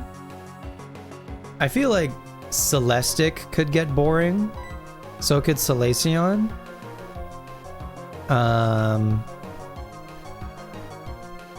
Honestly, so could like Orberg.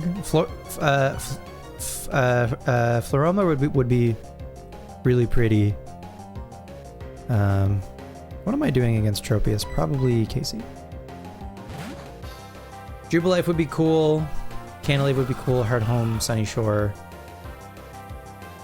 Pastoria could be fun if you like the Great Marsh.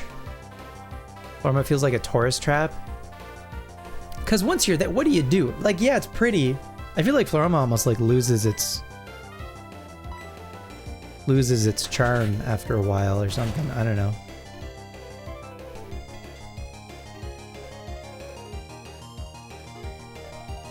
Cantilever's too far from other stuff? You got Fly, probably. I'm assuming you got Fly.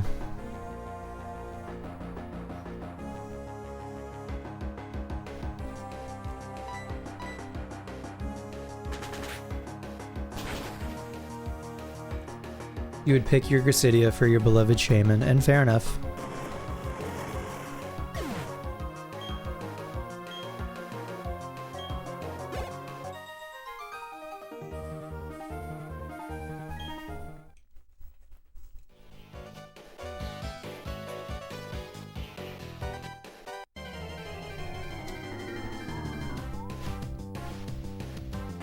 Rat.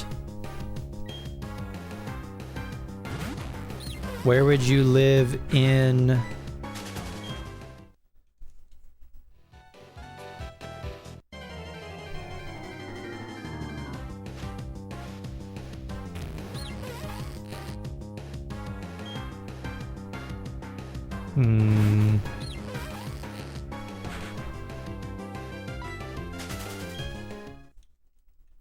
Unova.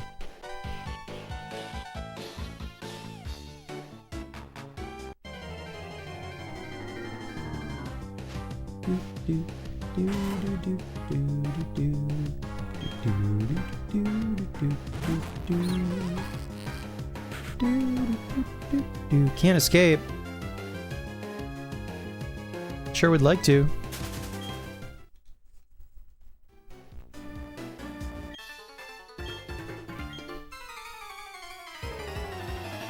I think I gotta say, like, Nimbasa. I think Nimbasa would be cool in the Unova region.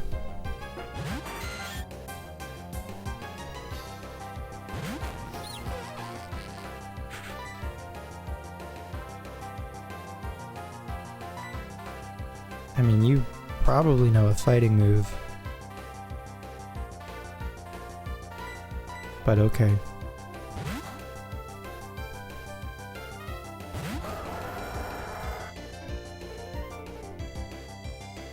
What is this? That's so scary.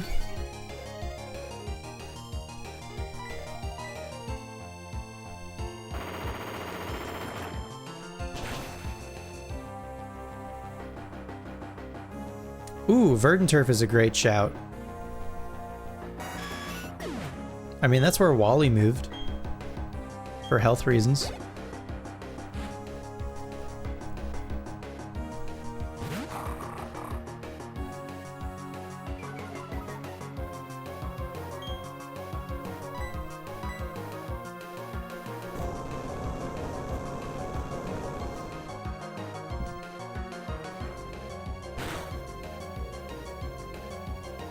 Mediana Sprite in Diamond Pearl looks great.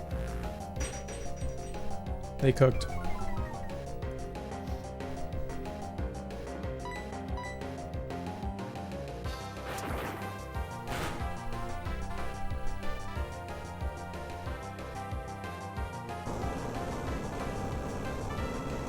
I'm getting eepy. But I think once we get back to the... what is it? The fight area. That'll do it for tonight. And then next time we'll go to the volcano.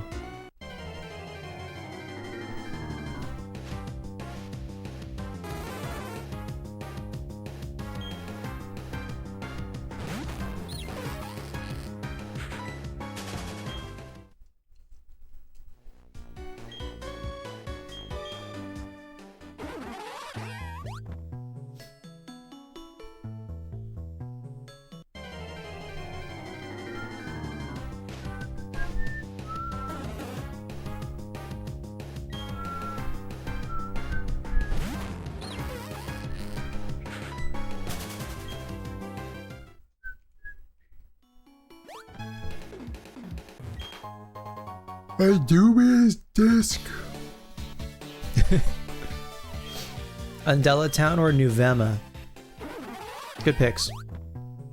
Very rural. But good picks.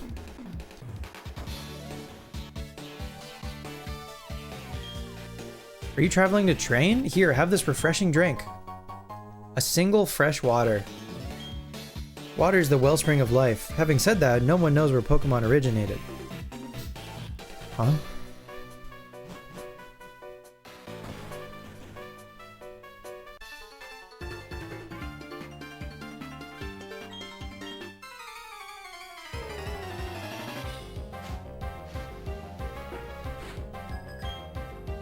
Striaton.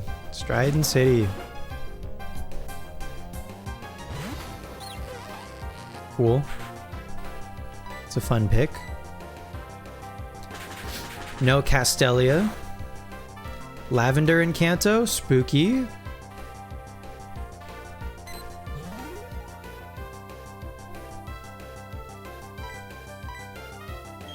Oh.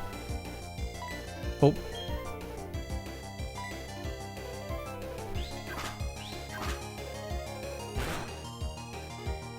I think Kanto?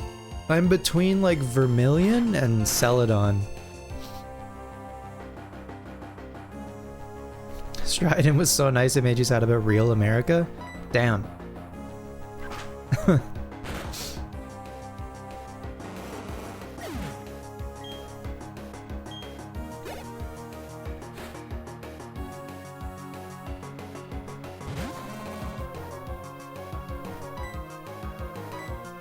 Oh yeah. J'ai oublié.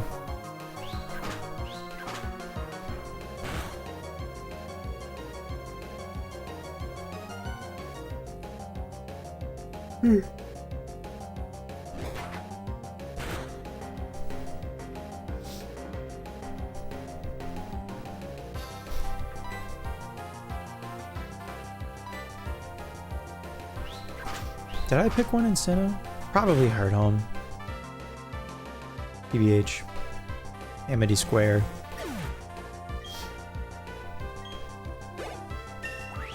Maybe it's the HRT making you extra emotional or something, but you absolutely had a small cry about how beautiful turning old warehouses into an art commune was. Is that Striaton or is that the other one? Striaton's the first one, right? In black and white. What is the oh my god, what's her name? Pokemon Black, White Towns.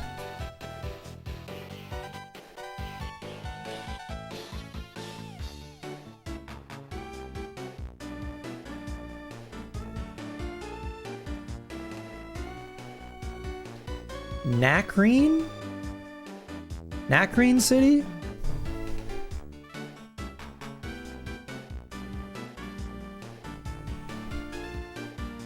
With, yeah, Lenora is the gym leader. That has the warehouses.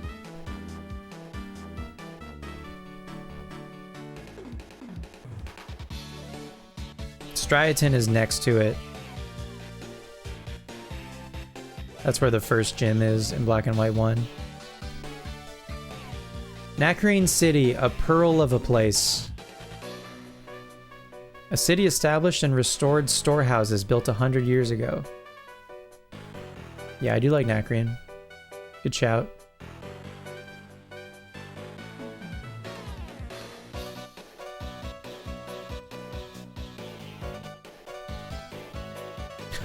The map for Nimbasa is insane.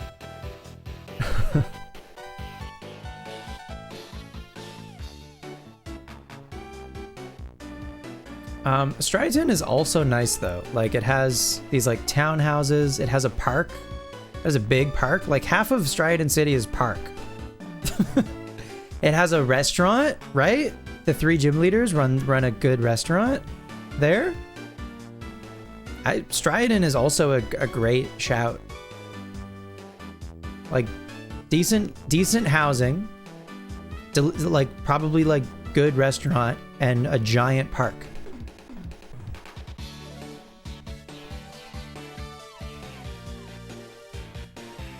Seems pretty good to me.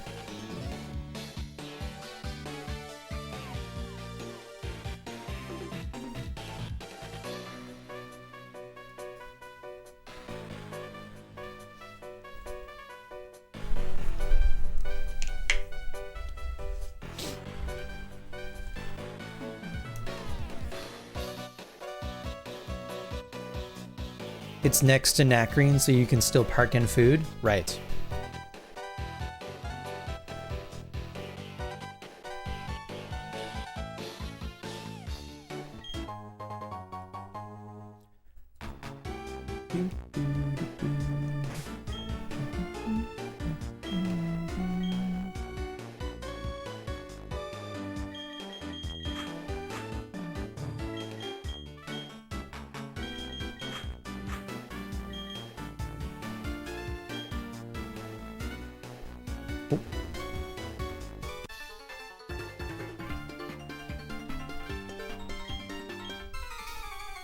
You might be looking into DIY soon. You don't want to wait for the system to deem you worthy.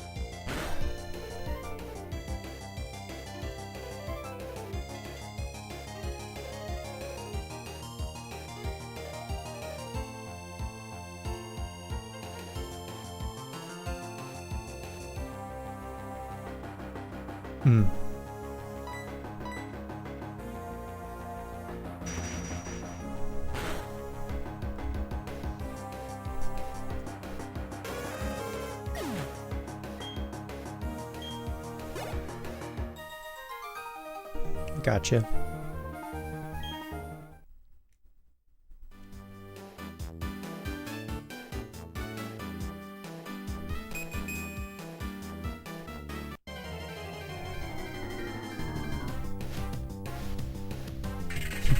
May or may not.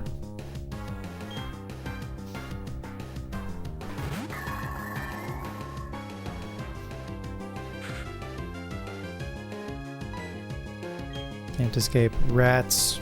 So slow.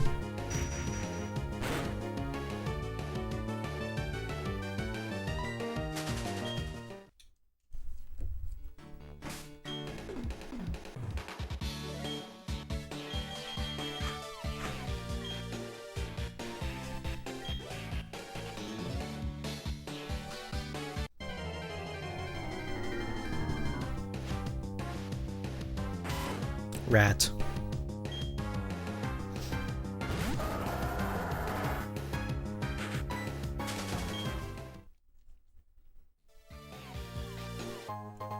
Nice.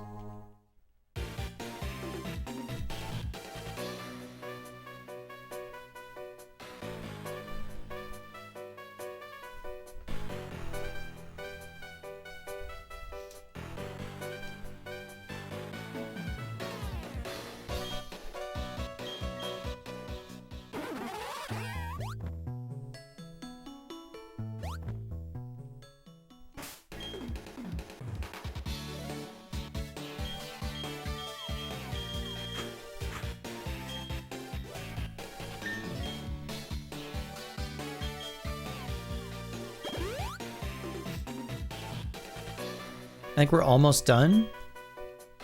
I think there's just a couple battles like right here below us.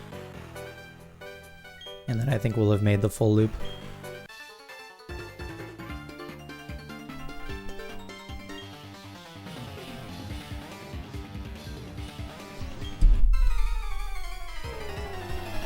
You know, Dilb's popped in and has seen your current scenario. You'll get there in due time. And you know the people who matter will be okay with it, of course.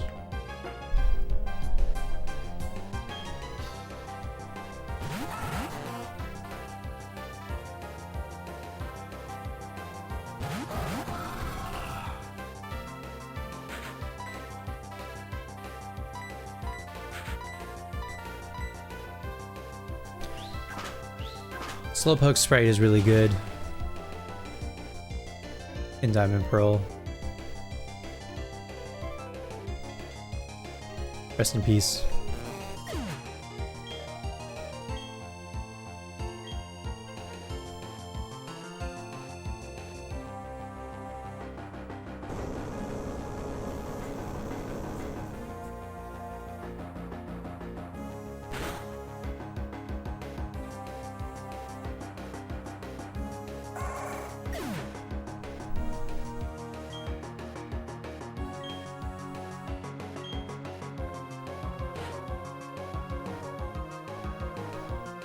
Skarm.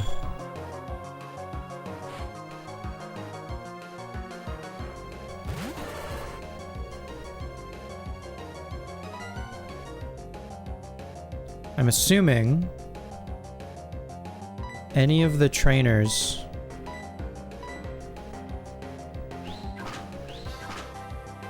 wow, there was also a trainer with a Salamence, so maybe not, but I feel like for the most part, maybe most of the trainers' Pokemon can be caught somewhere at this point. Skarmory might be on the way to the volcano now that I think about it. And then there's a bunch of water types now, like since we got the Super Rod, I think that opens up, like we can get Chinchou and Lantern in the water on the way to the Pal Park, for instance.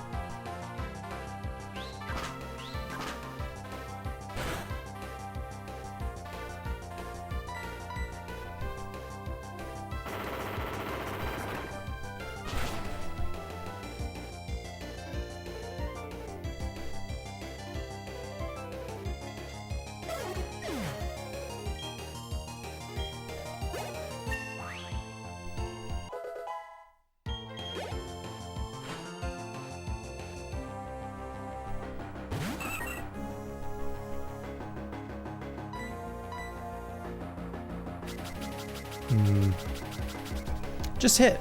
Just hit. Just hit the rock slide. Nice.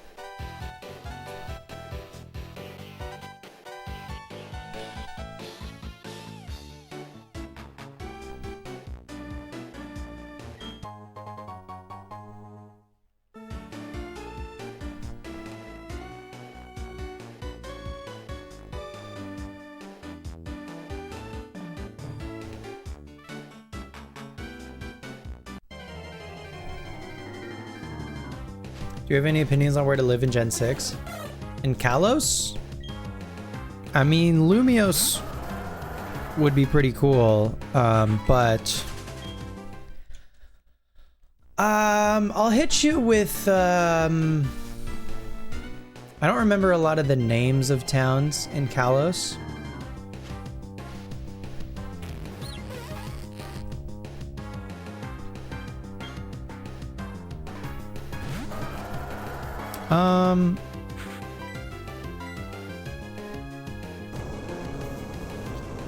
The town with the fairy type gym that has the Pokeball factory, maybe? Anastar? Anastar, actually.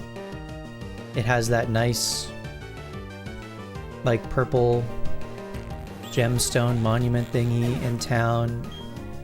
It's by the water. I think it's Anastar is the name of that one. Yeah, I don't know.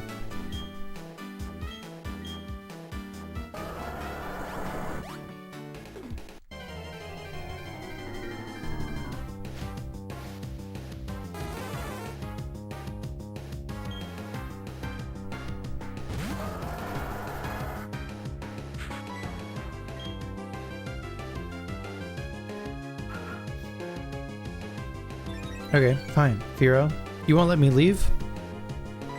You asked for it.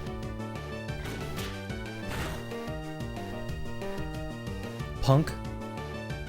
Let's bring back calling people punk, huh?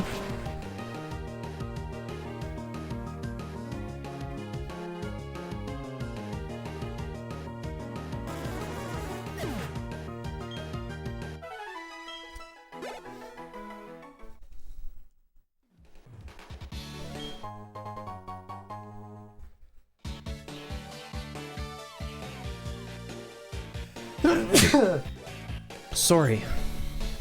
My bad.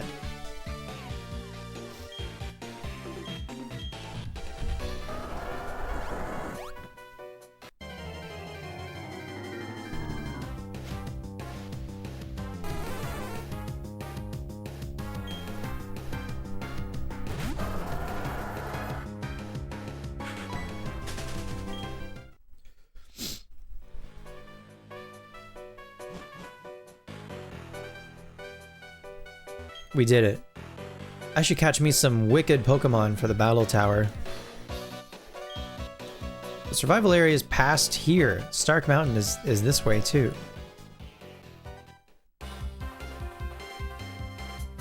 Alright, we did the loop. So now all of the flyable places at least are accessible now, which is good. So the next thing we have to do is Route 227 and Stark Mountain, which we're going to do next time. And that is also going to be the beginning of us going around and catching some legendaries. So that'll be Tuesday night, I think. Before we go,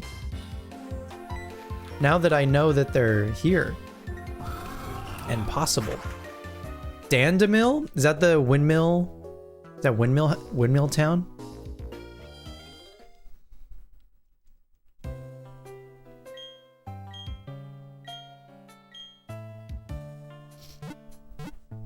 W back.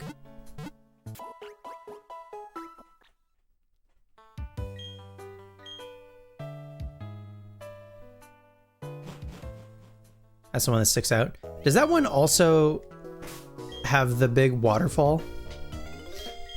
Or am I thinking of a different place?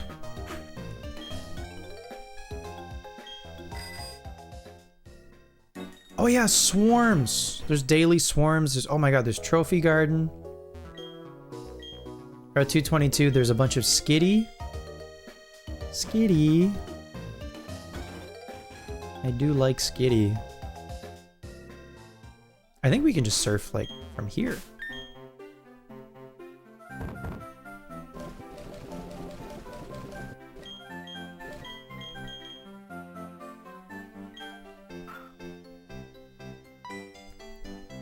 Oh my god, wait, that's so fast.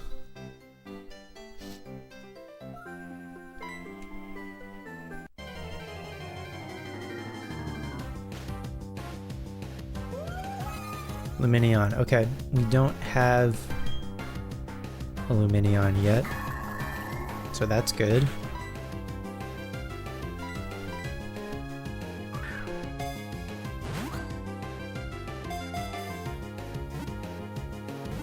There's a river, you don't remember a waterfall? I might be thinking of another, but there's like another town like around there maybe? If it's not Dendemil, then there's like another one. Maybe below it, or Dandemil rather. Lumineon, the neon Pokemon, it lives on the deep sea floor. It attracts prey by flashing the patterns on its 4 tail fins.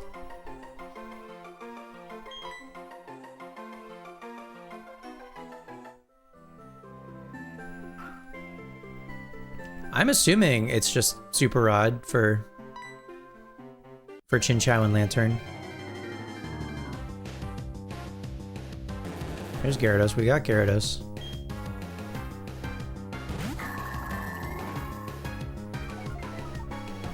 W Super Rod. Unless I do need to surf in a little bit. Let's see. Are they still? Yeah. Chinchou and Lantern both. Area. Oh, honestly? I think I do need to surf in, actually. This is Route 219. And then I think I need to go a little bit further down.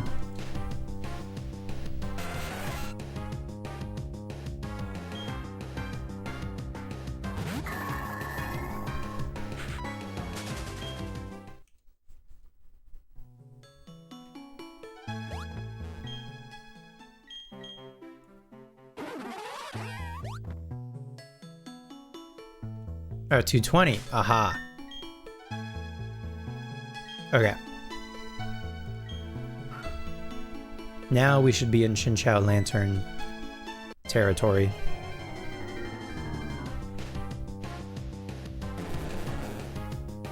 I hope.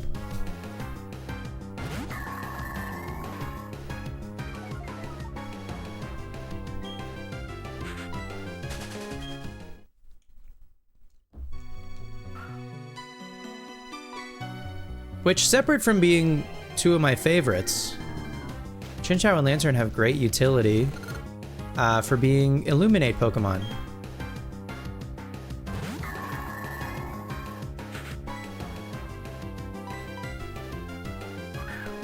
So there's Chinchou. I'm hoping we could just catch a Lantern.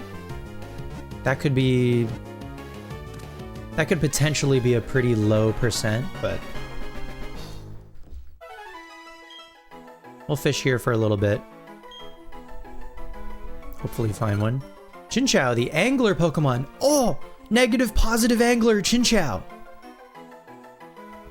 Warlock, I'm gonna get 2 Chinchou. I'm gonna name 1 negative and 1 positive. And they're gonna be my negative positive anglers. Okay. And now I have to watch the show also. It discharges positive and negative electricity from its antenna tips to shock its foes. Literally the positive negative angler. Oh my god.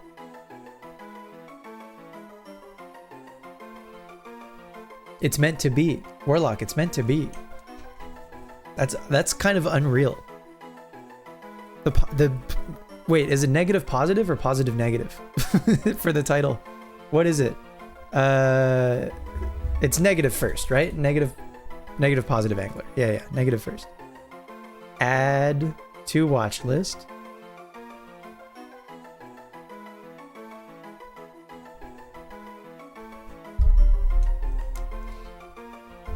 Cool.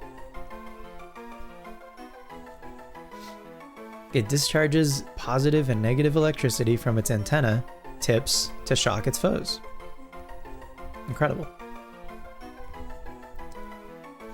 Tsunahiro's life isn't easy. After a doctor gives him 2 years to live and debt collectors come knocking, he falls from a bridge. In the nick of time, Hana and her crew spot Tsunahiro and pull him to safety.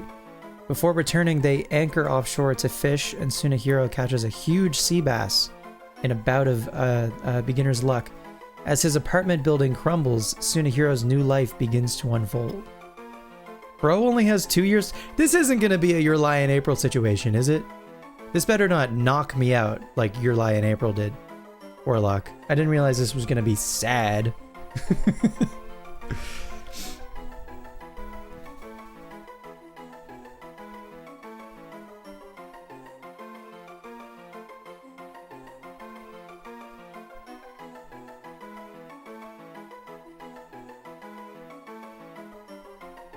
You said it was emotional? Okay.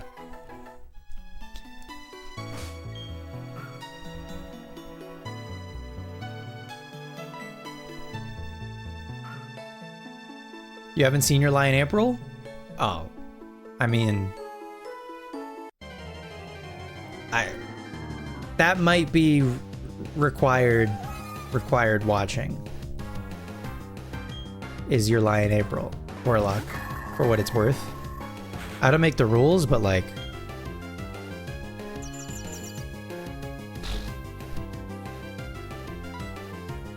Also, actually, is a music anime that I forgot about. You were asking about music anime.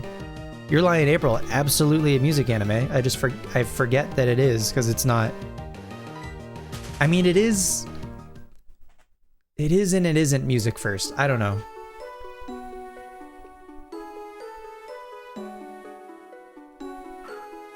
But it's very good. You'll write it down, and if you can't get K on, you'll watch Your Lie in April.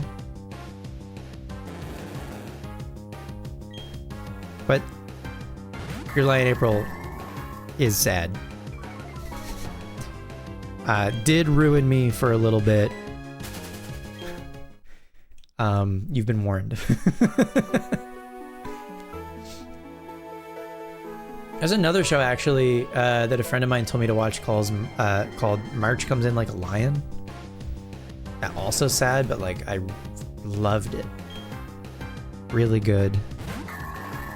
It's about depression, so it fucking hit. I was like, oh.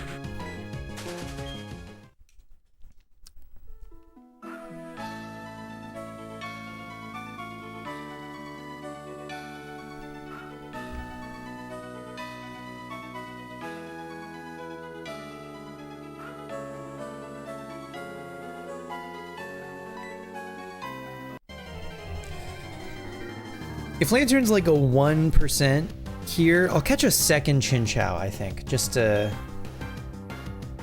maybe as a just in case.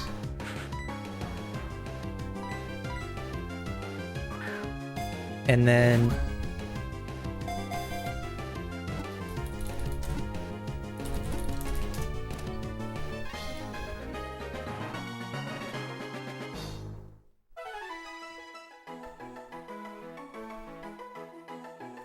it's a 5%. That's not awful. You don't really need to.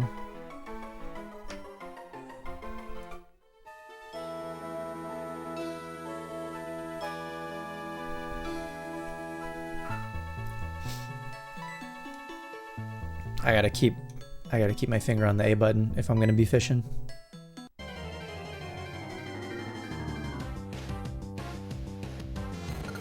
Another one.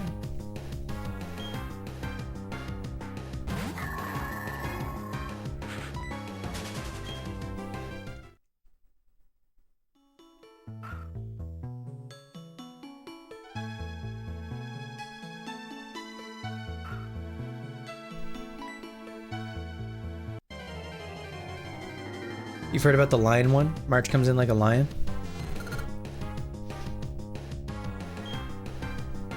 Some emotional stuff would probably be really good right now. Yeah, I liked March a lot. Your Lie in April is shorter than March.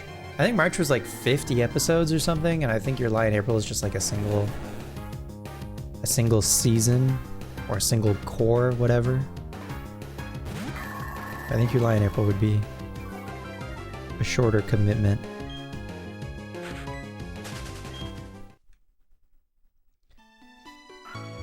And also music anime, now that I think about it.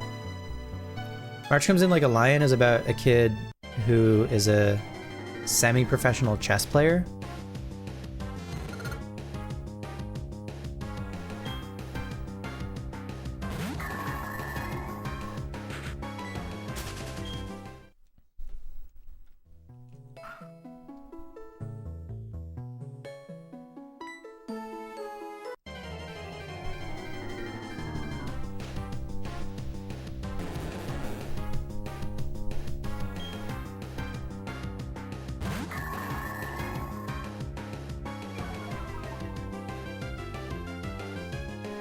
If it's fucked up and ruins you, I will be getting a DM. Okay.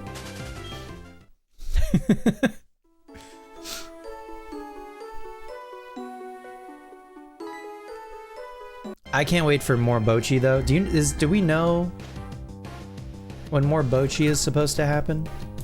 Bochi the Rock Season 2. February. Oh. It's in production. I mean, the nice thing about Season 1 is it came out like 2024, right?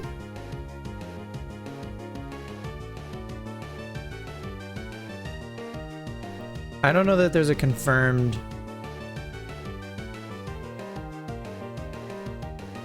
time for when Bochi the Rock Season 2 is supposed to happen, so I will check back on Bochi later in life.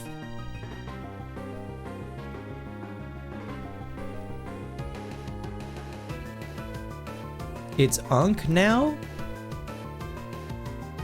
Bochi is Unk? Because it's like 2 years old?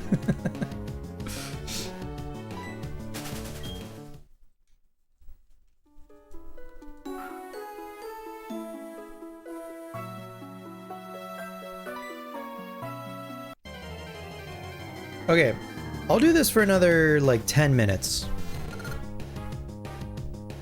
Try to find a 5% lantern. We could increase our odds with static, now that I think about it.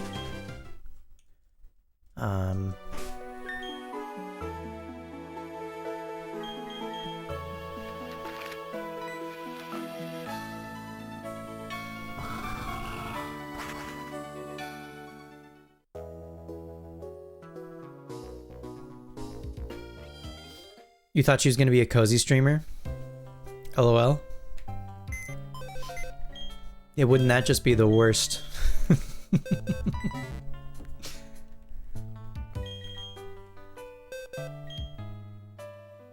Oh god.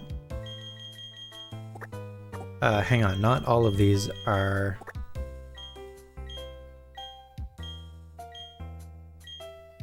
National Dex, guys. We got a bunch, though.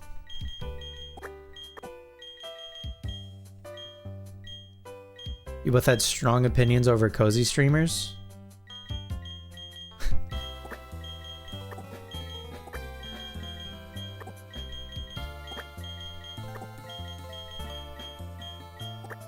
The Waggler. Okay. Who is Luminion and Gyarados are both Sinnoh-Dex Pokemon.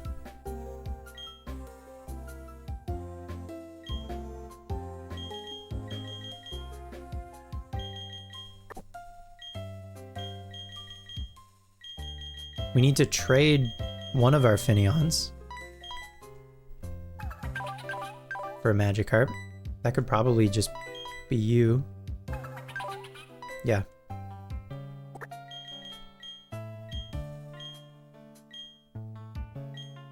Oh, Gyarados is on the first page. LOL.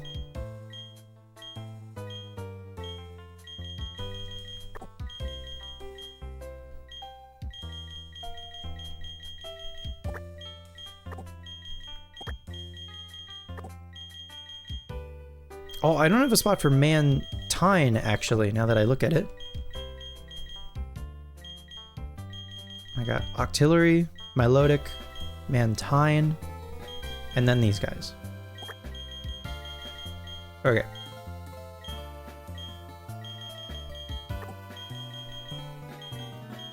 Cool. And the rest of you now are National Dex guys. Is it faster to go back this way, maybe? Maybe.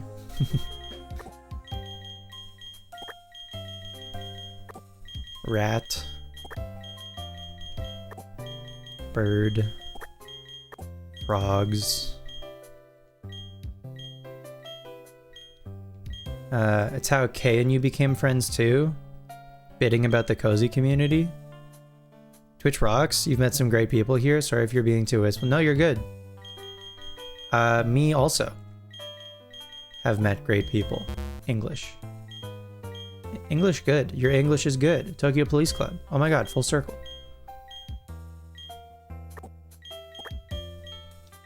Your English is good.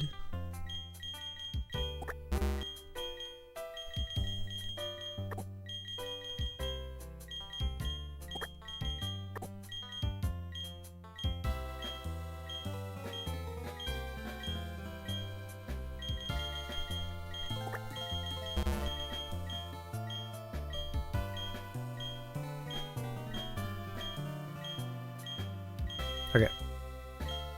Cool.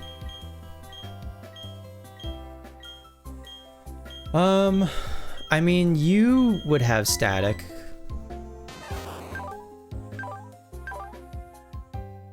Grass knot, that's funny. I guess if I have a smoke ball, I just don't want you to get experience, but you shouldn't.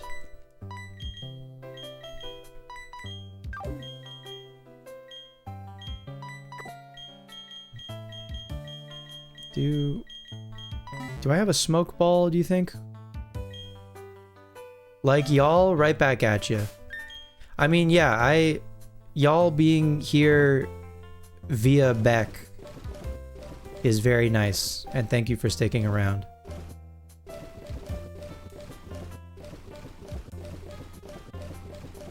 Smoke ball. Smoke ball. Nice. And you actually have static, right? I didn't... Yes, okay, sweet. So that should increase our odds of seeing, I mean, both Chinchou and Lantern in particular. Oops.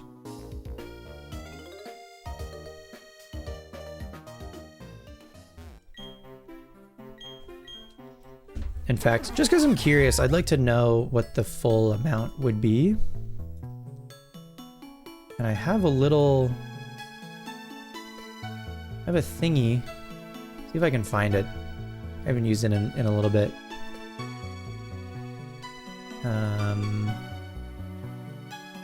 Pokemon Encounter Calculator.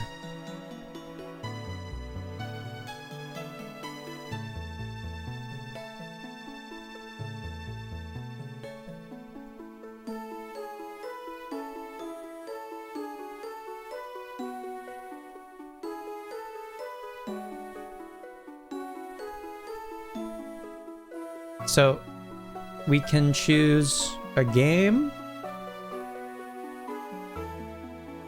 a map. Where are we? Route 220?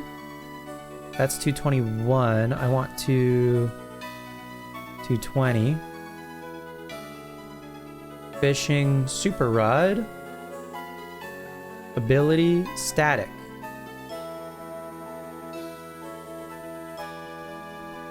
Go. Aha! Here's our percentages.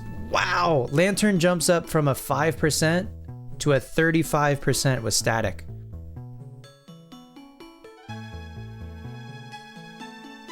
That's pretty good. So this would be a total like 70% for Chinchou and Lantern. This is a great tool. It is called Pokemon Encounter Calculator. It's great. I'm a big fan. So now, because we have static Pikachu in the front of the party, we should be very likely, basically like a third of the time, even a little bit better than that, of seeing Lantern. Oop, I just need to actually hit the A button soon enough.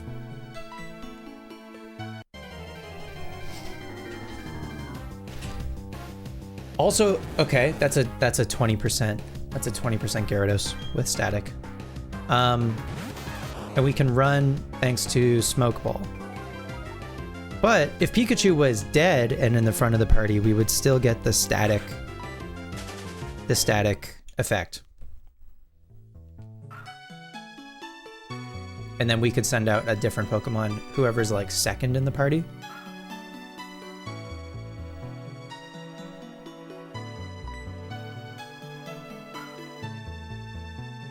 Said friend who loves Banette's sister started streaming during 2020, and you would tune in just to support, and we became really good friends too early on. She got you hooked on hanging out on here and meeting people, convinced you to try it out for yourself, and you loved it. Used to raid Rebecca like every Wednesday, and then she'd take us to another place and we just hang out all night. Really, you're so happy to have made it here. Wish you could have been on the Caprio train sooner, but better late than never. Definitely better late than never. Consequence of falling off the face of the earth for a little while. It's all good. I'm glad you're here now. And Warlock, you in particular are here like often. Okay, I can't fish a single thing. What the f- Okay, lock in. Jesus Christ. Okay, that's a 36% Chinchou. So still waiting on that 35% Lantern. But that's fine.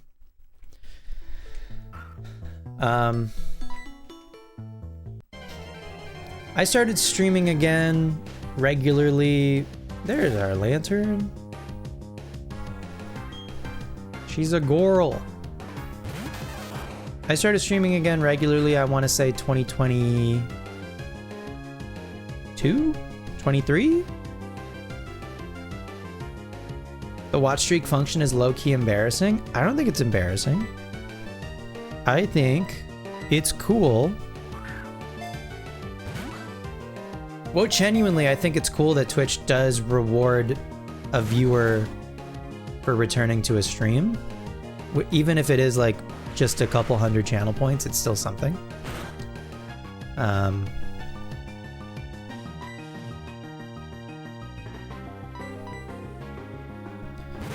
No dice on the quick ball. Oh my god, Lantern's so cute, I'm gonna cry. I love Lantern so much. I can't believe she's really just like uppies. And she's so smiley. Oh my god. Excellent sprite. Big fan. I don't think I even was aware of the Diamond Pearl Lantern sprite. What a treat. Okay. I mean, you resist Flash Cannon, but how does a Rock Smash? Surely a Rock Smash doesn't kill you. That's crazy. That did the perfect amount. Rock Smash may as well be False Swipe.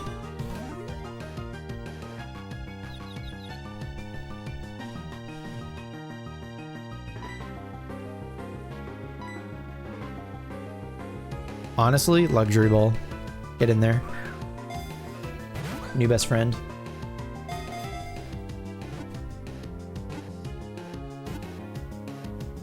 What the hell? Lantern, come on. Don't be like that.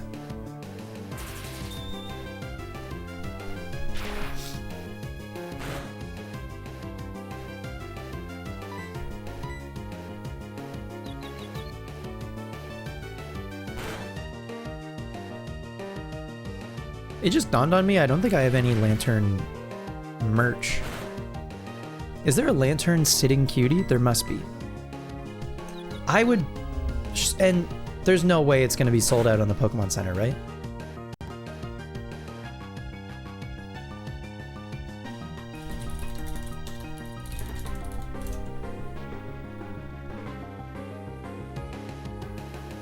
It does exist.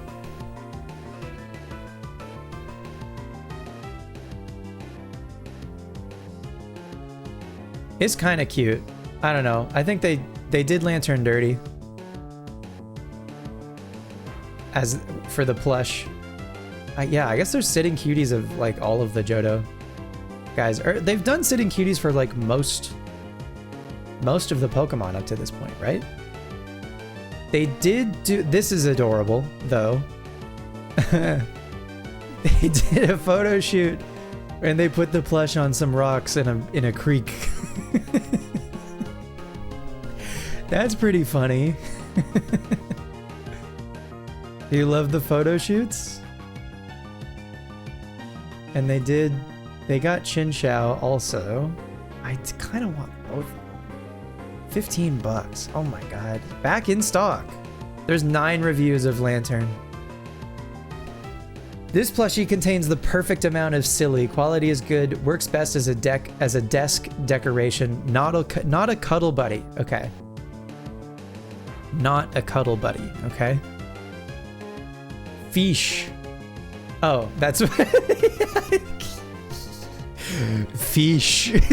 True. No, you're right. Very good boy. He sits and he fits on my shelf. He is a very good boy. Great quality. Lantern, the best water electric type. I loved using Lantern all the way back from when I traveled in Johto for the first time. I'm happy to have him as a plush. Very good design and color palette. Oh, he does look very soft. Oh no, an adorable friend. A very nice plushie of a Pokemon I adore. Would highly recommend. Love this plush. Another perfect sitting cutie. He's so cute. He came very fast, much faster than I expected. but that's a really good thing. He may be a little small, but he's so detailed. This is a review of Lantern, but also Dakota T. Pleasantly surprised with the speed of the shipping. Oh my god. Oh, this was a mistake going on this website. Oh my god. What do you mean?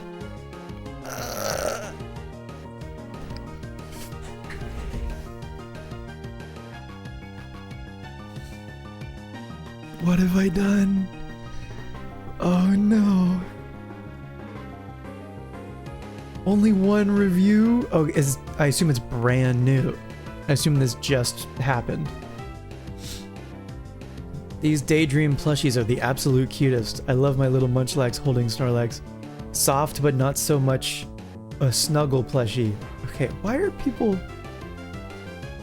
This is funny. Look at this guy.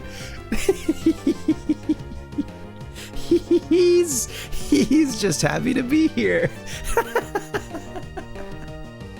Hell yeah. You've never seen him more excited. Unless, wait, these are lips.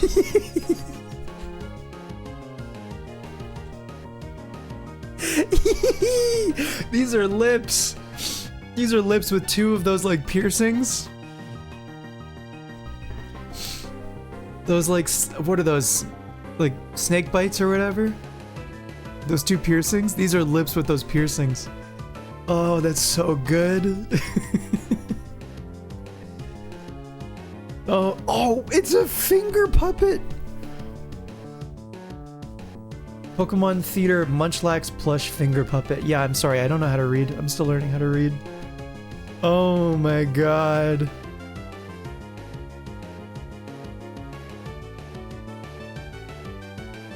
That's why its mouth is agape. But no tongue. No tongue. Dude, that's lips.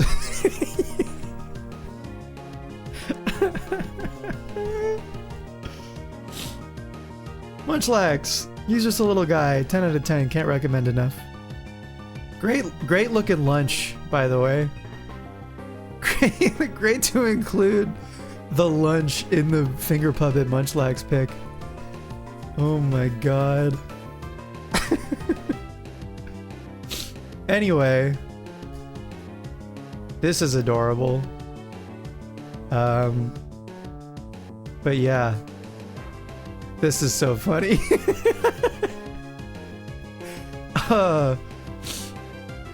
$15. Okay, all you can ship for $10. Okay, I might have to get myself a little birthday present or something and get both of these fish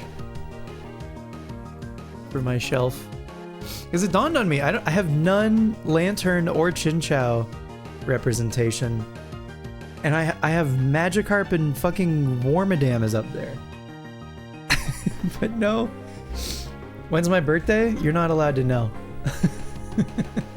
Oh, that's Cerebi.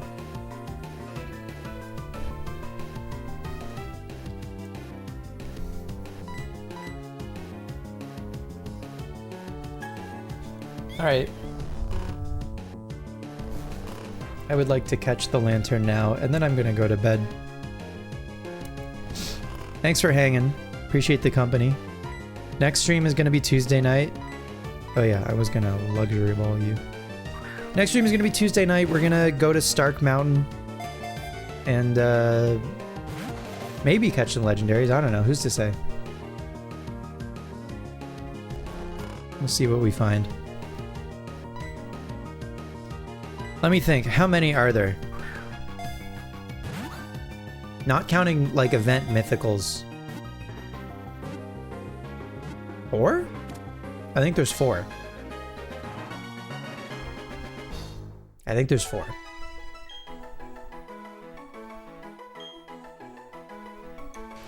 So we'll try to get those next time. Lantern, the light Pokemon. Lantern's light can shine up from from great depths. It is nicknamed the Deep Sea Star. I didn't know that. I didn't know Lantern had a nickname. My boy.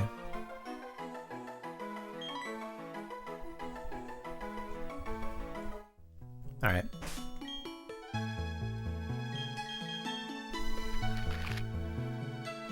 Sweet.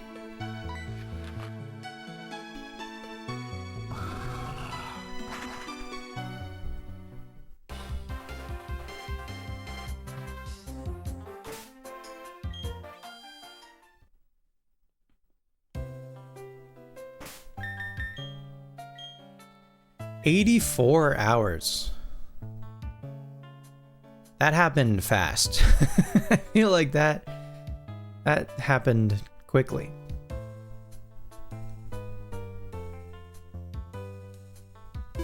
It's kind of hard to believe.